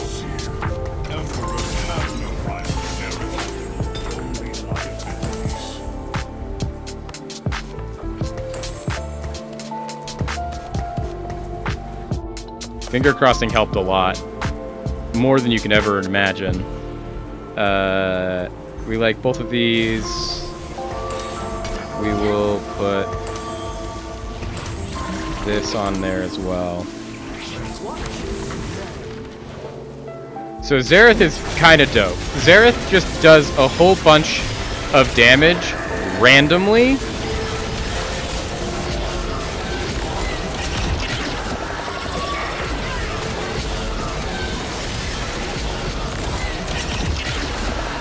And boards just get deleted.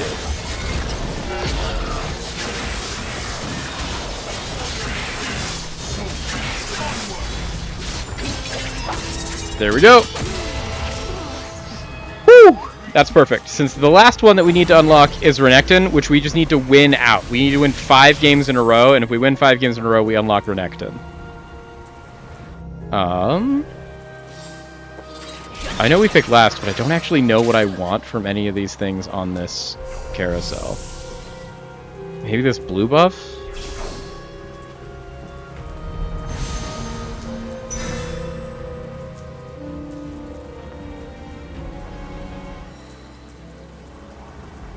He wants blue buff. We can give him his 3 most requested items, but we'd have to take them off of our Azir.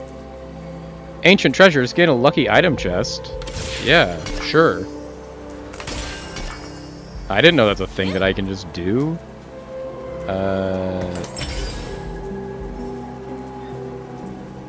Give me my Sunfire Cape so I get a full build Swain. And let me do these.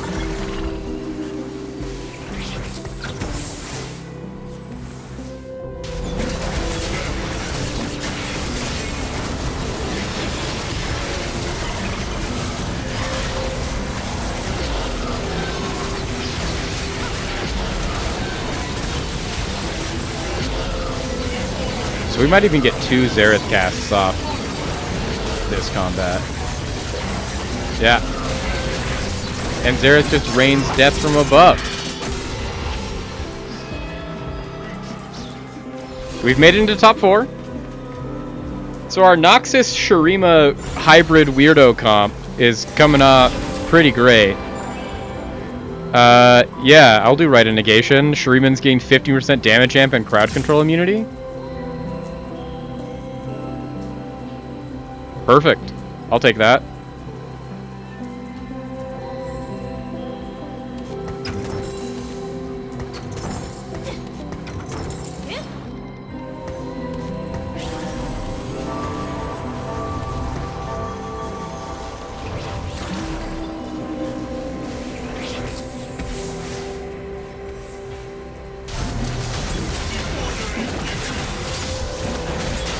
the Demacia Vayne reroll comp living longer than the Demacia Trials of Twilight Zehen comp is kind of crazy. Since Zehen is like, if you can just prio getting your Zehen out, you are unbeatable. But if you're so heavily contested by the reroll comp guy that's trying to steal all of your pieces, then I guess you just can never get there. Okay, so one more combat and we unlock Renekton, and then we get to Shurima 4, and Shurima 4 is absolutely ridiculous, because what Shurima 4 does is that every 3 seconds all of our 1-cost Shurimans become 4 stars. All of our 1-star Shurimans and 2-star Shurimans become 4 stars. And if you get Shurima 4, you can just put only your 4 Shurimans in play and win. Like, they just carry games. No, we don't want that, because we would rather level to 10 next round. So let's grab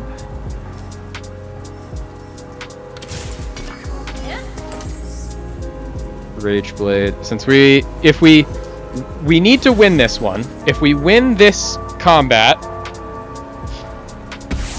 we unlock our champion.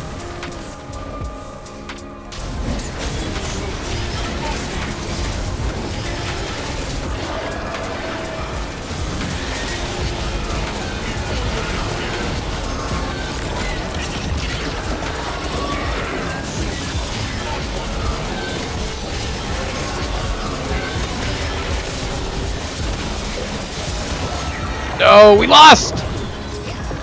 We unlocked Mel. Doesn't really help us, but...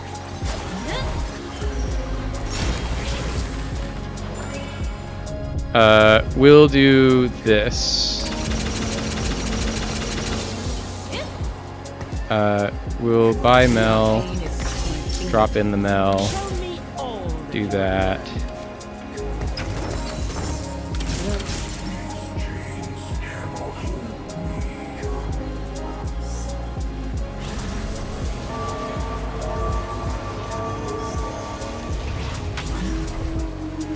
It's okay. The hope is that we can just have 5 more rounds in this game and we can get 5 wins in.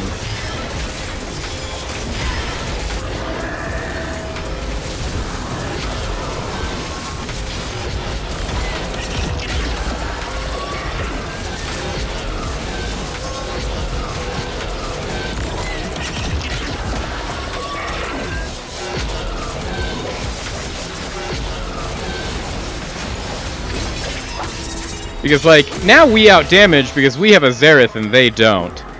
And our Xerath will kill everyone.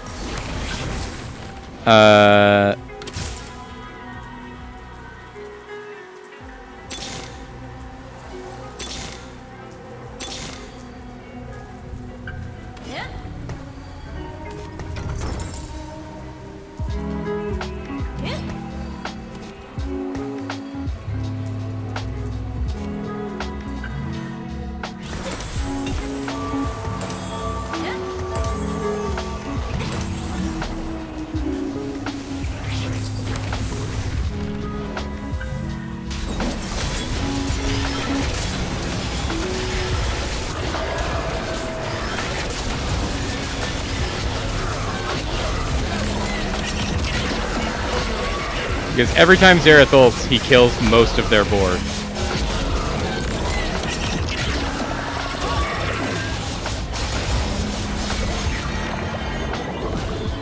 Nah, it doesn't look like we're getting there.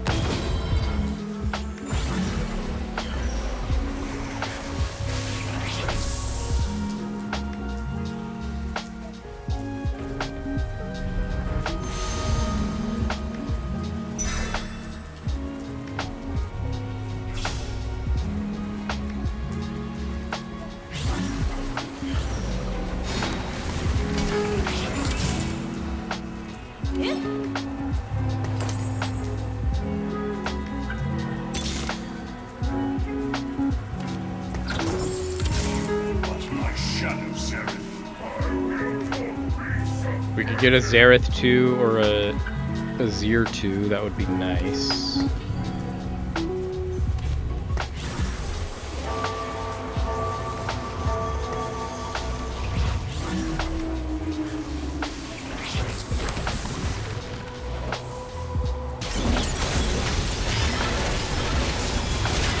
The thing is, like, we know exactly how good our opponent's comp is, and it's because it's the comp that we've been playing to the most success literally all day.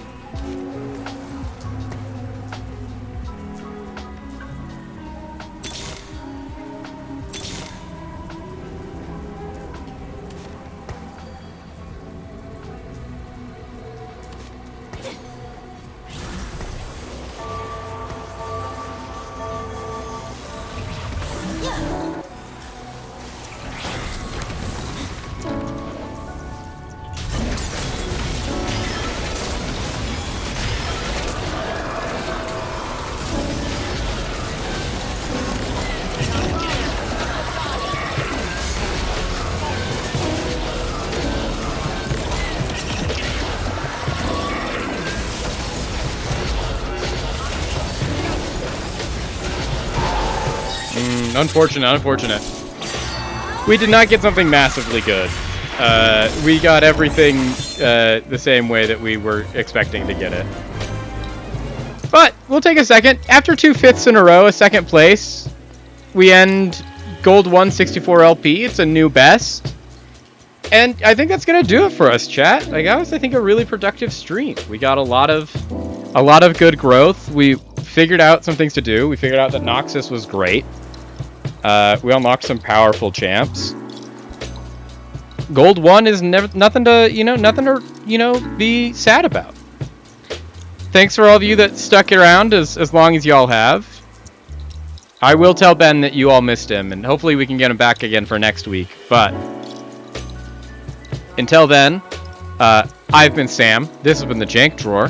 And please check back in tomorrow. Tomorrow we're back to our regularly scheduled stream time of 2 p.m. MST until 6. And we'll be playing Darkest Dungeon. We're coming so close to the end of that game, and I'm excited to experience it all with you for the first time. And I hope that you all experience it with me as well. I'm going to see if I can find someone for us to raid. If not, we'll just end here.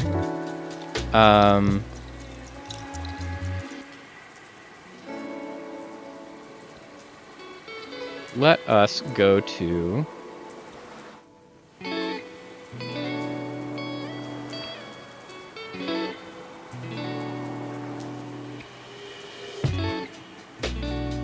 I'm gonna go have us raid Feral Evie. Their stream title says Coach teaching Coach why she was bad coach. It's me, I am she. Which, mainly just for my own edification as a person that's trying to learn how to play this game, when I go hang out in chat after a little bit, maybe it'll give me some insights as to what I'm doing wrong and how I can get better by watching someone that's better than me actually play the game. But we're gonna raid Feral Evie. Thank you all for watching.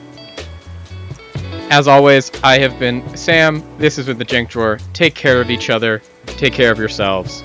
And I will see you all tomorrow.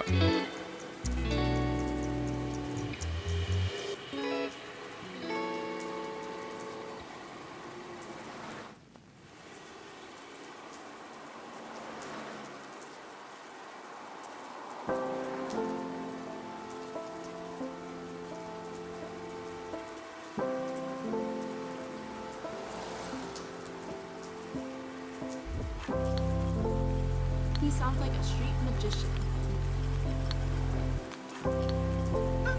Hello?